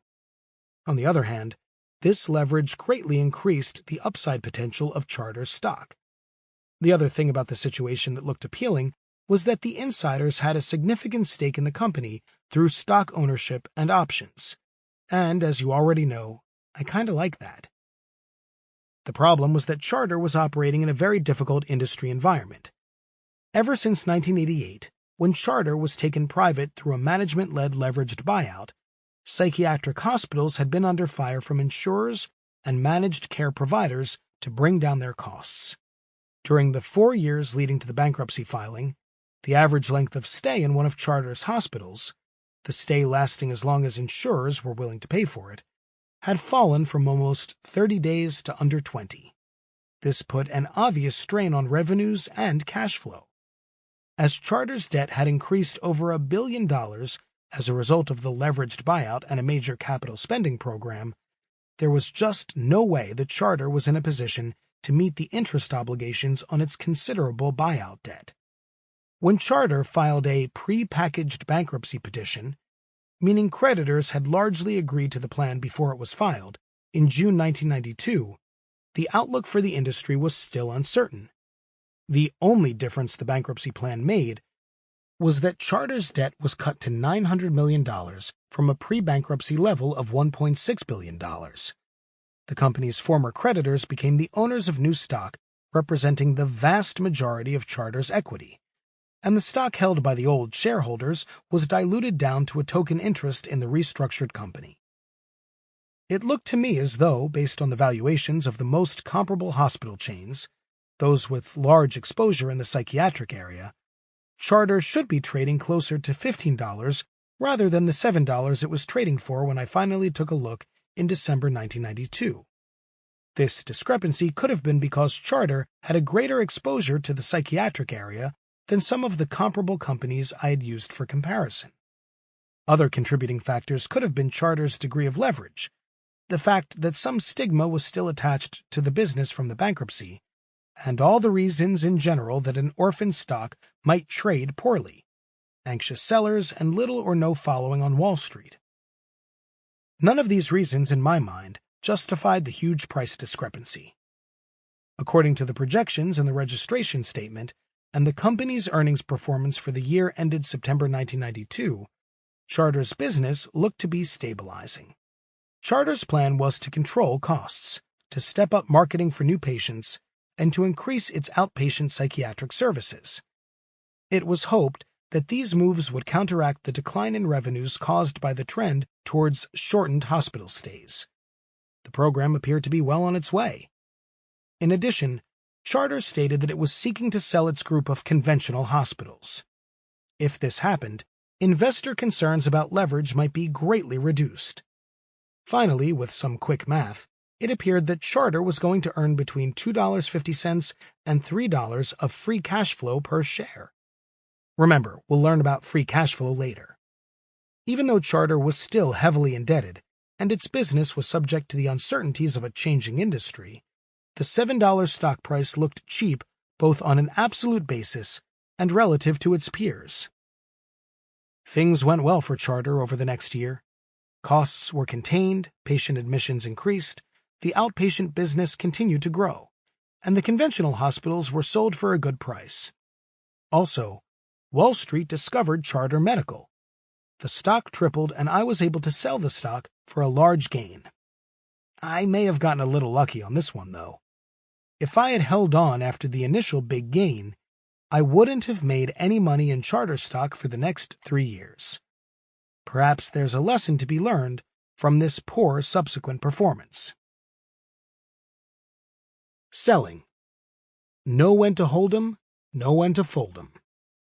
This is probably as good a time as any to discuss the other half of the investment equation: when to sell. The bad news is that selling actually makes buying look easy. Buying when it's relatively cheap, buying when there's limited downside, buying when it's undiscovered, buying when insiders are incentivized, buying when you have an edge, buying when no one else wants it. Buying kind of makes sense. But selling? That's a tough one. When do you sell? The short answer is, I don't know. I do, however, have a few tips. One tip is that figuring out when to sell a stock that has been involved in some sort of extraordinary transaction is a lot easier than knowing when to sell the average stock. That's because the buying opportunity has a well-defined time frame. Whether you own a spin-off, a merger security, or a stock fresh out of bankruptcy, there was a special event that created the buying opportunity. Hopefully, at some point after the event has transpired, the market will recognize the value that was unmasked by the extraordinary change. Once the market has reacted and/or the attributes that originally attracted you to the situation become well known, your edge may be substantially lessened. This process can take from a few weeks to a few years. The trigger to sell may be a substantial increase in the stock price or a change in the company's fundamentals, i.e., the company is doing worse than you thought. How long should you wait before selling? There's no easy answer to that one either. However, here's a tip that has worked well for me. Trade the bad ones, invest in the good ones.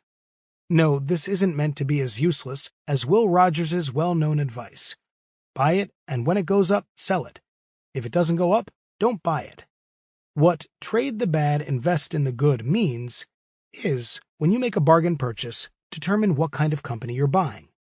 If the company is an average company in a difficult industry, and you bought it because a special corporate event created a bargain opportunity, be prepared to sell it once the stock's attributes become more widely known. In Charter Medical's case, even though the company's earnings continued strong after I bought it, I still kept in mind the difficulty and uncertainty surrounding its main business. The stock price started to reflect positive reports from Wall Street analysts and the popular press, so I sold it. No science. The stock still looked relatively cheap, but Charter was not in a business I felt comfortable investing in over the long term. The profit on the transaction, though much bigger than usual, was largely due to a bargain purchase resulting from investors' initial neglect of an orphan equity. On the other hand, a company whose prospects and market niche I viewed more favorably, American Express, turned into a long-term investment. American Express, as you recall, was the parent company of a spinoff. It appeared to me that the unpredictability of the spinoff's business, Lehman Brothers, masked the attractiveness of the parent company's two main businesses, charge cards and financial advisory services. Purchasing these businesses at a price of 9 times earnings before the spinoff took place looked like a hidden opportunity to buy a good company at a bargain price. Because American Express owned what appeared to be good businesses, I was much more comfortable holding American Express stock for the longer term. Certainly, an extraordinary corporate change was responsible for part of my eventual profit, the spin-off creating an opportunity to make a bargain purchase. The rest of my profit, though, came because American Express's business continued to perform well. Eventually, the market was willing to pay an increased multiple on American Express's increasing earnings. Under normal circumstances, I don't have the ability to spot a good business that also happens to be greatly underpriced. Warren Buffett can, but few others are in his league. By looking for bargain investment situations among those companies undergoing extraordinary corporate changes, I have a decent chance of stumbling into some good long-term investments. The bargain created or unmasked by the special corporate event, that's what draws me in. The quality and nature of the business, that's what usually determines how long I stay. So trade the bad ones, invest in the good ones. If you combine this tidbit with Will Rogers' advice, there's no telling how far you could go. Corporate restructuring. Corporate restructuring is another area where extraordinary changes, ones that don't always occur under the best of circumstances, can create investment opportunities. While the term corporate restructuring can mean a lot of things, when we talk about restructuring, we won't be talking about minor tweaking around the edges. We'll be talking about big changes. This means the sale or shuttering of an entire division. Not just any division either. We're talking a big division, at least big in relation to the size of the entire company. Of course, corporate restructurings are going on all the time. It's a painful and sometimes necessary part of the capitalist system. The type of restructuring situations that we'll focus on and the ones that provide the most clear-cut investment opportunities are the situations where companies sell or close major divisions to stanch losses, pay off debt, or focus on more promising lines of business. The reason why major corporate restructurings may be a fruitful place to seek out investment opportunities is that oftentimes the division being sold or liquidated has actually served to hide the value inherent in the company's other businesses. A simple example might be a conglomerate that earns $2 per share, and whose stock trades at 13 times earnings, or $26. In reality, that $2 in earnings may really be made up of the earnings of two business lines and the losses of another. If the two profitable divisions are actually earning $3 per share, while the other division contributes a $1 loss, therein lies an opportunity. If the money-losing division could simply be sold or liquidated with no net liability, the conglomerate would immediately increase its earnings to $3 per share. At a price of $26, this would lower the stock's earnings multiple from 13 to less than 9. In many cases, the sale or liquidation of a loss-ridden business can result in positive net proceeds. Of course, this would make the investment opportunity more compelling. Similar to the benefits that result from spin-offs, the sale of a major division may create a more focused enterprise which can offer real advantages to both the company and its shareholders. This benefits both management, who can focus on more limited and promising operations, and the value of the company in the marketplace, which may be willing to pay a premium for more specialized and profitable business operations. Though it may seem counterintuitive, because in many such cases there has been a business failure, companies that pursue a major restructuring are often among the most shareholder-oriented. Unless a company is in extreme distress, just making the decision to sell a major division is an extremely difficult thing to do. Most managements that go through with such a plan have their eye on shareholder interests. There are basically two ways to take advantage of a corporate restructuring. One way is to invest in a situation after a major restructuring has already been announced. There is often ample opportunity to profit after an announcement is made because of the unique nature of the transaction.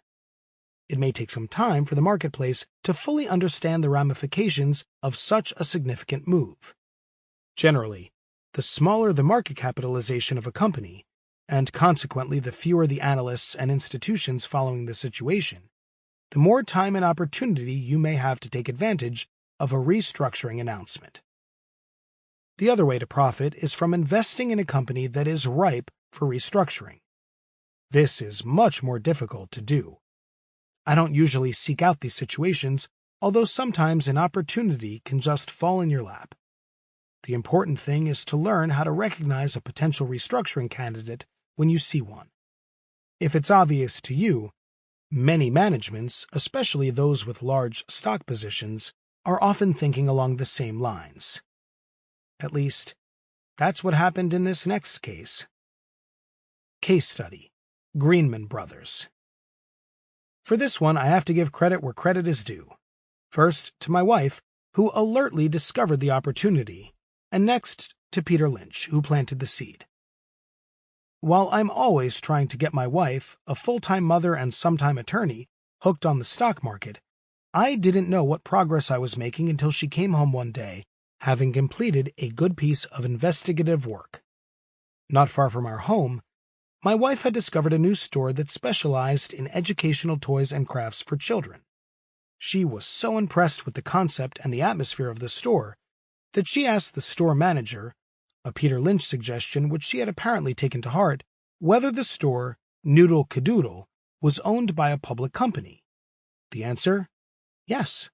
It was owned by Greenman Brothers, traded on the American Stock Exchange.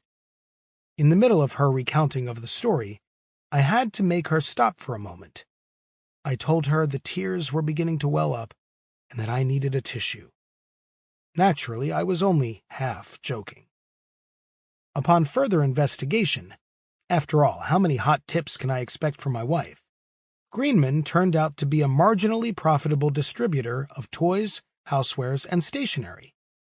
In effect, Greenman was the middleman between manufacturers and over 7,000 retail stores. The Noodle Cadoodle stores were a new venture for the company. The division expected to grow substantially if the first stores proved successful. It certainly looked to me as if the concept had a lot of promise. When I visited the same store my wife had initially seen, the displays, the unique merchandise, and the crowds seemed to shout, "Hey, this place is great." I couldn't see any reason why, if the concept worked for 5 or 10 local stores, the whole country couldn't be covered by 100, 200, or even more stores. This is precisely the type of retail concept that Peter Lynch had said to keep an eye out for. And because of my wife, I was in on the ground floor. Ordinarily, with this type of opportunity, I don't care what I think. What a great concept. What a fantastic new product. This could be a home run. These are thoughts I have from time to time, but I do my darndest to ignore them.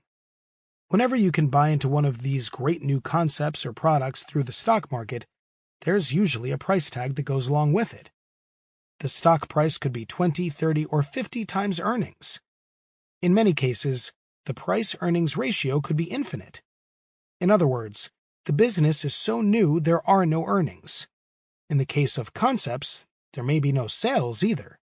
My negative attitude toward investing in fast-growing, or potentially fast-growing, high-multiple stocks will probably keep me from investing in the next Microsoft or Walmart. But I figure, since I'm no wizard at forecasting the next big retail or technological trend, I'll probably miss out on a pile of losers, too. For me, this is a fair trade-off because, as I've pointed out before, if you don't lose, most of the other alternatives are good. So what the heck was I doing in the middle of Noodle Cadoodle, contemplating a big investment in Greenman Brothers? Was I merely placating my wife? A usually wise, if not always profitable, strategy? Not at all. Greenman, as I had learned earlier, was mainly in the distribution business. While this business wasn't earning much money, the good news was that the stock was trading just above $5, yet Greenman had a book value of over $8 per share. Not that the book value, the value of Greenman's assets, based on historical cost, less all liabilities, was the only measure of the stock's value. After all, if Greenman couldn't earn much money with those assets, what were they really worth? It's just that being a wholesale distributor, a middleman between manufacturers and retailers, Greenman didn't need much in the way of fixed assets like plant and equipment. Most of Greenman's assets were in cash, receivables, and recently purchased inventory. the type of assets that, under most circumstances, could be readily sold. The way my thinking went, this dull and barely profitable distribution business was masking the potential of a great new retailing concept. With Greenman selling for less than $6 per share, it didn't seem that the market was giving any value at all to the prospects for Noodle Cadoodle.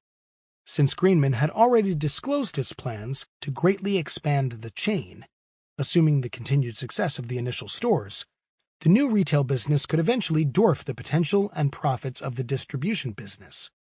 The problem was, even if I was right about the vast potential, an expansion of the magnitude I was hoping for would cost money. Since Greenman had almost no debt, borrowings could be one source of funds. I figured another source of funds could be the distribution business. If Noodle Cadoodle ended up panning out, maybe Greenman could sell its distribution business. Even a 25% haircut to the $8 book value of Greenman's assets would yield proceeds of $6. A haircut of 40% would still mean I was paying next to nothing for a business I was extremely excited about. But wait a second. I already said I don't feel comfortable investing in these new concept high-growth companies. Well, actually what I said was, I hate losing money on these things. I'm always worried that paying big multiples to earnings or sales based on my own future growth projections could lead to big losses. That's the kind of investing that makes me uncomfortable. Here, at a price under $6, I wasn't paying anything for what I considered to be Noodle Cadoodle's vast potential. From what I had seen, the new chain had success written all over it, and since I was making the bet for free, the price was right. Of course, the enthusiasm over Noodle Cadoodle's first stores could fizzle. The chain could run into competition, or the trend toward educational toys could be a local phenomenon or a passing fad. But since I wasn't really paying much, if anything, for the business, I probably wasn't going to lose much if things went sour. The risk that Greenman's distribution business would take a dramatic turn for the worse didn't bother me much either. Although that business wasn't losing money, if it started to, given the saleable nature of its assets, maybe Greenman would exit distribution and concentrate on Noodle Cadoodle. Any way I sliced it, with the price I was paying, there weren't too many scenarios that ended in a big loss. The upside? I wasn't sure, but oodles was a definite possibility. What happened? Well, the stock went nowhere for a little over a year, trading as high as $7 per share and as low as $4. During this time, Noodle Cadoodle stores continued to do well, and Greenman announced plans to open an additional 15 stores, making a total of 20 by the end of 1995. On the other hand, the distribution business only got worse. By May 1995, more than a year after my initial purchase, the stock was still trading below $6 per share. It was at that time that Greenman made an announcement. It was investigating the possible sale of its wholesale distribution business. In a press release, Greenman said a sale would free up capital that will be needed to grow our Noodle Cadoodle retail business, which it planned to expand. All of a sudden, Greenman was no longer a stodgy, slow-growing distributor, but a fast-growing retail dynamo. The stock moved to $11 in 2 months, and to $14 within 4 months. I sold my stock between $10 and $11. Hey, call me chicken, but I had to sell. Greenman had become a hot stock. I wasn't getting anything for free anymore. And besides, what the heck did I know about high flyers? Plenty could still go wrong. It was going to take a lot more than 20 Noodle Cadoodle stores before Greenman would become profitable. Who knew what havoc fickle shoppers and competition could wreak on a fledgling toy chain? In short, the price jump had turned Greenman into the kind of stock I'm just not comfortable owning. A corporate restructuring had unleashed the hidden value that I had originally seen. The story was out, and my initial advantage was gone. You could say I got a little lucky here. Management could have taken longer to restructure the business, or there might have been no restructuring at all.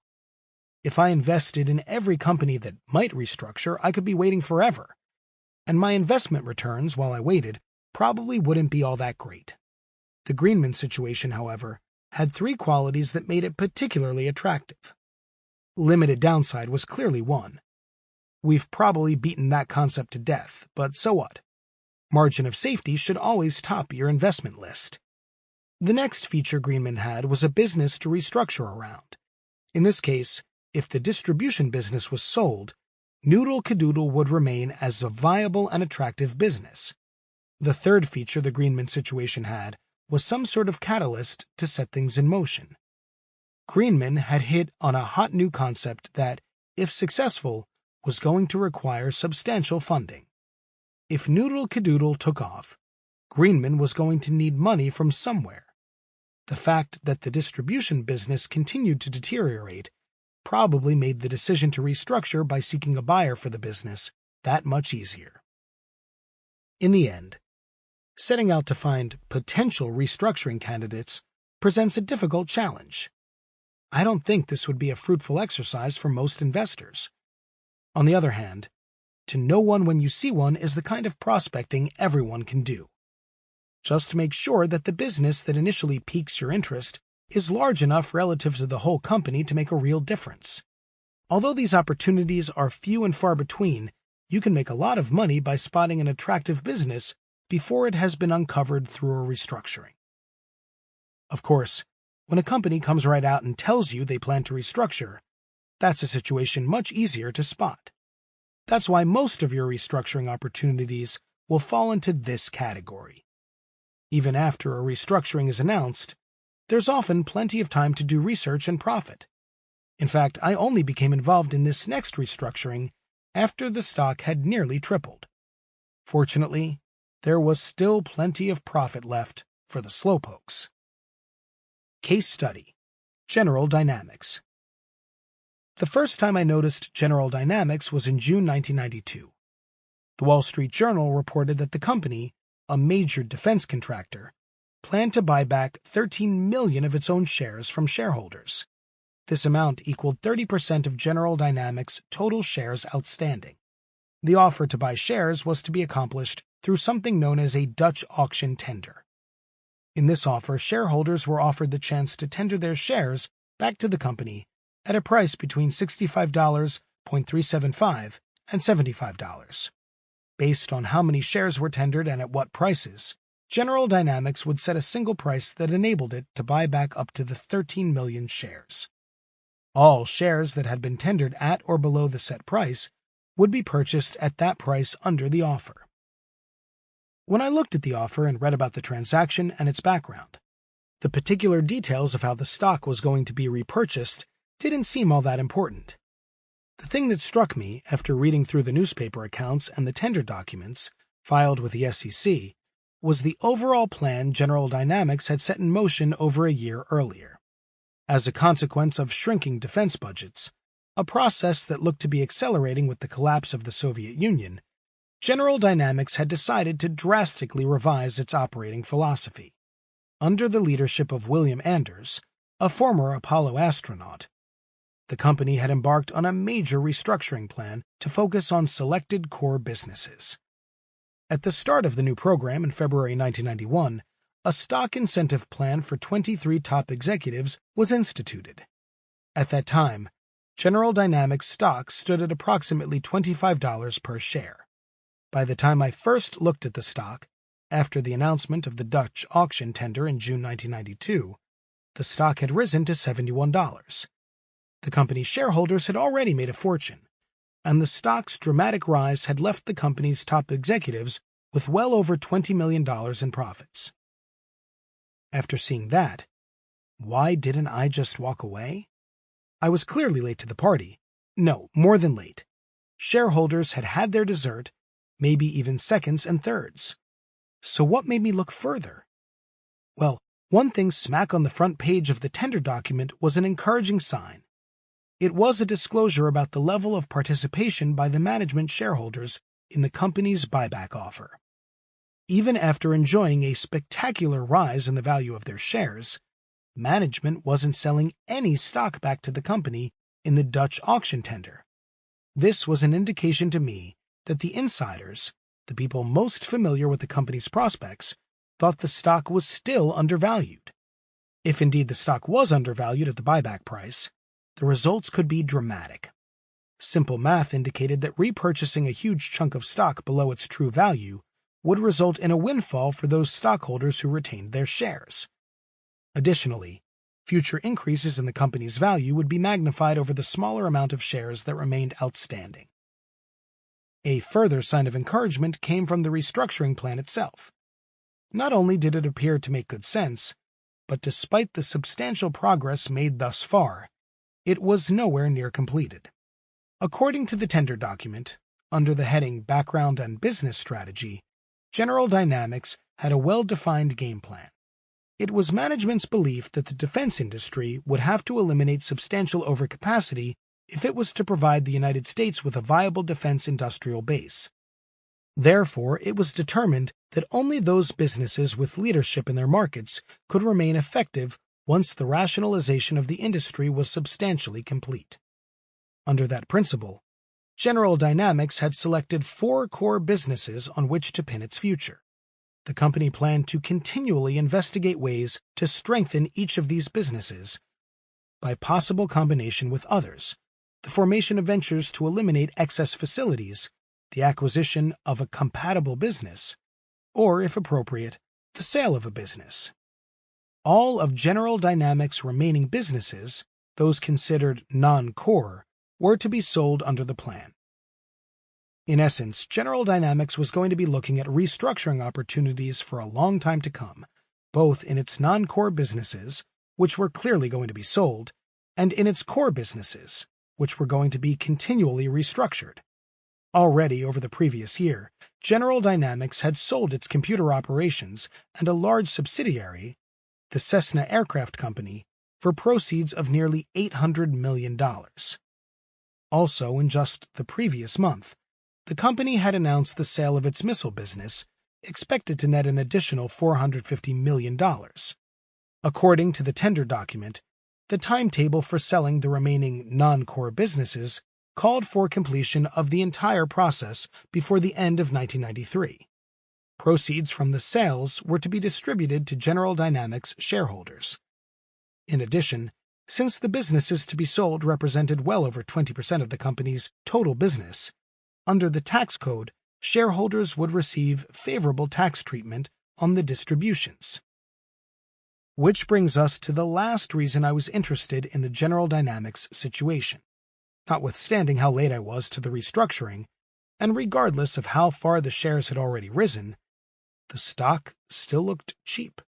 All told, even after spending $950 million buying back shares in the tender offer and excluding any future earnings, it looked as though General Dynamics was going to end up with well over $1 billion in cash to return to shareholders, or to spend solidifying the market position of its core businesses. Subtracting the expected cash proceeds from the stock price left me with a net price for General Dynamics' remaining core businesses. Even using conservative estimates, this price meant that I was creating General Dynamics' continuing businesses at a 40% discount to the other defense contractors. Given the focused nature of the company's disposal program, and the fact that management planned to continue restructuring even the core businesses, I didn't think that the discount could last for very long. The company's track record and management's incentive program gave me a high degree of confidence that the market would eventually give full credit to the values being uncovered through the restructuring plan. What happened? Things worked out better than I had ever hoped. In the beginning of July 1992, the company repurchased the 13 million shares at a price of $72.25, reducing the shares outstanding to under 30 million. Just 2 weeks later, an event that would warm any shareholder's heart took place. Warren Buffett announced that he had acquired over 4 million shares, or approximately 15% of General Dynamics. See, you are in good company. Sometimes even Buffett gets attracted to these special corporate situations. Despite this seal of approval from the world's greatest investor, there was still plenty of time to purchase General Dynamics stock as it traded between $75 and $80 for almost 2 months after the Buffett announcement. As it turned out, this would have been a good move. Sales of non-core businesses continued. and in December 1992, General Dynamics announced the sale of one of its core businesses, the Tactical Aircraft Division, for over $1.5 billion. Although this division was one of the company's selected core businesses, the sale was in line with General Dynamics' overall plan disclosed in the tender document, to continually investigate ways to strengthen each of its core businesses by possible acquisition of a compatible business or the sale of a business. Over the following year, after each sale and dividend distribution announcement, I reassessed my initial valuation work. At each step, the values and the operating performance of the remaining businesses continued to improve. By the end of 1993, General Dynamics' restructuring process had resulted in dividend distributions of over $50 per share, and a stock price, even after the distributions, of over $90 per share. This total of over $140 meant that the stock had more than doubled in less than 18 months, and it had all happened after I read about the company's tender offer in the paper. Yes, I was late to the party. But in this case, better late than never. Of course, not all restructurings work out quite this well. It's pretty amazing when a change in strategic outlook, along with some favorable market conditions, can change the market's valuation of the same set of businesses from $25 per share to more than $140 per share in under 3 years. On the other hand, in recent years, managements have been feeling the pressure to make their operations more focused and consequently more understandable to the investment community. Reports of another corporation's decision to restructure through the spin-off or sale of an unrelated business are an everyday occurrence. The experience of General Dynamics and its shareholders is merely an extreme example of the type of hidden value that can be unleashed through this process. A quick summary. 1. Bankruptcy. Some points to remember. A. Bankruptcies can create unique investment opportunities, but be choosy. B. As a general rule, don't buy the common stock of a bankrupt company. C. The bonds, bank debt, and trade claims of bankrupt companies can make attractive investments. But first, quit your day job. D. Searching among the newly issued stocks of companies emerging from bankruptcy can be worthwhile. Just like spin-offs and merger securities, bargains are often created by anxious sellers who never wanted the stuff in the first place. E. Unless the price is irresistible, invest in companies with attractive businesses. Or as Damon Runyon put it, it may be that the race is not always to the swift, nor the battle to the strong. But that is the way to bet. 2. Selling tips. A. Trade the bad ones, invest in the good ones. B. Remember that hypotenuse thing from the last chapter. It won't tell you when to sell, but at least I'm sure it's right. 3. Restructuring. A. Tremendous values can be uncovered through corporate restructurings. B. Look for situations that have limited downside, an attractive business to restructure around, and a well-incentivized management team. C. In potential restructuring situations, also look for a catalyst to set things in motion. D. Make sure the magnitude of the restructuring is significant relative to the size of the total company. E. Listen to your spouse. Following this advice won't guarantee capital gains, but the dividends are a sure thing.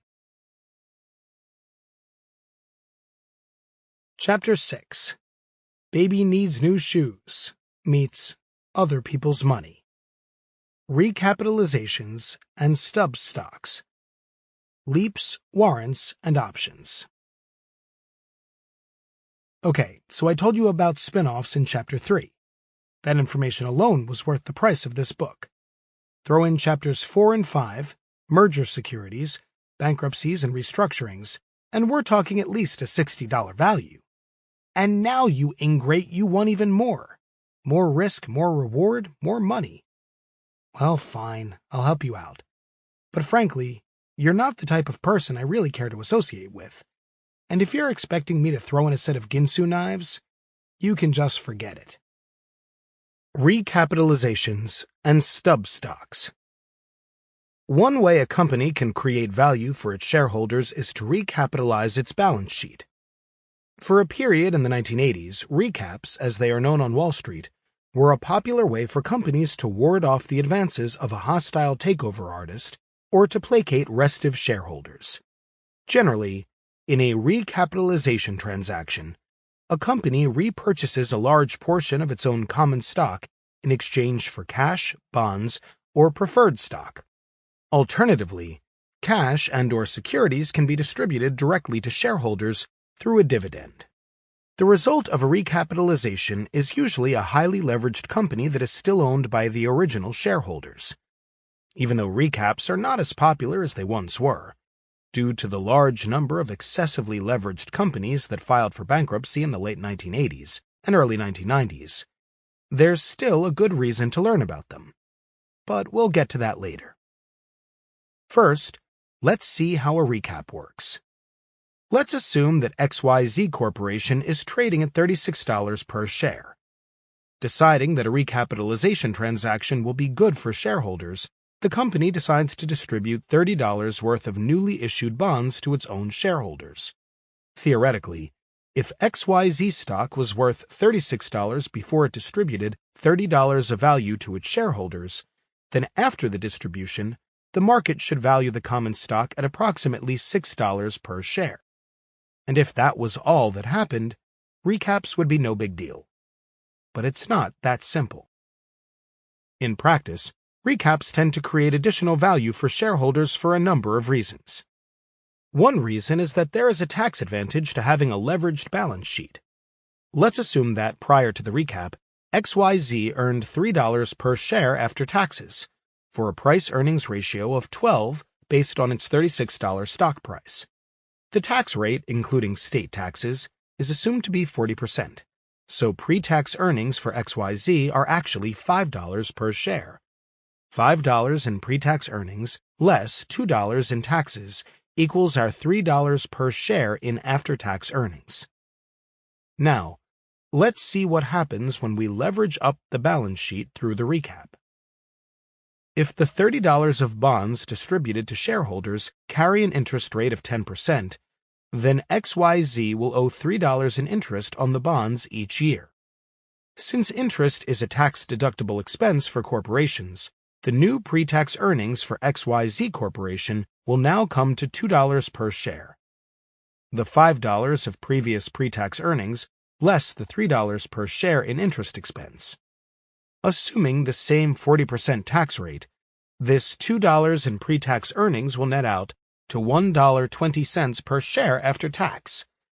Thus, if the common stock of XYZ after the recap, usually referred to as the stub stock, were to trade at only $6, the price-earnings ratio would be down to 5. That's usually much too low. Of course, the stub stock probably doesn't deserve the same 12 times earnings multiple that XYZ commanded before the recap. After all, the greatly increased debt load raises the risk to investors in XYZ common stock. And since investors like to get paid for taking on additional risk, the stub stock should trade at a lower earnings multiple. How low? It's no science, but a new price-earnings ratio of 8 or 9 wouldn't seem unreasonable. This would leave the stub stock trading at around $10 for a PE of 8.33, resulting in a total value for the recap package of about $40 per share, $30 in debt plus a $10 stub, versus the original pre-recap price of $36. Does this result make sense? XYZ's assets haven't changed. The sales and earnings power of the business are the same. Where does the $4 gain to shareholders come from anyway? Isn't this recap stuff just a bunch of smoke and mirrors? You know, what they call financial engineering? Well, not really. The trick is in the taxes. Before the recap, of the $5 in pre-tax earnings, $3 went to shareholders in the form of earnings, and $2 went to Uncle Sam in the form of taxes. After the recap, $3 goes to shareholders in the form of interest payments on the newly distributed bonds, and an additional $1.20 goes to shareholders in the form of earnings on the stub stock. That's a total of $4.20 going to shareholders versus just $3 before the recap. Uncle Sam's cut, as a result of the recap, is just 80 cents, down from $2 before the recap took place. No smoke and mirrors. Leveraging the balance sheet, but not over-leveraging it, just turns out to be a more tax-effective way to distribute earnings to shareholders, and that's definitely worth something. Of course, you're not going to hear about the recap until after it's already been announced in the papers. So much of the $4 gain created by the recapitalization transaction will already be reflected in XYZ's stock price before you get a chance to invest. Still, recaps can provide ample opportunity to profit. For instance, in recap situations where debt or preferred securities are distributed directly to shareholders, the profit opportunities can be similar to those available through investing in merger securities. Investors who owned the common stock of XYZ generally don't want the company's debt and preferred securities. Consequently, shortly after being distributed, these newly issued securities are often sold indiscriminately. But you know this story already. And anyway, it's the other part of the recap story that can get really exciting. That part involves investing in the stub stock, the equity stake that remains after the company has been recapitalized. This is where you can make the big money. Essentially, investing in a stub stock is just like investing in the equity portion of a publicly traded leveraged buyout. Many leveraged buyouts have returned 5 or 10 times the original equity investment, and several stub stocks have produced similarly spectacular returns. Sure, leveraged buyouts have been known to fail, and likewise the value of some stub stocks has vaporized, but the payoffs on the ones that do work can more than make up for a few losers. In fact, there is almost no other area of the stock market where research can be rewarded as quickly and as generously as in the careful analysis of stub stocks. Why can stub stock investing be so lucrative? The answer is pretty straightforward. It's all in the numbers. While we have previously discussed the various benefits and risks of investing in leveraged companies, reviewing the math, once again, can only help to highlight the opportunity. In our example, let's assume that XYZ's pre-tax earnings improve 20%, increasing from $5 per share to $6. Assuming no recap, a 40% tax rate will take after-tax earnings to $3.60 per share. At a multiple of 12 times earnings, XYZ stock will move from $36 to $43.20 per share, for an increase of 20%. Assuming XYZ goes through with the recap, the story looks a little different.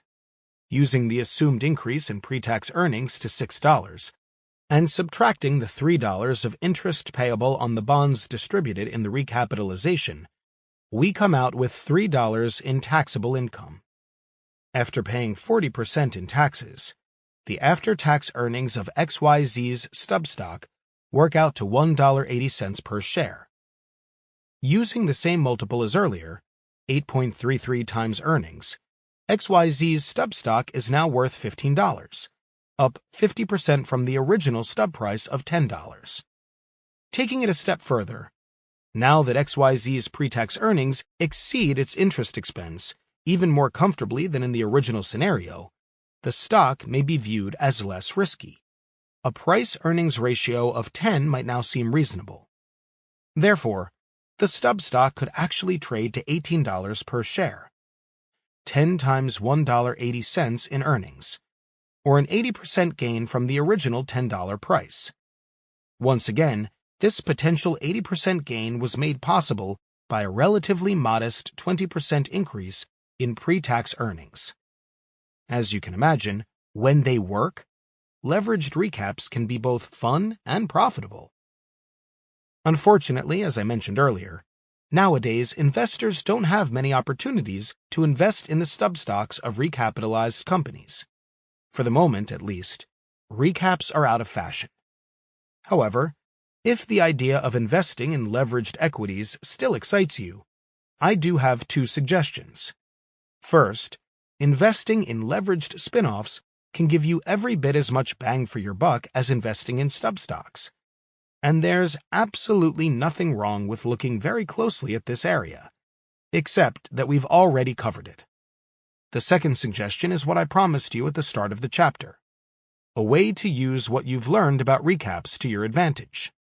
Since, for the most part, companies are no longer pursuing the recap route themselves, it's a way for you to create your own recap. Sort of. But before we get to that, let's go back to the heyday of recaps, the mid-1980s, to see how one works in real life. Case Study: FMC Corporation. In February 1986, FMC Corporation, a defense contractor and manufacturer of chemicals and machinery, announced plans to pursue a major recapitalization. FMC's move was prompted by concerns that the company was being stalked by a hostile suitor. After reviewing the available alternatives, FMC's board of directors decided that a recap was the best way to fend off a potential takeover. It was hoped that the recap would both boost the company's stock price and give the company's management and employees a greater equity stake in the ongoing enterprise. If the recap was successful, a hostile bidder would be deterred and management and employees would retain control over their own destiny. Under the plan, for each share held, FMC shareholders were to receive a cash distribution of $70 as well as one new share in the recapitalized company. In lieu of the cash payment, management shareholders and shareholders in the company's employee stock plan were to receive additional shares in the recapitalized company. So instead of receiving $70 in cash, management shareholders would receive an additional 4 2/3 shares of the recapitalized company. This meant that management would receive a total of 5 2/3 shares of the recapitalized stub stock for each FMC share held before the recap. After the plan was completed, insider ownership in FMC would increase from 19% to over 40% of the company's shares. At first, the plan appeared to have the desired effect. FMC stock, which had been trading at around $70 before takeover rumors began circling around the company, moved to approximately $85 per share after the recapitalization plan was announced. This implied that the market was placing a value of approximately $15 on the stub stock that would remain after the $70 distribution was made to outside shareholders. Takeover rumors did not abate, however, and the stock continued to climb into the mid-90s over the next 6 weeks. In early April, Ivan Boesky, the infamous takeover trader and sometime corporate raider, announced that he had purchased a 7.5% stake in FMC's shares outstanding. He announced that, in his opinion, the recapitalization plan was too generous to management shareholders, and that he planned to oppose the plan when it came up for a shareholder vote the following month. Partially in response to Boesky's opposition to the plan, as well as to the significant increase in the company's stock price, the company announced an amendment to the plan several weeks later. Citing current economic and market conditions which reflect declining interest rates and strong market interest in the plan, FMC increased the amount of the cash distribution to $80 per share. Despite the increased payment to outside holders, the number of stub shares that management and employees were to receive was to remain the same as originally proposed under the initial plan. A proxy statement describing the revised recapitalization plan was filed with the SEC in early May 1986, with a shareholder vote scheduled for later that month. Since I knew that stub stocks can often produce spectacular gains, I read the proxy material with much interest. What caught my eye was a prominent part of the proxy entitled Certain Projections. In this section, management had laid out its best guess as to what FMC's income statement, cash flow, and balance sheet would look like for the next 8 years. As I've mentioned before, I take management projections with a grain of salt. Long-range projections are even more suspect. But in this case, I paid a little more attention. After all, management wasn't taking any cash from the recapitalization. They were foregoing an $80 cash dividend in exchange for a larger equity stake in the recapitalized company. Not only that, but more than ever, FMC's managers would be betting their fortunes and careers on the success of the company going forward. According to the projections, in just 3 years, FMC was expected to earn $3.75 per share, with after-tax free cash flow of approximately $4.75 per share. By that time, the company's pre-tax earnings were anticipated to exceed its annual interest expense by a ratio of almost 2 to 1. And at a multiple of perhaps 10 times free cash flow, the stub stock could be approaching $50 per share. With FMC trading at approximately $97 per share, and assuming the recapitalization was successful, this meant that I could create the stub stock at a price of $17, $97 stock price, less the $80 cash distribution. If FMC's projections came close to being correct, this would turn out to be a real bargain. What happened? The stock hit $40 about a year after the recap was completed, and briefly touched $60 several months later just before the crash in October 1987. However, to prove the old adage that leverage works both ways, i.e. big upside potential and big downside risk, the stock fell all the way back to $25 in the aftermath of the crash before settling in at around $35. What happened to me? I missed all the action. For some reason that I can't recall, I sold my position in FMC at about $26 several months after the recapitalization was completed. Maybe I wasn't enamored with the quality of FMC's businesses and just followed my own advice by trading the bad ones. Or maybe I got up on the wrong side of the bed the day I decided to sell. Regardless, I was kind of glad to miss out on that kind of fun. Oh yes, I almost forgot. As it turned out, Boesky had acquired his original position in FMC based on inside information. The company later sued him for forcing the $10 dividend increase under the recap plan, after admitting to many instances of securities fraud, including a rather sophisticated scheme where he exchanged suitcases loaded with cash for inside tips. Boesky was sentenced to several years in prison. In the end, Boesky did his time. And if you've read this far, so have you. That's why I'm finally going to tell you how to put your knowledge of stub stocks and their explosive profit potential to good use. LEAPs. Long-term equity anticipation securities. As I mentioned earlier, there is a way to create your own version of a stub stock.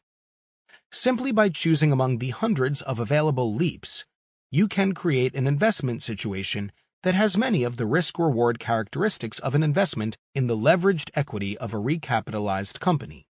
The term LEAPs is nothing more than an acronym for a long-term option contract, long-term equity anticipation security. If you're thinking, that's great, but what's an option? Don't sweat it too much. While there are two kinds of options, puts and calls, we'll only be talking about the calls. Further, we'll only be talking about the kind of calls that trade on a national securities exchange, listed calls. Alright, so that didn't make you feel any better. But listen on anyway, there's big money at stake. A call is merely the right, but not the obligation, to buy a stock at a specified price for a limited period of time. So a June call to buy IBM at $140 per share gives the owner of the call the right to buy IBM at a price of $140 per share until the call expires in June. The third Friday of each month is considered the expiration date for listed options. If at the expiration date IBM stock is trading at $148, the call would be worth $8. This is because the right to buy stock at $140 when the stock can be immediately resold for $148 is worth $8. If, on the other hand, IBM stock is trading at only $135 on the call's expiration date, then the call expires worthless. This is because the right to buy stock at $140 usually referred to as the strike or exercise price, isn't worth anything if everyone can just go out into the marketplace and purchase the same stock for $135. Well, that just about covers the basics, except there's one more step. Pretty much whenever the stock market is open, the options market is also open. There aren't listed options available for every stock that trades, but options do trade on thousands of the largest companies. Therefore, if a stock has listed calls, you can usually buy and sell them during market hours up until their respective expiration date.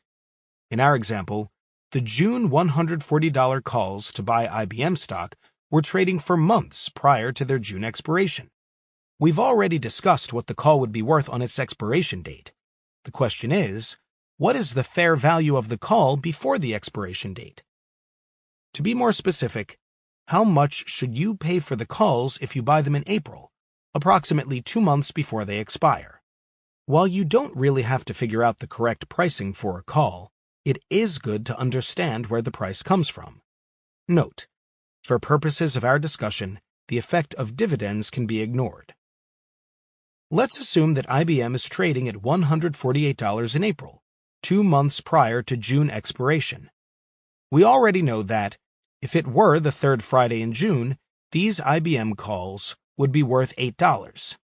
In April, however, these calls are worth more than $8. They're more likely to be trading closer to $11.375. Why? There are really 2 reasons. First, the owner of the calls doesn't have to lay out $140 for another 2 months, yet he is entitled to all of the stock's appreciation until June. Think about it. If IBM stock were to gain another $10 per share by June expiration, then IBM would be trading at $158. The owner of stock since April would have a gain of $10 on his $148 investment. On the other hand, if the IBM June $140 calls could be purchased for only $8 in April, then the owner of an $8 call option would make $10 in the same 2-month period. That's because, on the expiration date, the owner of the call could purchase stock at $140 and sell it for $158. After subtracting the $8 initial cost, the profit would be $10. This result wouldn't be fair. After all, the owner of the stock laid out an additional $140 for the same amount of profit.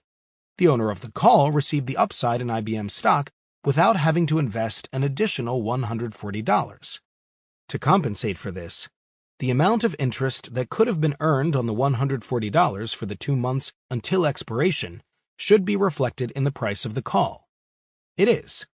Assuming a 6% interest rate, the interest earned on $140 would be approximately $1.40 per share. So in addition to what's known as the intrinsic value of the call, the amount by which the call is already in the money, in our example, the difference between the market price for IBM of $148 and the exercise price of the call of $140, or $8, an imputed interest rate for the amount of money the call buyer didn't have to lay out for the 2 months is also included in the call price. That's how we move from a call price of $8, the intrinsic value of the call, to approximately $9.40, the value of the call including the interest on the $140 the buyer of the call didn't have to lay out. But I said the call should trade at approximately $11.375. What accounts for the nearly $2 difference between the $9.40 we already figured and the actual price of $11.375? Clearly, there has to be another benefit to owning calls. And there is. The buyer of the call can only lose the amount of money invested in the call. While this doesn't sound all that great, when you compare it to owning the common stock of IBM, it is. This is because at the June expiration date, if IBM stock falls to $140 per share, the owner of the call loses his original investment of $11.375. If IBM stock falls to $130 per share, the owner of the call loses the same $11.375. At $120 per share, or even $80 per share, the call owner only loses $11.375. Sounding better yet? It's pretty obvious what happens to the poor owner of IBM stock in this scenario. At a price of $140 at the June expiration date, the IBM holder is down $8 from his April purchase price of $148. At a price of $130 in June, he's out $18. If IBM's at $120, he's out $28.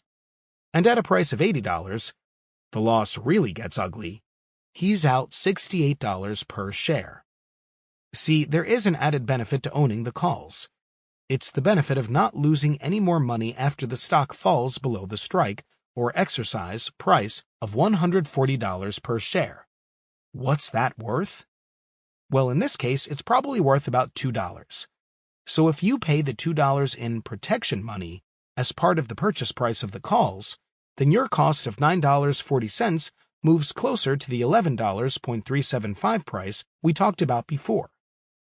The $2 cost for assuming the risk below $140 is actually the same as the cost of the put option.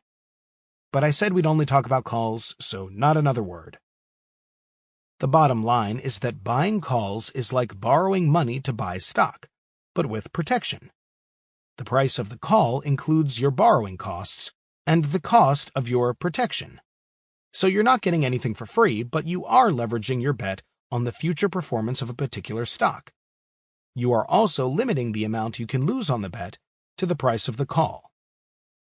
So, getting back to the main point, the whole create your own recap thing, owning a call isn't too much different from owning a stub stock.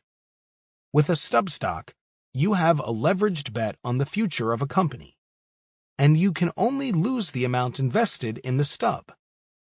In our original example, where the company with a $36 stock recapitalized by distributing $30 to its shareholders, the result was a leveraged stub that magnified changes in the value of the underlying company.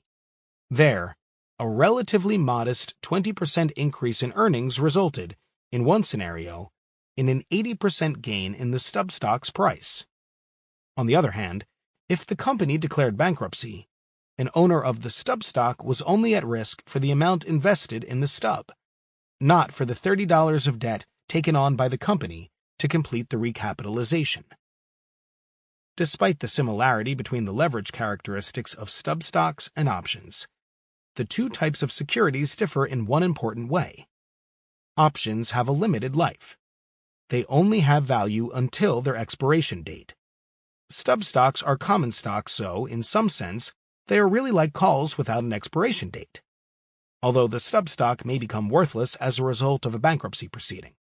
It is this unlimited life that makes stub stocks so attractive. That's why buying leaps, which are merely long-term options, can be an attractive way to emulate a stub stock investment. While leaps don't have an unlimited life like stub stocks, they can usually be purchased up to 2.5 years before they expire.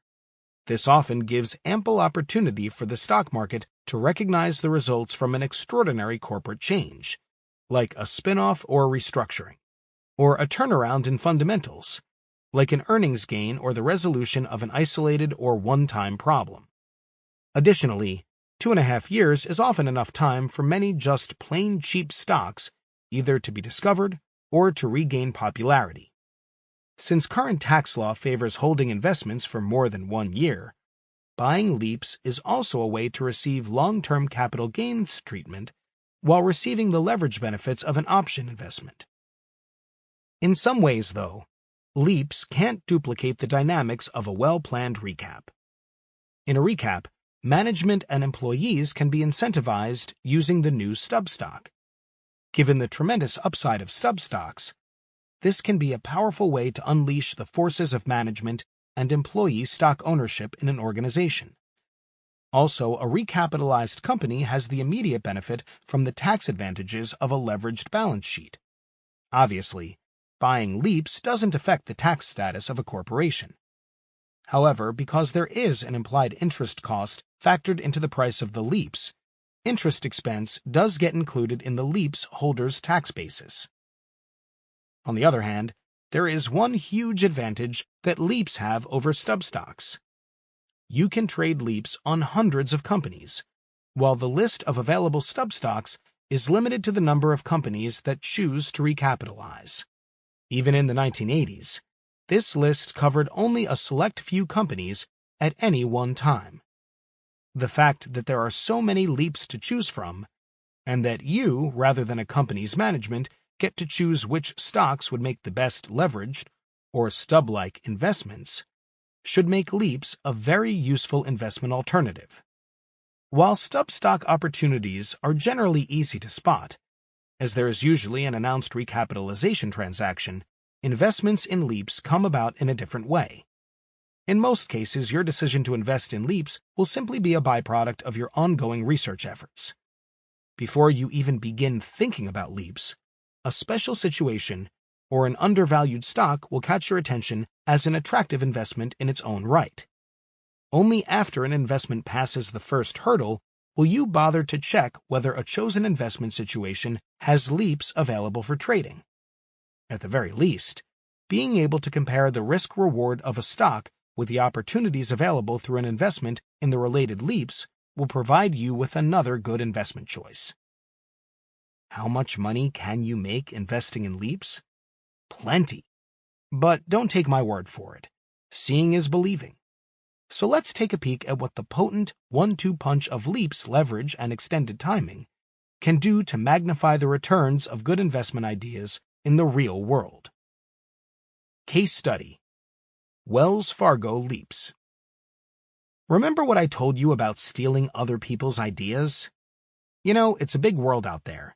You can't cover everything yourself. You still have to do your own homework. Well, in the next chapter, we'll get around to discussing where to steal from, the short list of publications, newsletters, and money managers that I've found to be the most valuable sources of good ideas.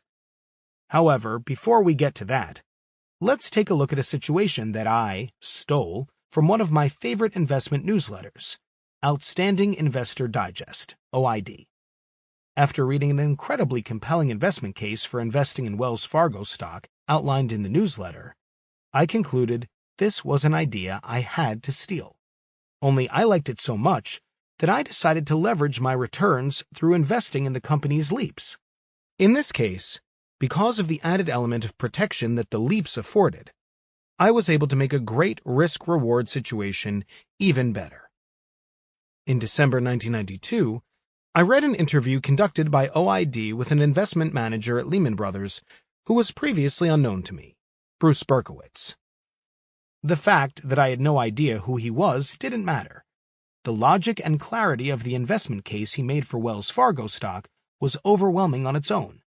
At that time, Wells Fargo, a large California-based bank, was trading at around $77 per share. California was in the middle of the worst real estate recession since the 1930s. Wells Fargo had by far the largest concentration of commercial real estate loans of any bank in California. According to Berkowitz, Bank America, Wells's largest competitor in California, had commercial real estate loans on its balance sheet equal to only $48 per share. Its stock price was approximately $47 per share. Wells Fargo, on the other hand, had commercial real estate loans totaling about $249 per share, as compared to a stock price of about $77. Further, Wells had taken a loss provision, reserves that anticipate future loan losses, of $27 per share the previous year, wiping out almost all of its earnings. In just the first 9 months of 1992, Wells had provisioned for an additional $18 per share of losses.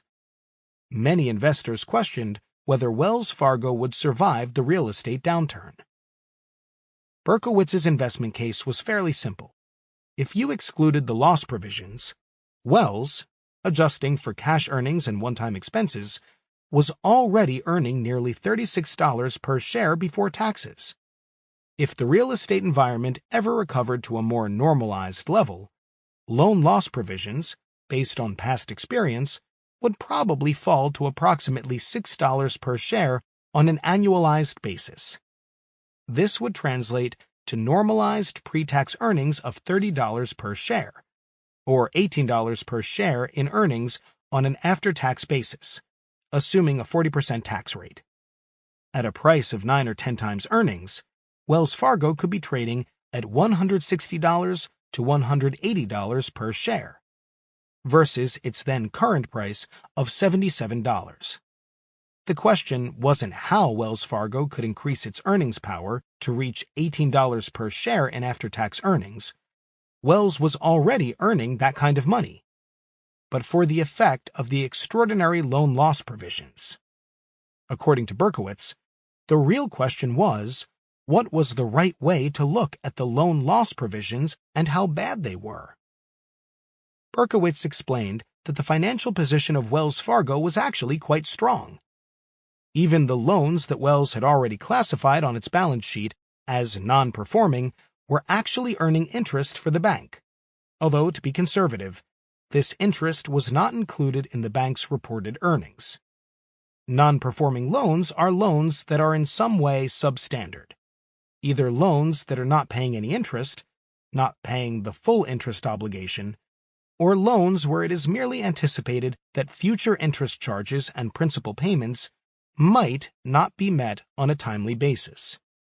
Far from being worthless, these non-performing loans, which equaled approximately 6% of Wells's total loan portfolio, still had a cash yield of 6.2%. This meant that at a time when the prime rate, the interest rate that the bank's best customers paid on their loans, was 6%, and the cost of Wells's money, the rate Wells paid its depositors, was only around 3%. The questionable part of Wells's loan portfolio was still earning a very respectable cash return of over 6%. In other words, if Wells was still able to collect such large interest payments from these non-performing loans, maybe they weren't so terrible after all. At least, it made sense that a good portion of the face value of the non-performing loan's value would ultimately be recovered. In fact, according to Berkowitz, Wells was being so conservative about classifying its loans that 50% of those loans it had classified as non-performing were still up to date on all required interest and principal payments. Further, for purposes of reporting income and taking reserves against its balance sheet, Wells had already assumed the worst for its portfolio of non-performing loans. Including the hefty loss provisions of the previous 2 years, reserves for future loan losses stood at 5% of the bank's total loan portfolio. Since currently only 6% of Wells's loans were classified as non-performing, remember, these loans were far from a total loss. Before this 5% reserve would become inadequate, either almost all of the non-performing loans would have to become completely worthless, or the loans that were now considered performing would have to take a dramatic turn for the worse. Given the level of Wells's apparent conservatism, the way Berkowitz had it figured, both seemed highly unlikely. 2 other points clinched the deal for me. The first was a comparison made in the OID piece between Wells Fargo and Bank America. According to most investors, Bank America stock was the much more conservative investment of the 2 banks. As it turned out, however, although Wells did have a much bigger exposure to the California real estate market, and therefore more non-performing loans, it had already reserved for much bigger losses than Bank America. Despite these reserves, Wells Fargo still had higher capital ratios than Bank America, tangible equity to total assets, etc., even after adjusting for its riskier asset profile. This was just another sign that Wells wasn't in as bad shape as the stock market apparently believed. The second point was even more persuasive. With all of the non-performing loans, loss reserves, and actual loan losses, Wells Fargo still hadn't shown a loss for any year in its 140-year history. Most industrial companies don't have anywhere near that level of predictability to their earnings. In what many considered to be the worst real estate environment for California in over 50 years, Wells still had managed to eke out a profit in 1991. This indicated to me that Wells was a good bet to get through this difficult period, and that a multiple of 9 or 10 times normalized earnings, an earnings multiple substantially below most industrial companies, was a reasonable and attainable goal for its stock. The bottom line was, if Wells survived the current real estate downturn and its annual loss provisions returned to normalized levels, the stock looked like a potential double. While the whole analysis made tremendous sense, I did have some nagging concerns. What did I know about the California real estate market? What if the environment in California turned dramatically worse? It appeared as though Wells could weather a pretty severe storm, but what if the once-in-50 years rain turned into an unprecedented monsoon? Of course, I never invest in situations with complete certainty anyway. Situations that make sense and offer attractive returns given the risks involved, that's all I can really ask for. But still, a bank is a funny animal. You never really know exactly what makes up its loan portfolio. The financial statements only give a very general overview of the bank's assets. Then again, Wells did offer some comfort in this area. Between its reserves, the quality of its non-performing loans, and especially its ability to earn huge returns each year, Wells seemed to have a huge cushion to cover any future loan losses. Nevertheless, there was still a chance, no matter how slight, that the bank's portfolio of real estate loans could spoil what looked like a great investment. That's why investing in the LEAPs seemed to make such good sense. Although the stock looked like an outstanding investment, combining a great chance for a double with a remote possibility of disaster, the LEAPs looked even better. At that time, December 1992, I could buy Wells Fargo LEAPs that gave me the right to buy stock at $80 per share until January 1995, more than 2 years away. By the time those 2 years were up, I figured it would be pretty clear whether or not Wells had survived the California real estate crisis. If things were looking up by then, there was an excellent chance that Wells's earning power would be reflected in its stock price. A price of $160 or more didn't seem outlandish. On the other hand, if the severe downturn turned into a real estate debacle, the stock could trade substantially below $80. And in the absolute worst case, there would be a government takeover of the bank with the stockholders wiped out. With that outlook, and at a price of $14, the January 1995 calls, referred to as LEAPs because of their long duration, to buy Wells Fargo stock at $80 per share looked pretty enticing. These LEAPs would give me the right to buy Wells Fargo stock at $80 per share until they expired in January 1995. If Wells were trading at $160 by then, these LEAPs would skyrocket to $80, because I could buy Wells at $80 and immediately sell it for $160. On an investment of $14, this would mean a profit of $66, or a gain representing almost 5 times my original investment. If Wells crashed and burned, I would be out just the $14. So, one way to look at an investment in the LEAPs was, here was a way to set up a risk-reward ratio of 1 down to almost 5 up. The stock, if you looked at this extreme scenario, Wells was either going to make it with flying colors or not make it at all, did not offer as good of a risk-reward. At a price of $77 per share, if the stock hit $160, stockholders would make a little more than $80. If Wells didn't make it, a stockholder could lose almost $80. This was a bet of 1 up to 1 down. Since the fact situation outlined in the OID interview seemed to check out, I was actually pretty excited about the upside prospects for Wells. Right or wrong, my assessment of the chances for the extreme downside case were below 5%. While this analysis made both the stock and the LEAPs look like terrific investment opportunities, the LEAPs, under this scenario, provided the better risk-reward. A simpler case for the LEAPs went this way.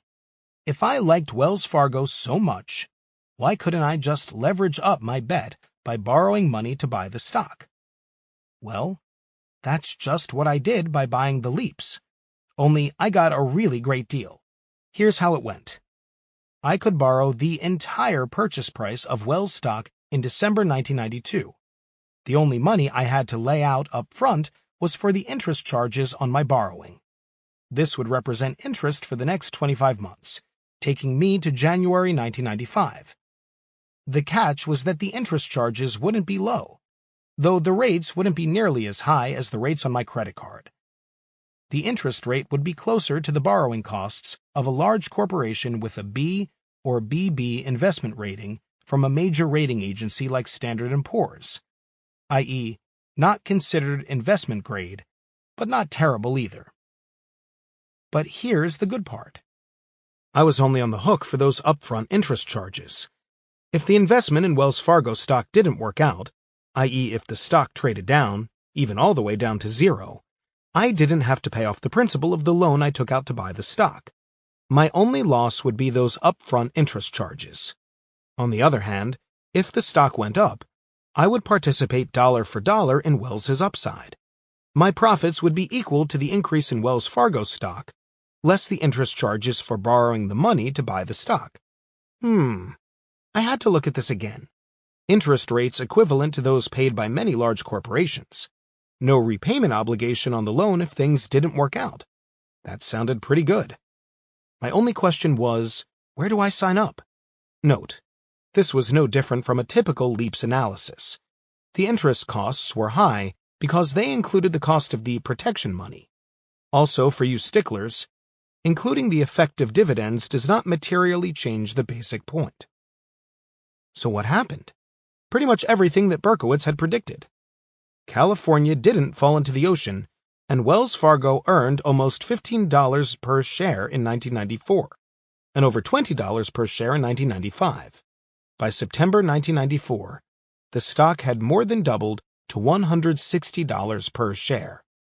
As for the leaps, what's another word for home run?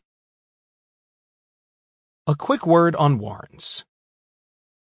If you liked leaps, in some ways warrants are even better. A warrant gives the holder the right to buy stock at a specified price for a set period of time. While similar to call options, warrants differ in two ways. First, warrants are issued by the underlying company. So 5-year warrants to buy IBM stock at $82 per share allow the holder to purchase stock directly from IBM at any time during the next 5 years at a price of $82. In contrast, listed call options represent contractual arrangements between investors to buy or sell a particular stock. The underlying company is not involved. The second difference between typical call options and warrants should be of more importance to you. At the time they are issued, warrants usually have a longer time to expiration than typical call options. Like leaps, warrants can extend for a period of years. Though leaps usually extend for no more than 2.5 years, the expiration date for newly issued warrants can be 5, 7, or even 10 years away. Some perpetual warrants, with no expiration date, have actually been issued. As with leaps, the investment merits of the underlying stock are the main basis for making a warrant investment. Given the benefits of leverage and protection offered by warrants over such an extended period of time, it is usually worth checking to see whether warrants have been issued by companies whose stocks appear attractive. Another quick word. Options and special situation investing. Warning: this section is for advanced students only, although compulsive gamblers are also welcome. The option markets can present special situation investors with an opportunity to make spectacular profits from a little-known market inefficiency. This is true even though for over 2 decades, elaborate computer models have been continually developed and refined to calculate the correct theoretical values for every conceivable type of option, including leaps and warrants. Given the amount of professional and academic firepower directed toward the study of options and other derivative securities, securities created to emulate or react to the movements of other securities, you might think that common sense and a pencil would be of little use. In reality, When it comes to investing in the options of companies undergoing extraordinary corporate change, special situation investors have a huge advantage over the high-powered quants. Read computer-wielding eggheads, or more accurately, rich computer-wielding eggheads. This is because, in many cases, option traders, including the quants, view stock prices as simply numbers, not as the prices of shares in actual businesses. In general, professionals and academics calculate an option's correct, or theoretical, price by first measuring the past price volatility of the underlying stock, a measure of how much the price of the stock has fluctuated. This volatility measure is then plugged into a formula that is probably some variant of the Black-Scholes model for valuing a call option. This is the formula used by most academics and professionals to value options. The formula takes into account the stock's price, the exercise price of the option, interest rates, and the time remaining until expiration, as well as the stock's volatility. The higher a stock's past volatility, the higher the option price. Often, however, option traders who use these formulas do not take into account extraordinary corporate transactions. The stocks of companies undergoing an imminent spin-off, corporate restructuring, or stock merger may move significantly as a result of these special transactions, not because historically their stocks have fluctuated in a certain way. Therefore, the options of companies undergoing extraordinary change may well be mispriced. It should be no surprise, then, that this is where your opportunity lies. Depending upon how large or how important a spin-off is relative to the parent company, the stocks of spin-offs and parent companies can move dramatically after a spin-off is completed. Since the date of distribution of spin-off shares is announced in advance, knowing this information along with some fundamental information about the underlying companies involved can give you a large edge over option traders who invest by the numbers.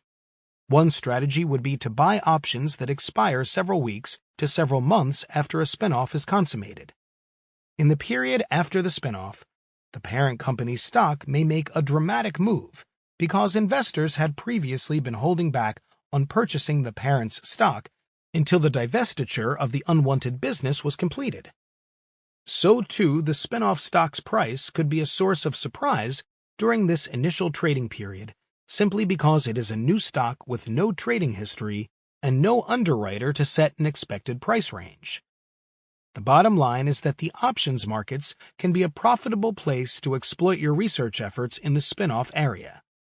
Specifically, you can apply both your knowledge of when a spin-off is scheduled to take place and your fundamental understanding of the underlying companies involved. Restructuring transactions and stock mergers can provide similar advantages to knowledgeable option investors. In restructuring situations, knowing the timing of crucial events in an ongoing program can help you choose the appropriate option expiration date for a call or put position. In many cases, the date of a significant distribution of cash or securities or the target date for the sale of assets can correspond to a significant price move in the underlying stock.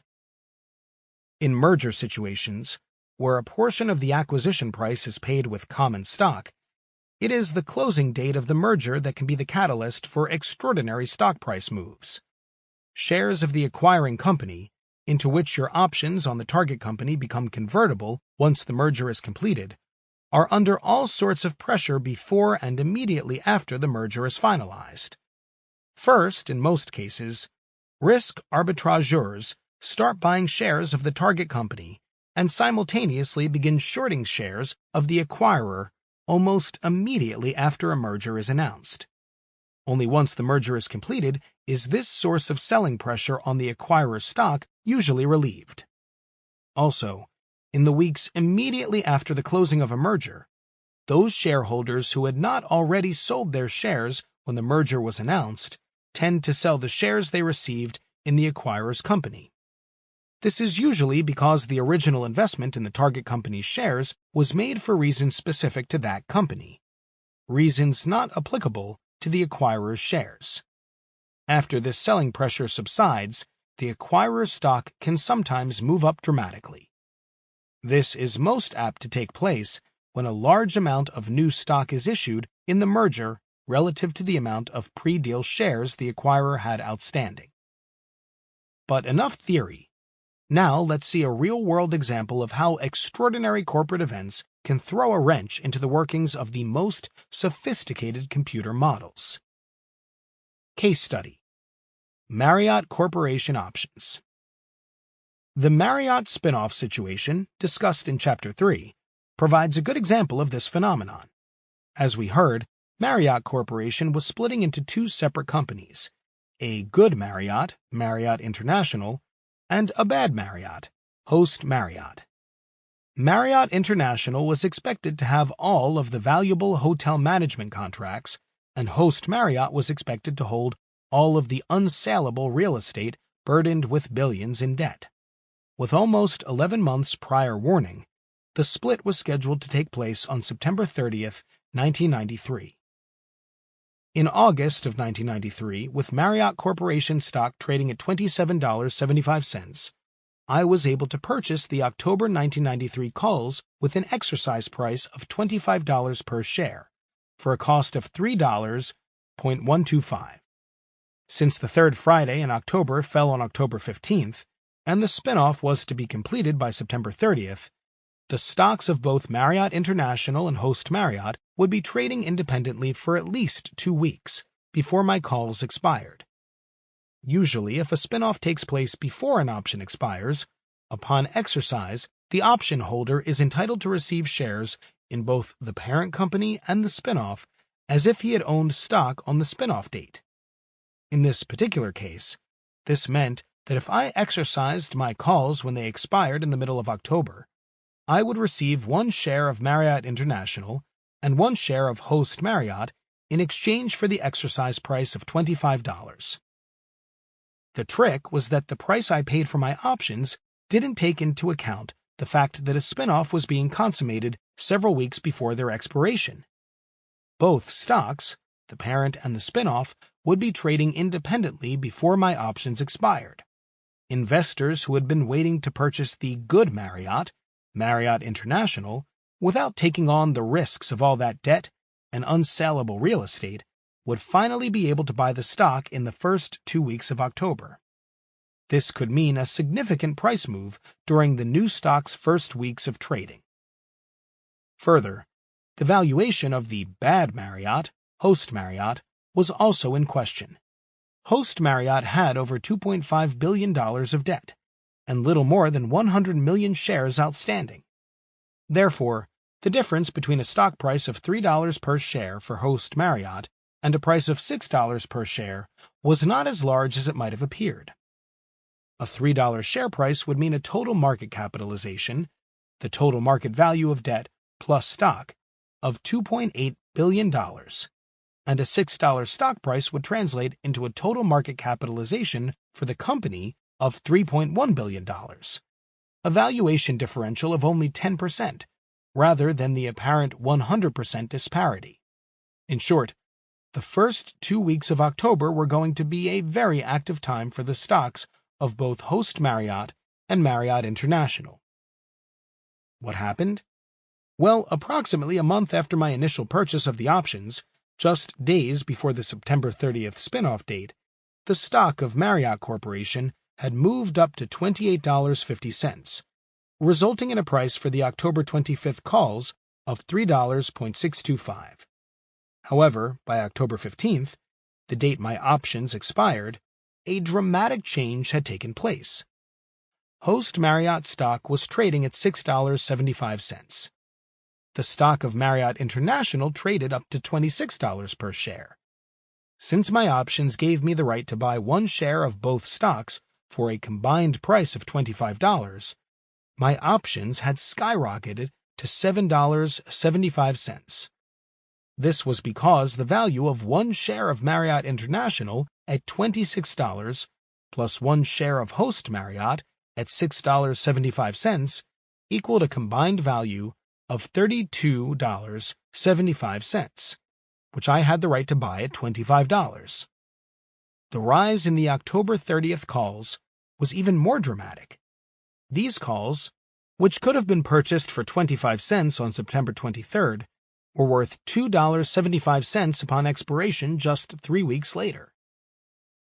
There is no way that plugging past price volatilities into a computer program could have predicted this dramatic move in the options of Marriott Corporation. See how a little work and a little knowledge can pay off?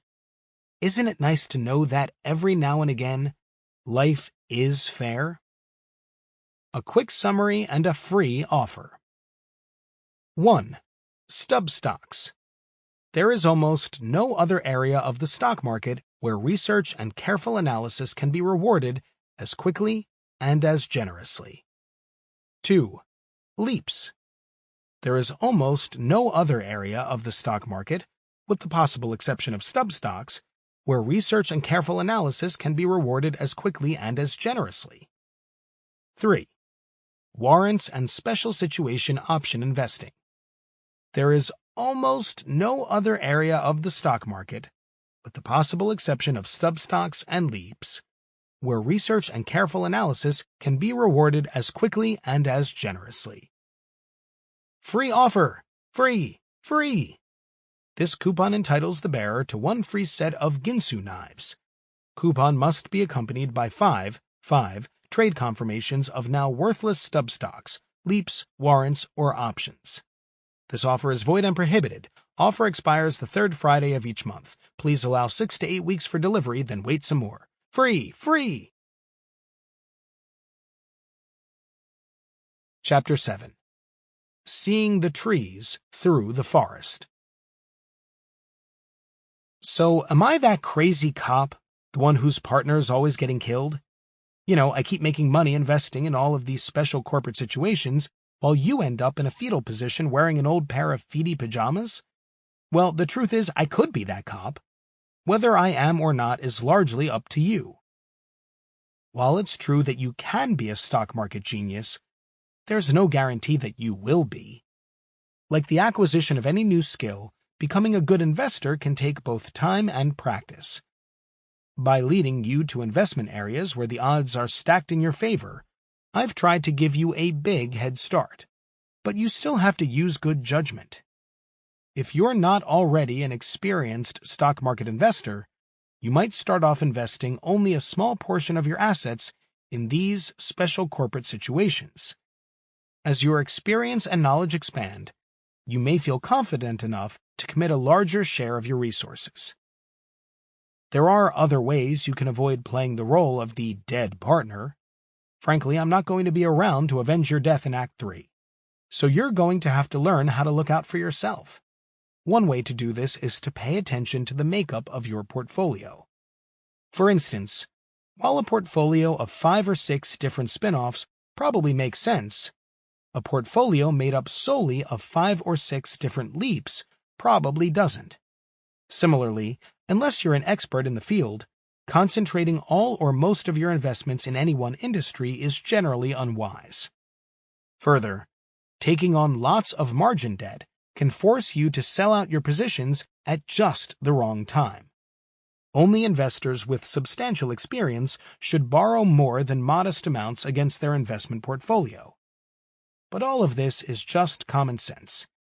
If you're short on common sense when it comes to investments, and you aren't willing to put in the time to get some, maybe managing your own portfolio isn't for you.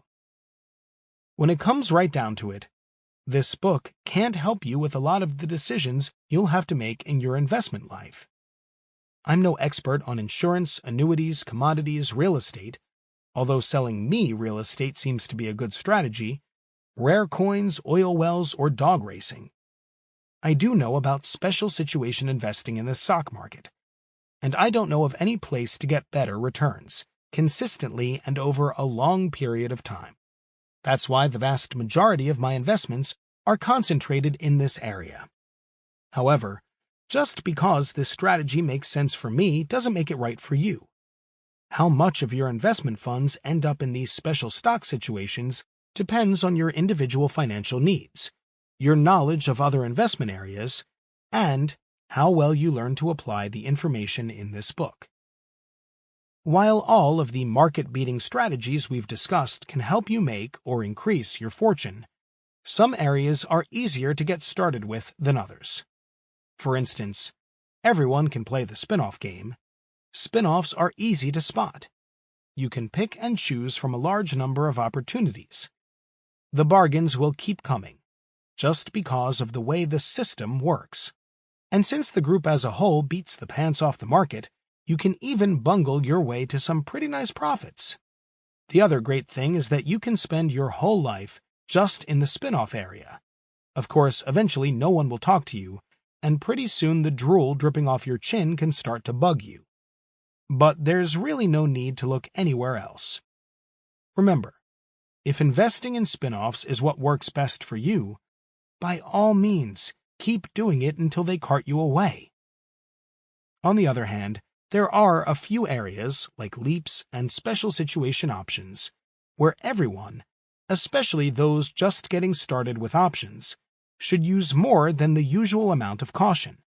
While even investing a small portion of your assets in these highly leveraged instruments can lead to a spectacular increase in the worth of your entire portfolio, options carry a particularly high degree of risk.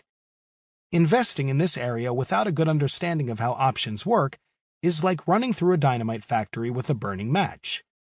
You may live, but you're still an idiot. No matter where you choose to get started, keep in mind an entire portfolio won't materialize overnight. However, even if you only spot an attractive situation every 2 or 3 months, you should still be able to build a respectable portfolio of special investment situations within approximately a year. At that rate, over a 2-year period, you'll probably have made 8 to 10 different investments, although a lesser number are likely to be in your portfolio at any one time. Under normal circumstances, you won't end up with a portfolio of just merger securities or orphan stocks or companies going through a restructuring. If you are truly going to pick your spots, sticking to the situations that you understand well and that offer extraordinary risk-reward characteristics, 1 or 2 good opportunities from each of these areas will be a more typical experience. As I mentioned earlier, spin-offs are a different story. In recent years, there have been so many opportunities in the spin-off area that it would be possible to create an entire portfolio of just spin-offs, especially if you throw in some parent companies too. So finding 3, 4, or even 5 of these situations over a 2-year period should pose little problem. While you'll have even more opportunities to invest in leaps, since leaps are always trading on hundreds of companies, investing more than 10 or 15% of your portfolio in these instruments at any one time would, because of their leveraged nature, almost always be ill-advised. Here's another way you can play. You don't have to make up your entire portfolio out of these special corporate situations. Maybe you have another strategy that works for you. Let's say you're a Ben Graham fan. You don't want to put in the time or effort to pick individual stocks, but you still have a hankering to beat the market. Putting together a group of 15 or 20 stocks that trade at low prices relative to their book value, and also at low price cash flow ratios, will probably do the job. If you pepper this portfolio with the occasional special situation investment, accounting for maybe 20 or 30% of the total pie, you can still get very satisfying results.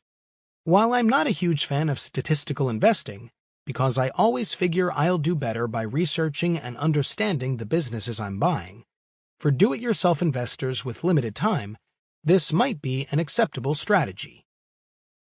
But however it happens, let's assume you're hooked. Special situation stock investing is the thing for you.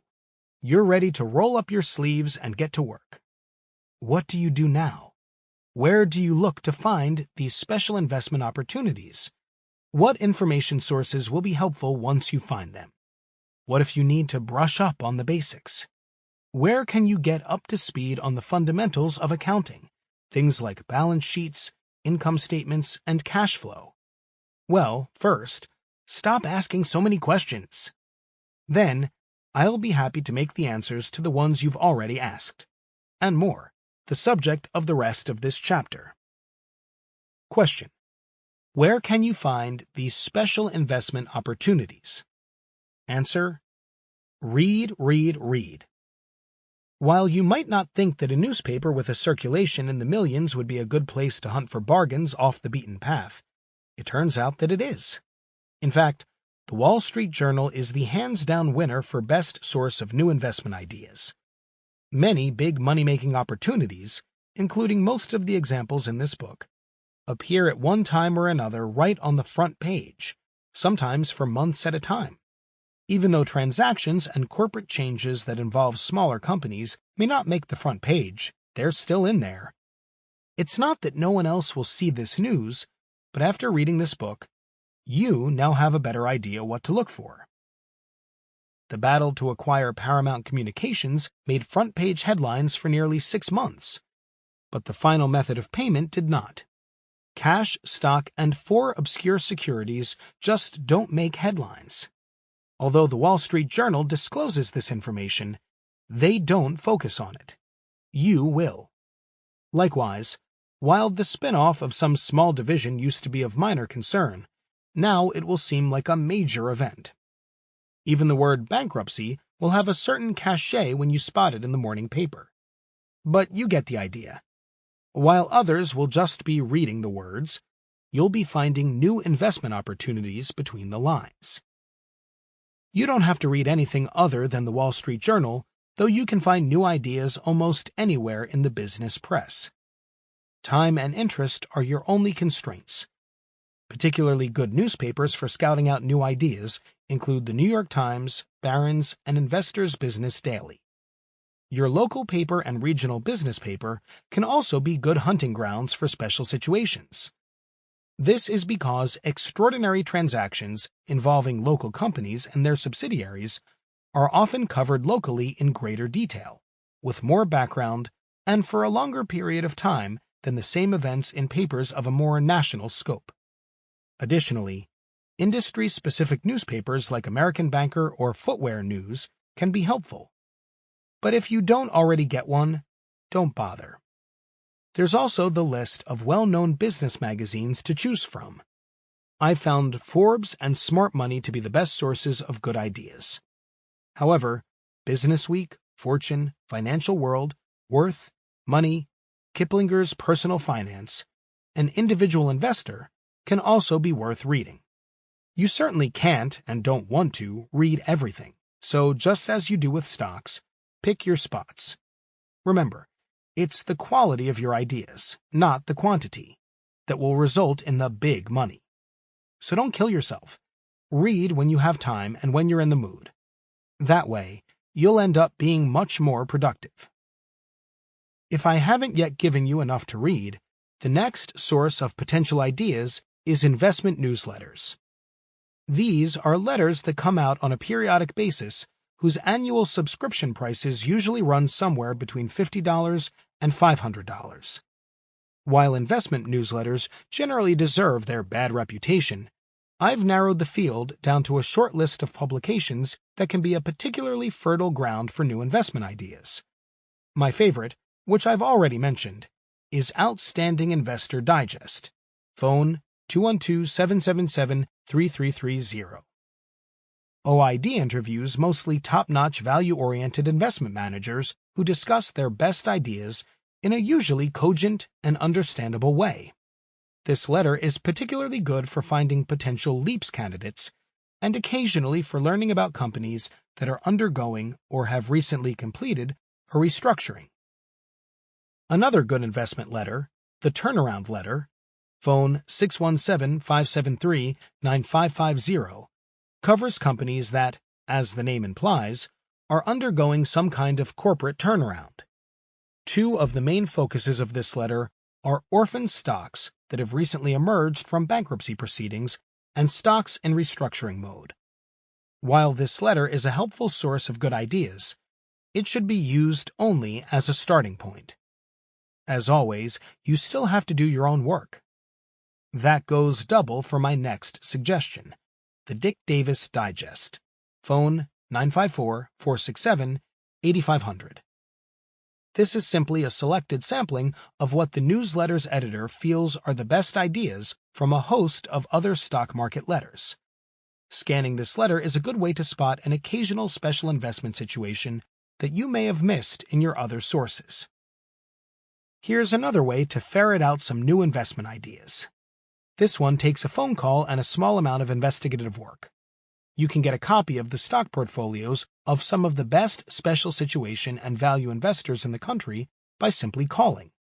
The prospectuses for the funds in one of the top mutual fund groups in the United States, the Franklin Mutual Series funds, phone 800-448-3863, can be an excellent hunting ground for ideas. About 25% of this fund group's portfolios concentrate on companies undergoing extraordinary corporate changes. Michael Price, who manages the funds, is a well-known and outstanding value and special situation investor. Of course, you'll still have to look through a rather extensive portfolio to figure out which securities were purchased as a result of a past or pending significant corporate event. Concentrating on those special situations that are still close to Mr. Price's average cost, disclosed in the prospectus, might be a good place to start. Marty Whitman's Third Avenue Value Fund, phone 800-443-1021, provides similar opportunities for investors to pirate good ideas. Mr. Whitman is a longtime Wall Street pro who specializes in value-oriented investment situations that are unique and off the beaten path. The newest fund on the list, the Bzina Focused Value Fund, phone 800-385-7003, is run by Richard Bzina, the former director of U.S. equities at S.C. Bernstein & Co. As this fund concentrates mostly on out-of-favor large capitalization value stocks, it can be an excellent source for good leaps ideas. Mr. Bzina's 3 or 4 largest holdings, position size is also disclosed in the prospectus, would probably be a good place to start. Note, while I do own shares in Mr. Bzina's firm, since I'm telling you to steal his best ideas, I'm hoping any potential conflicts even out. The concept of choosing from a pre-selected list of stocks makes sense, especially when those stocks already sit in a top investor's portfolio. But remember, you only need one good idea every once in a while. It's better to do a lot of work on one idea than to do some work on a lot of ideas. Whether you go prospecting for ideas in the Wall Street Journal or in the portfolios of a mutual fund, most of the time, even after you've researched a situation, you'll still come up dry. Maybe a particular investment situation won't offer you the margin of safety you need. Maybe it won't have the upside prospects you'd like. But mostly you'll come up dry because you don't understand the specific situation, the company's industry, the competition, or the effects of an extraordinary change. But that's okay.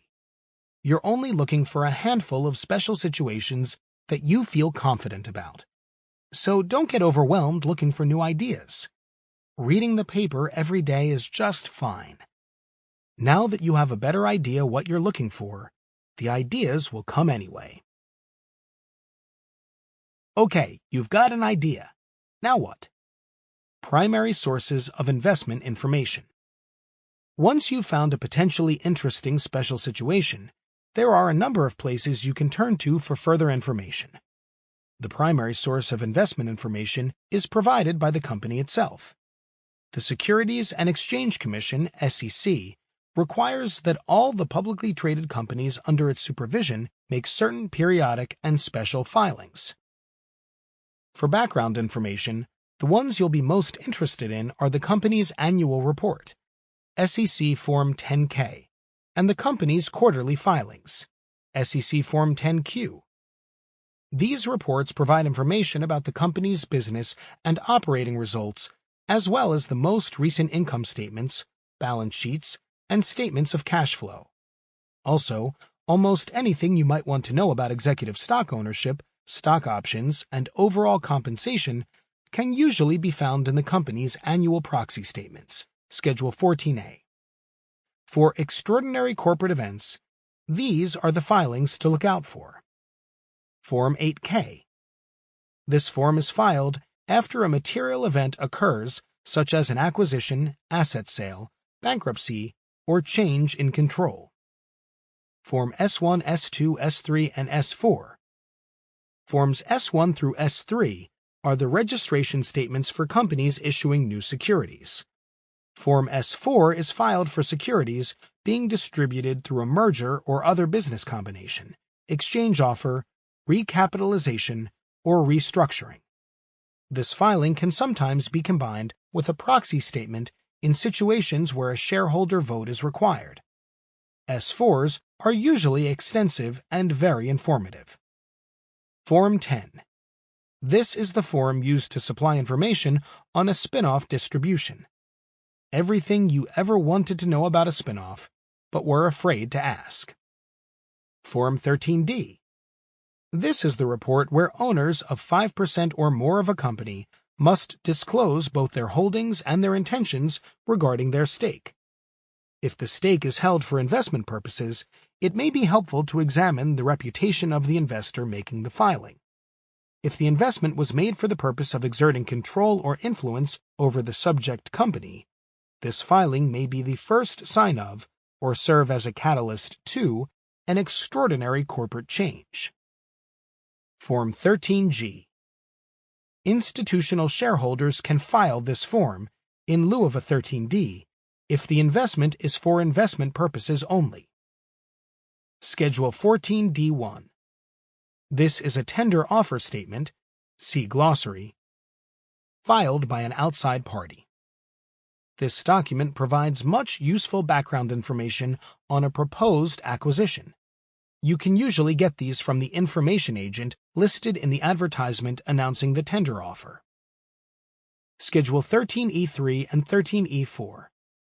The 13E3 is the filing used for a going private transaction, such as the super right transaction in Chapter 4. The 13E4 is the tender offer statement when a company is buying back its own shares, used in the General Dynamics self-tender in Chapter 5. Remember, both of these situations can be quite lucrative, and the disclosures are even more extensive than usual, so read carefully.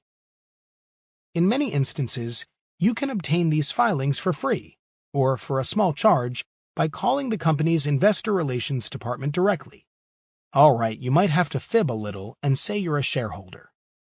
However, all of these filings are now available free of charge over the Internet through the Edgar system. Every company is now required to file its disclosure documents electronically through the Edgar system. Edgar is an acronym for Electronic Data Gathering Analysis and Retrieval. These filings are available through 2 free websites within 24 hours of their original filing with the SEC. This should be perfectly fine for almost all of your needs.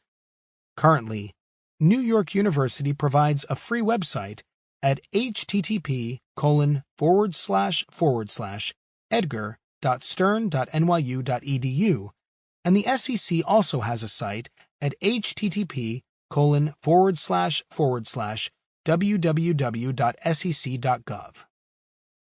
New services and information sources are being added to the online world each day. Luckily, for $49.95 per year, or $29.95 per year for print subscribers, the journal's website at www.wsj.com provides everything you need.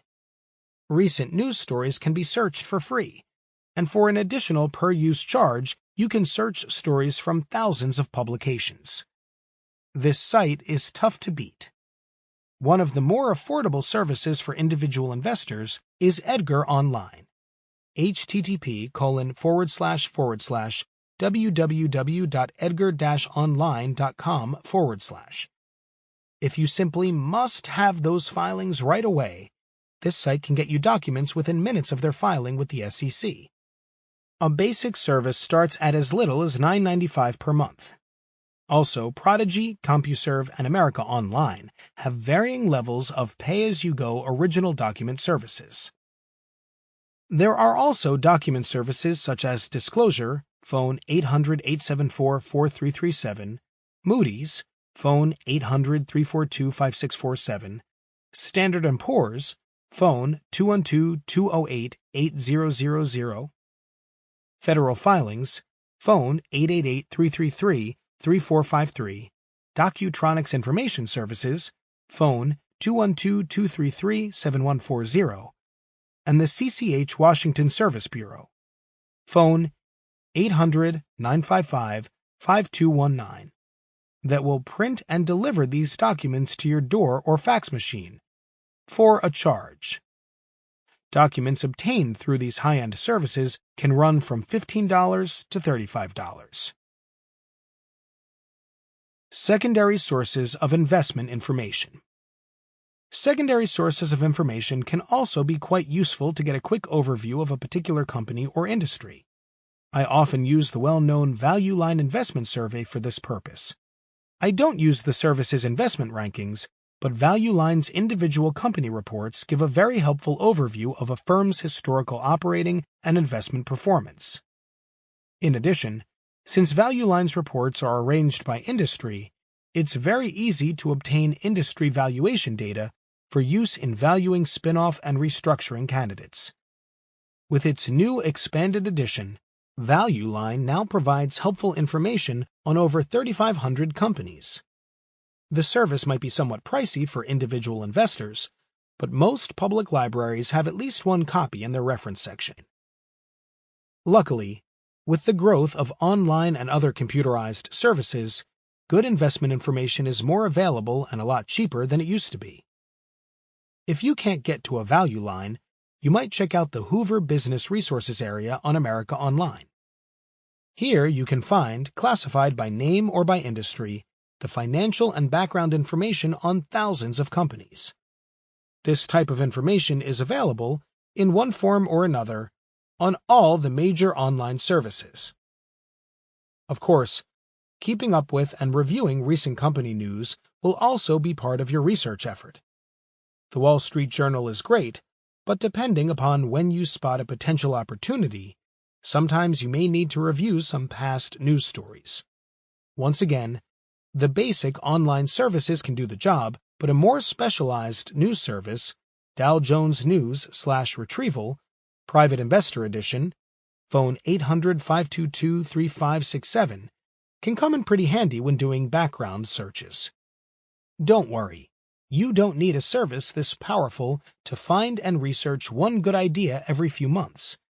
But if you're really hooked on these special situations, at $29.95 per month for unlimited evening searches of the Dow Jones Newswires, the Wall Street Journal, Barron's, and hundreds of other publications, it's tough to beat. Another helpful service gets delivered to your fax every morning. This one's good for both keeping you current on your positions and alerting you to new opportunities. A service called Heads Up from Individual Inc., phone 800-414-1000, can send you a brief summary of news stories affecting your areas of interest. For instance, you can get the day's top stories on topics like corporate restructuring, mergers and acquisitions, and corporate bankruptcy news. This service runs about $30 a month and is also available over the Internet. But once again, you don't need any of these bells and whistles. The Wall Street Journal, a phone to call for company information and news releases, and a library card can do the trick. In most of these cases, you'll have plenty of time to do your work. If a situation is moving so fast that a couple of hours or days make a difference, it's probably not for you.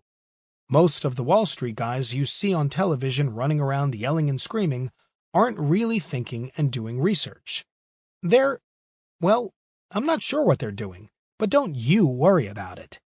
The important thing is to stick to the few situations that you have time to research and understand. Question: what if you need some brushing up on the basics? Where can you get up to speed understanding the basic financial statements? As my father always says, figures don't lie, but liars can figure. So when it comes to reading balance sheets and income statements, if you want to look out for yourself and you're a little weak on the basics, it's probably a good idea to do a little brush-up work. Nothing major is required. You can get a good enough understanding of balance sheets and income statements from any of the following good but short primers: How to Read a Financial Report by John A. Tracy, How to Use Financial Statements by James Bandler, and How to Read Financial Statements by Donald Weiss. This pamphlet-sized book is published by the American Management Association and costs about $4. Fortunately, my favorite book in this area has just been reprinted. The book, Interpretation of Financial Statements by Benjamin Graham, is an extremely thin volume of just what you need to know. While it doesn't really matter how you learn the basics, if you can get your hands on a copy from a library or used book service, it might be worth the effort. What's all this about cash flow? What is it? Why should you care? How can you get some? Cash flow is a term investors define in many different ways. The cash flow measure that I find to be most helpful when analyzing companies is what some people refer to as free cash flow. In most cases, free cash flow gives you a better idea than net income of how much actual cash is flowing through a company's doors each year.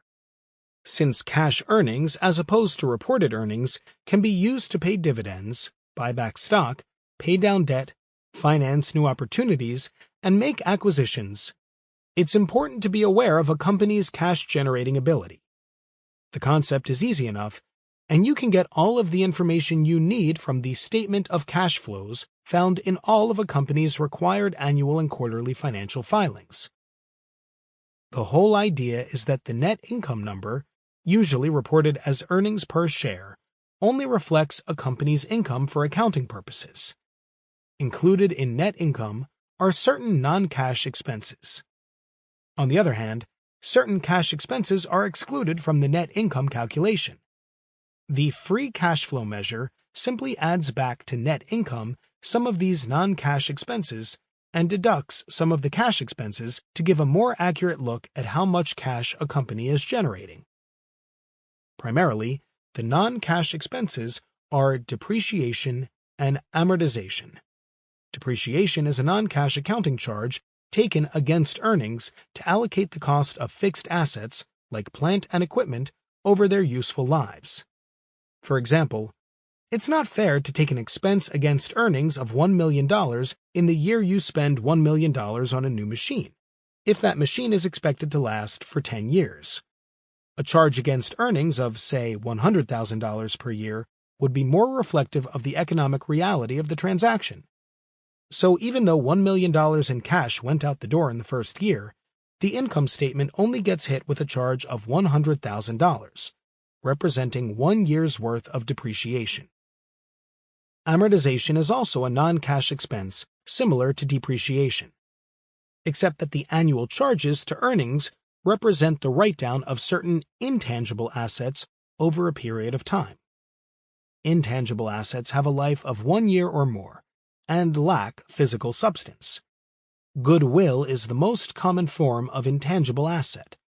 It usually arises as a result of the purchase of a business for a price greater than that company's identifiable assets.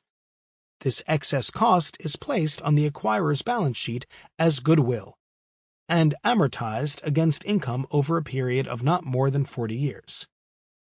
In many cases, as long as the earning power of the acquired business doesn't decrease over time, the amortization charge that is deducted from a company's earnings is merely an accounting fiction. That's why I'm about to add it back to net income. To calculate free cash flow in its basic form, you would 1. Start with net income, 2. Add back the non-cash charges of depreciation and amortization, 3. Then subtract a company's capital expenditures, which usually represent cash outlays for investments in new plant and equipment. The result is a measure of how much free cash flow a company generated that year. The calculation sounds like this. Net income $20 plus depreciation $6 plus amortization $3 equals $29, minus capital expenditures $5 equals free cash flow $24. Notice how in this example the free cash flow number is 20% greater than the net income number. If, over a period of years, free cash flow were consistently higher than net income, it might be reasonable to rely on the free cash flow number rather than the net income number when figuring out the company's value, i.e., the company would be viewed in terms of a multiple to free cash flow, rather than in terms of the more commonly used multiple to earnings or PE. Conversely, if a company's free cash flow were consistently lower than net income, and this was not due to a big expansion which required large amounts of capital spending, it might be better to use the more conservative free cash flow number for valuation purposes. There are several reasons why a company's free cash flow may differ from its reported earnings. One reason is that depreciation, an annual charge based on the historical cost of fixed assets, might not accurately reflect the ongoing annual cost of replacing a company's plant and equipment. The cost of replacing this physical plant and equipment may have gone up each year due to inflation.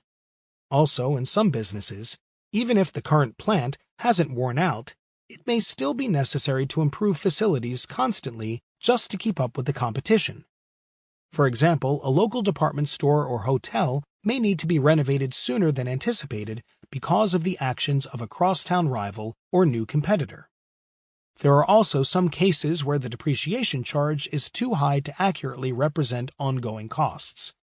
Sometimes technological advances lower the costs of replacement equipment. In other instances, old equipment may last much longer than had been anticipated by the depreciation schedule. In all of these cases, examining the differences over time between annual depreciation, an accounting estimate of costs, and capital spending, the actual cash cost, can lead you to favor the free cash flow measure over earnings. Once you add back the non-cash charges for amortization, the argument for using free cash flow gets even stronger. Since in most healthy businesses, amortization is an accounting fiction, it is important to add back the annual amortization charges to get a true picture of a company's cash-generating ability. In cases where annual amortization charges are large, free cash flow is usually a far superior measure of a company's earnings power. You may recall that this was true in the case of Home Shopping Network's group of television stations, which were later spun off into Silver King Communications. One more point. If a company is growing quickly, a high level of capital spending, and therefore a depressed free cash flow number, is not necessarily bad news.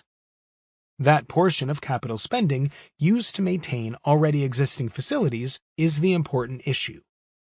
Although a few companies disclose the breakdown between maintenance capital spending and capital spending for expansion, usually you must call the company to get this information.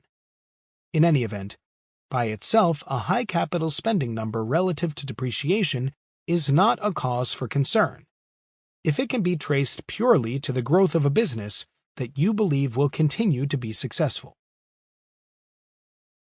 Are there any other investment books worth listening to? No. Just kidding. There are no books that I would recommend that exclusively discuss the special investment situations found in this book. However, there are books that can give you excellent background information on the stock market and on value investing. All of this information can be helpful when applied to investments in the special situation area. So, if you have the time and the inclination, here is a list of my all-time favorites. David Dreman, Contrarian Investment Strategies, The Next Generation. New York, Simon & Schuster, 1988. Benjamin Graham, The Intelligent Investor, A Book of Practical Counsel. New York, HarperCollins, 1986. Robert Hagstrom, The Warren Buffett Way, Investment Strategies of the World's Greatest Investor. New York, Wiley, 1994. Robert Haugen, The New Finance, The Case Against Effective Markets. New York, Prentice Hall, 1995. Seth A. Klarman, Margin of Safety. New York, Harper Business, 1991. Peter Lynch and John Rothschild, One Up on Wall Street. New York, Simon & Schuster, 1993, and Beating the Street, New York, Simon & Schuster, 1994. Andrew Tobias, The Only Investment Guide You'll Ever Need, Revised and Updated Edition. New York, Harcourt Brace, 1996. John Train, The Money Masters, New York, HarperCollins, 1994. Chapter 8. All the Funds in Getting There. One of my favorite hobbies is sailing. No racing, no destination, just being on the water and sailing. There are faster ways to move on the water. The technology has been out of date for centuries. Certainly, there are easier ways to get from one place to another. The ratio of hard work to distance traveled is great. The point, though, is not to go anywhere in particular. I always end up just where I started. The point for me is to enjoy and make the most of the journey. All the fun, as the saying goes, has to be in getting there, because there is no there. To be a successful investor over the long term, you must also pretty much enjoy the journey. Warren Buffett and Peter Lynch long ago surpassed any reasonable level of savings required to ensure that those near and dear to them would be provided for. They clearly enjoy the challenge of investing.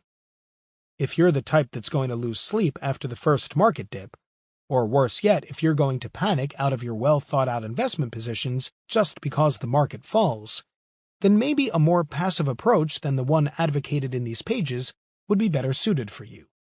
In fact, if you're not going to enjoy the game, don't bother.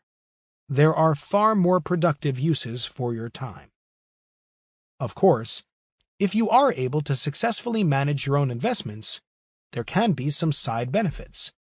While everyone knows what money can't buy, there are obviously things that money can buy: a sense of security, a comfortable retirement, and an ability to provide for your family. Even from a religious standpoint, money doesn't have to be such a bad thing. In fact, if it's used to help others, money can be a very positive force. Some people, include the renowned 18th century economist Adam Smith in this group, believe that when you pursue your own self-interest, the whole of society benefits. In the stock market, the buying and selling of stocks creates a market for corporate equity and ultimately provides a vehicle for productive businesses to raise capital and expand. While true, this kind of thinking can only go so far. Betting keeps the cashiers employed at the racetrack, but somehow I doubt that Albert Schweitzer pursued this particular style of altruism. There may be a higher and better use for most of your time. While to many time is money, it's probably more universal to say that money is time. After all, time is the currency of everyone's life. When it's spent, the game is over. One of the great benefits of having money is the ability to pursue those great accomplishments that require the gifts of being and time. In fact, you can't raise a family or make your contribution to society without these gifts. So while money can't buy you happiness or even satisfaction, it might buy you something else. If viewed in the proper light, it can buy you time. The freedom to pursue the things that you enjoy and that give meaning to your life. This book was meant to be viewed on many different levels. You'll see what I mean if you take it on an elevator. If you're an investor who already has substantial stock market experience, hopefully it has opened up whole new areas of the investment world to you. In many ways, your work should be easier now that you know where to find those special places where the investment odds are so dramatically tilted in your favor. After listening to this book, you should also have a better idea what to look for once you get there. For the novice, I hope that this book has served as a first step and as an inspiration. If the opportunities described in this book sound enticing, rest assured that most of the areas covered are not beyond the grasp of the average investor. You don't have to be a genius, but you do need a basic understanding of financial statements, some common sense, and the patience necessary to gain experience. As I've said all along, it will take some work and some effort, but this knowledge should be comforting to you. If everyone could take advantage of the investment methods described in this book just by showing up, then you probably couldn't expect to achieve extraordinary results. What will set you apart from the crowd will be the same thing that will cause most investors to fall by the wayside. The barrier to stock market success isn't exceptional brainpower, unparalleled business savvy, hey, I still own sea monkeys, or uncommon insight. The secret, now that you know where to look, is in simply doing a little extra work. When you think about it, this seems quite fair. While it can't be said that life is always fair, in most cases and over the long term, the stock market is. Despite being a card-carrying contrarian, I agree with the now widely accepted wisdom that for most people stocks are the investment vehicle of choice.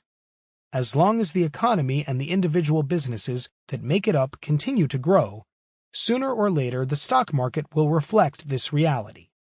That doesn't mean that in every period the stock market will provide superior investment returns.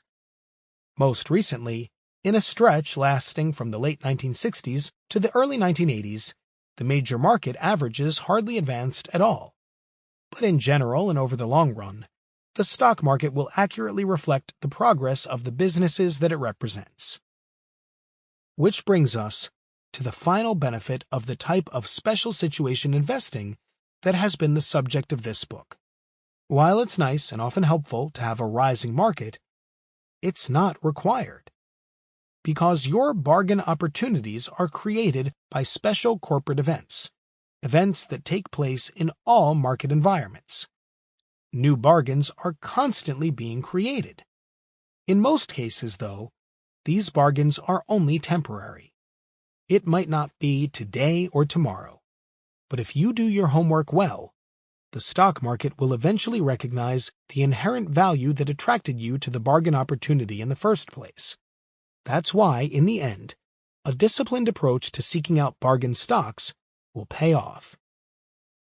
The idea behind this book was to let you know about a snowball sitting on top of a hill, to provide you with a map and enough rope and climbing gear so that you can reach that snowball.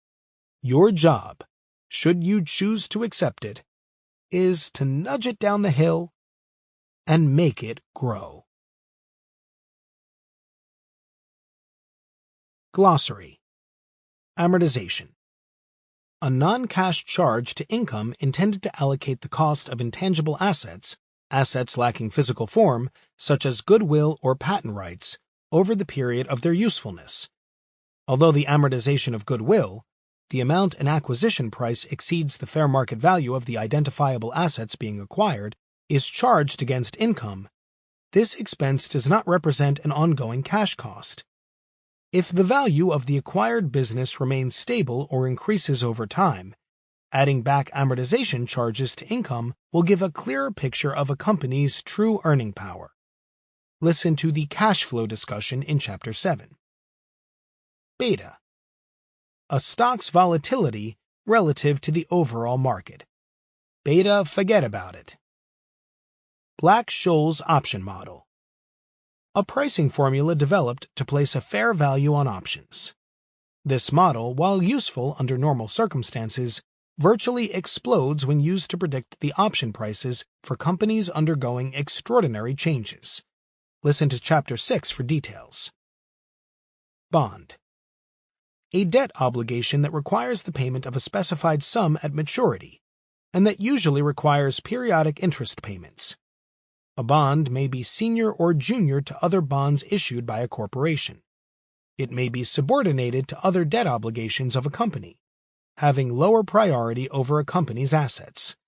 It may be a secured bond, backed by collateral, or an unsecured bond, not backed by collateral, usually referred to as a debenture. A bond can be convertible into other securities or be a zero-coupon bond, requiring only the payment of principal upon maturity.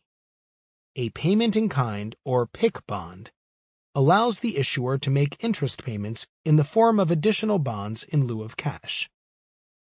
Book value per share. The value of a company's equity is carried on its balance sheet divided by the number of shares outstanding.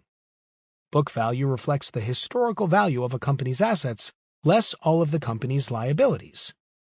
Tangible or hard book value excludes the carrying value of a company's intangible assets, such as patents and goodwill. A strategy of buying stocks at low prices relative to their book values has been shown to consistently beat the market. Capitalization. See market capitalization. Capital spending. The purchase or improvement of fixed assets, such as plant and equipment. Capital expenditures are generally depreciated over their useful life, while repairs are expensed in the year made.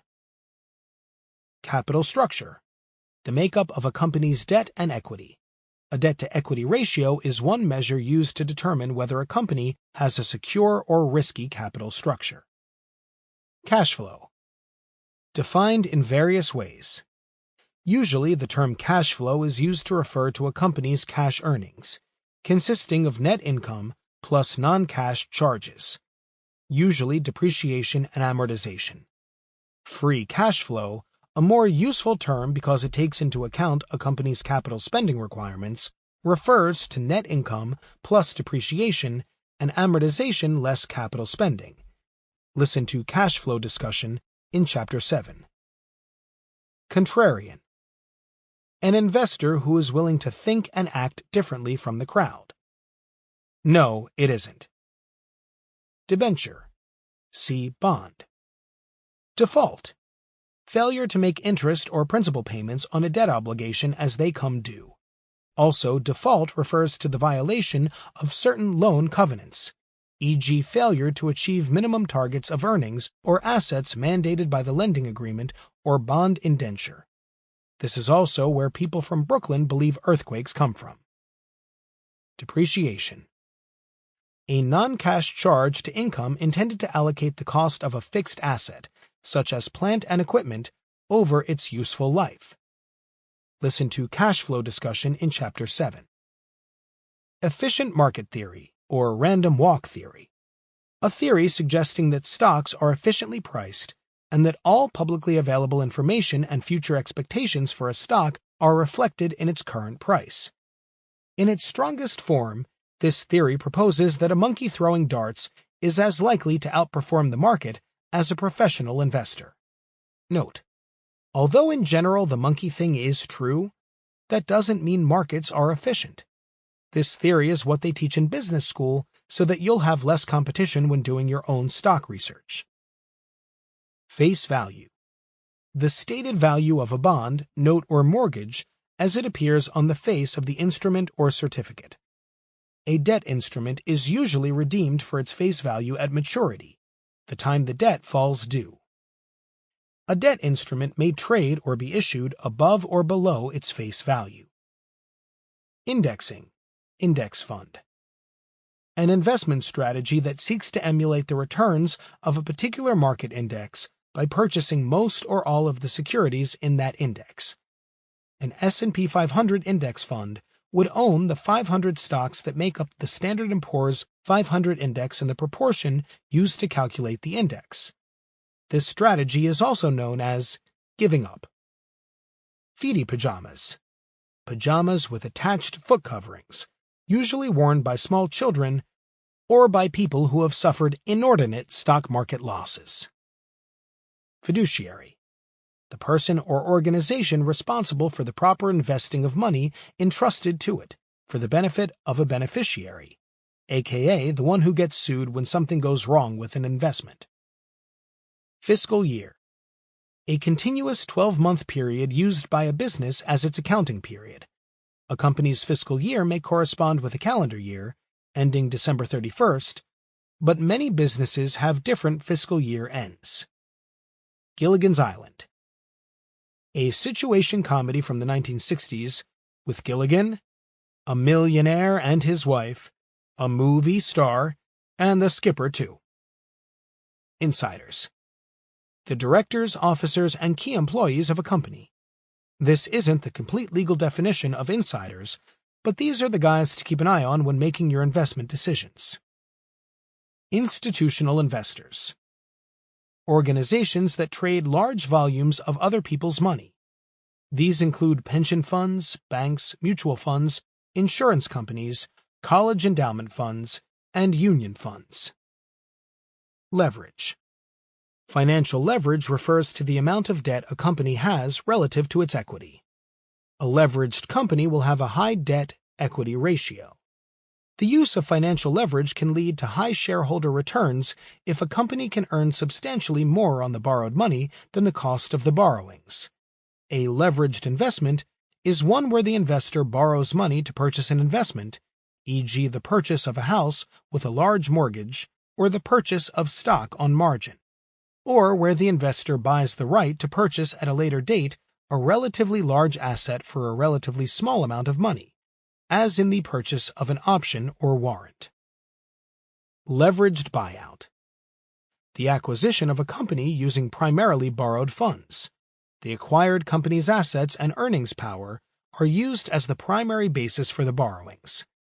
You can effectively buy stock in a publicly traded leveraged buyout by investing in stub stocks, leveraged spin-offs, and an occasional merger security. Liquidity.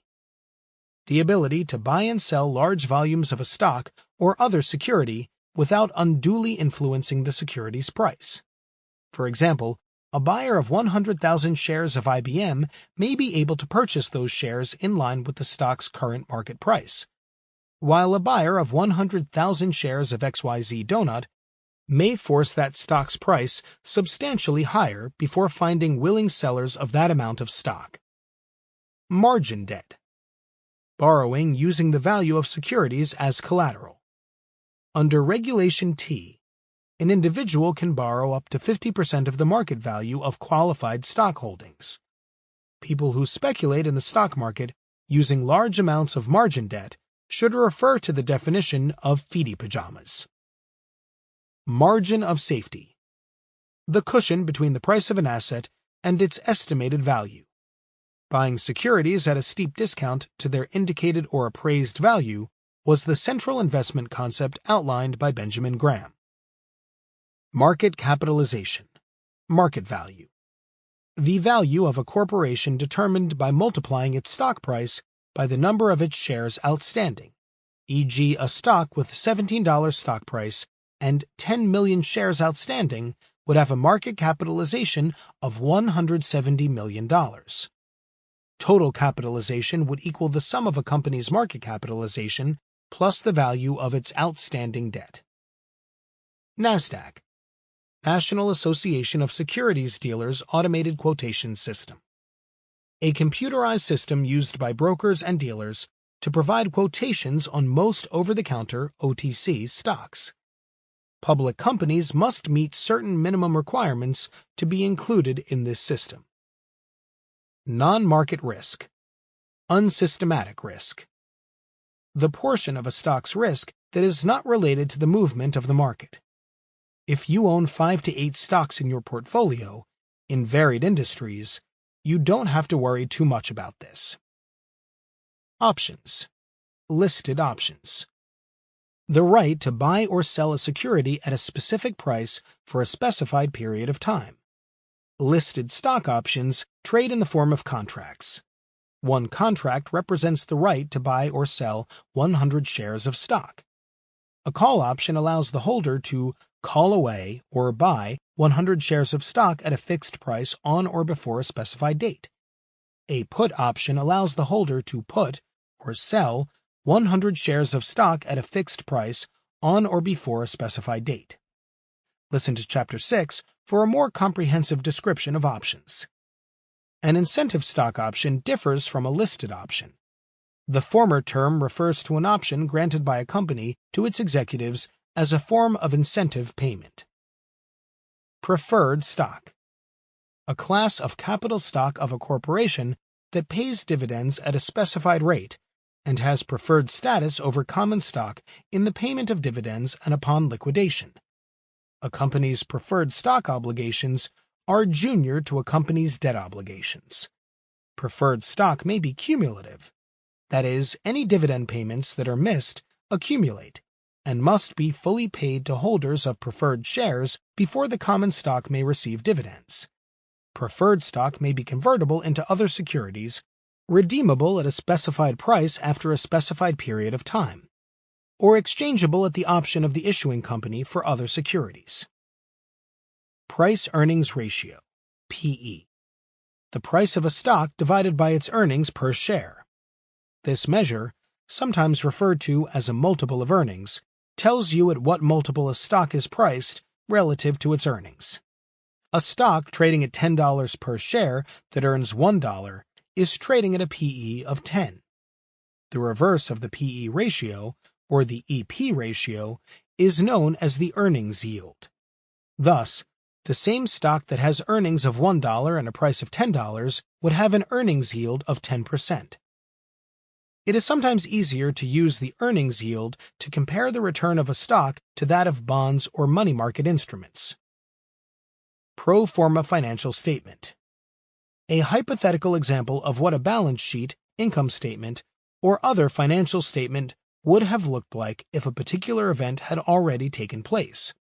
For example, a pro forma income statement might show what a company's earnings would have looked like if a merger had been completed at an earlier date. Proxy statement. A document containing certain information required by the Securities and Exchange Commission to be provided to shareholders before they vote on major company matters. For example, a proxy statement is distributed to shareholders before directors are elected and before a merger is completed. Random walk theory. See efficient market theory. Risk arbitrage. The purchase of stock in a company that is subject to an announced takeover, sometimes accompanied by the sale of stock in the proposed acquirer. Why are you listening to this? I told you not to try this at home. Securities and Exchange Commission, SEC filings. The disclosure forms and schedules that public companies are required to file with this government agency. These include periodic reports of financial results as well as disclosures of material company developments. Short sale.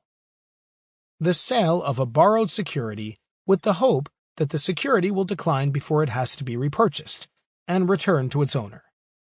This can also refer to an opportunity to make a bargain purchase of pants for warm weather use.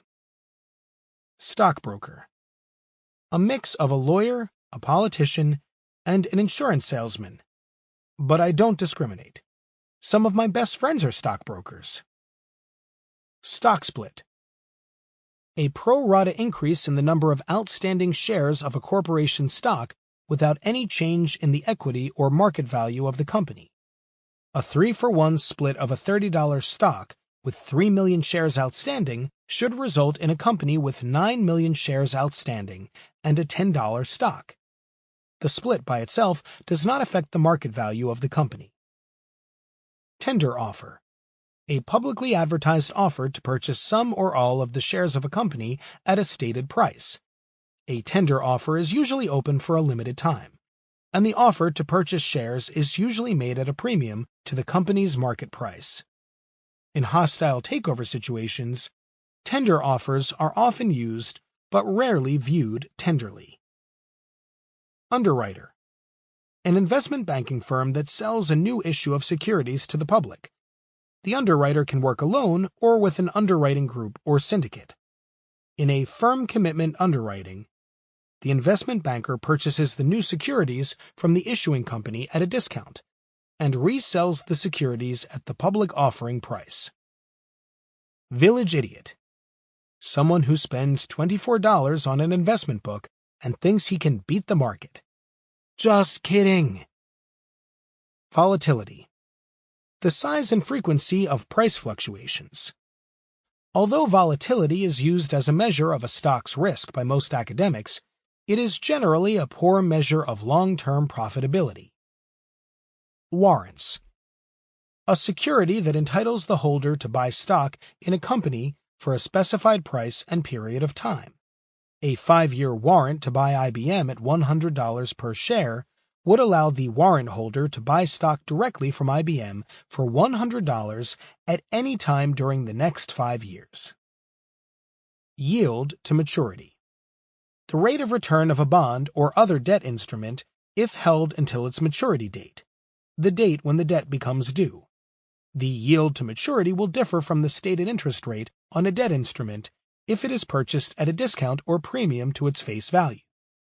For example, a 10% bond maturing in 10 years that is purchased at 80% of its face value, has a yield to maturity of 13.74%,